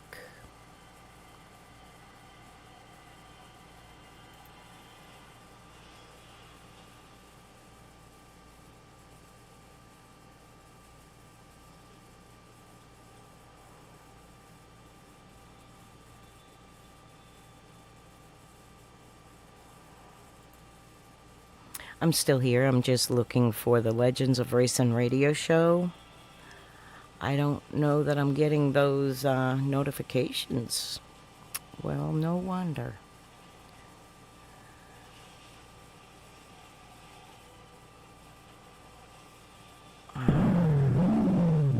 Hey, Pops. What you doing? How you doing? I don't know what to do next. I can show you, let's see, I was looking for that Legends of Racing radio show. I need to do a search. Okay, I'm going to have to type. Grab my keyboard.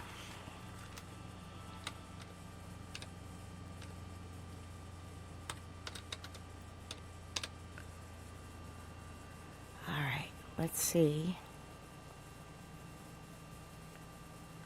All right, they are. Okay, it's correct. Today, Legends of Racing radio show is one you won't want to miss. We have 2 Daytona 500 champions live on stage at racing's North Turn restaurant. Geoff Bodine, 1986 Daytona 500 winner, and the driver who scored Hendricks Motorsports' first ever win. Ernie Irvin, 1992 Daytona 500 champion and Talladega winner. This promises to be one of the most exciting shows yet. I can't wait to catch it live. The show will be available immediately after on Facebook, but it will be live on YouTube, on Legends of Racing Radio on YouTube. Now, do they have the posts? They don't have a connect. Love Daytona, all this hashtag, but where is their link for YouTube? Guys, come on, man. All right, let me see. Maybe I need a bigger page. Legends of Racing Radio Show. There it is. Okay. It's got the .com. It's got their Gmail. Guys, you gotta have your YouTube on here, man. That's why you get no views. Alright. Let me see if you have anything on the info. No.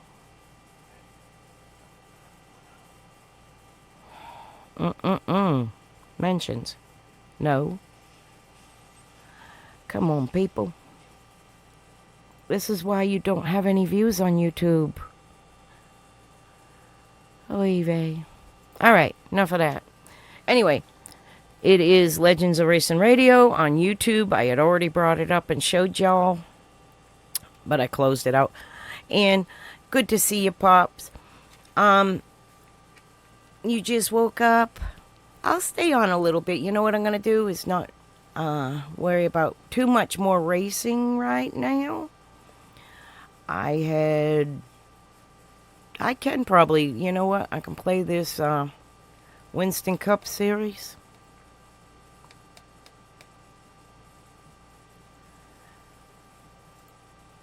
Tomorrow I'll be playing this, or later this evening. I've got some things I got to run around and take care of. But you know what I can do is bring up my YouTube.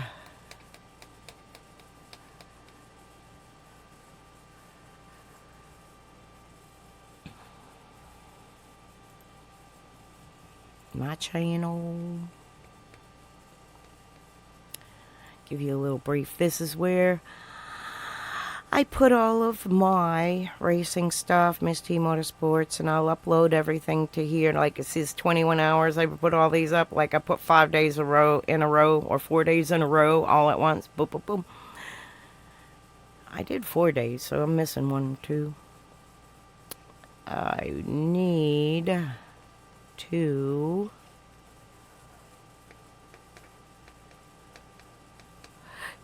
yes, show you. This will be the show, just to give you an idea. At noon, this channel, Legends of Racing Radio, right down here in the corner. They will be going live. In fact, I'll do this.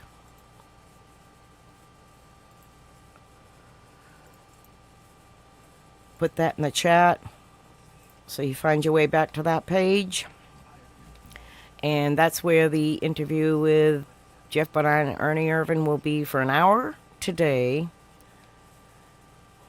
And it will be, like I said, Geoff Bodine and Ernie Irvin will be live at noon on that channel. So that's the link in the chat.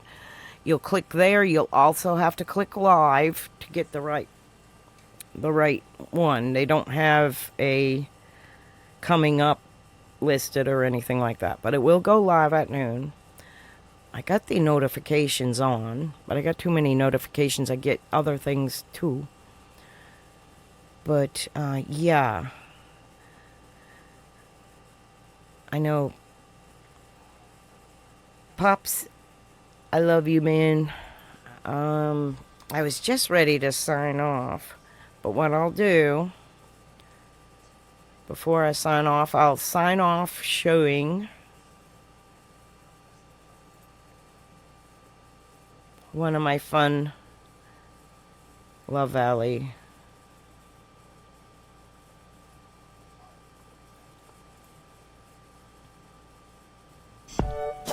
this is one of the cabins I rented then. So I'm going back to this, not there, but I'm going back to this lifestyle in the mountains, in the cabins, in the woods. But this was a cabin I rented at one time. It's not there. It's there, but I don't know the status anymore. It's been 5 years and I don't think anybody's in it anymore. There's lots and there's all kinds of stuff to do with this property. I could end up with it eventually. I'm going to look into that while I'm there too, because at one time I was the only taxpayer on the property and my name is still attached to the deed. So this was my little cabin in the woods. I rented it, but I was in a lease purchase. She said she had a cash buyer, so I had to leave. But that was where I lived in the woods. I'm going to try to do something similar. If I can't get this property, I will. It's all been gutted. The whole thing, nothing looks like that anymore. It's been gutted. But I will eventually. It's my son Chris, if you don't know. I will eventually check the status of this one, and may or may not be an opportunity, but I will find opportunities. It gives me a lot of doors going up there. Hiddenite is the gem capital of the world. This cabin was actually in Hiddenite. We had lots of garnets in the river with sluice in the stream. But yeah, I hate to raid out, but I'm gonna raid out, guys.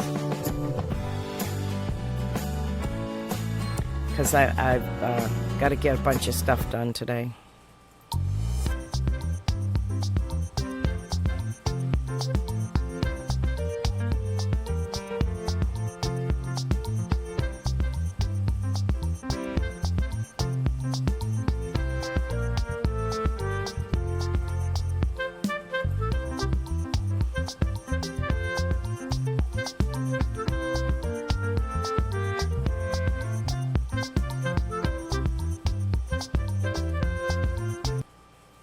Alright guys, I will see you over at Vowders.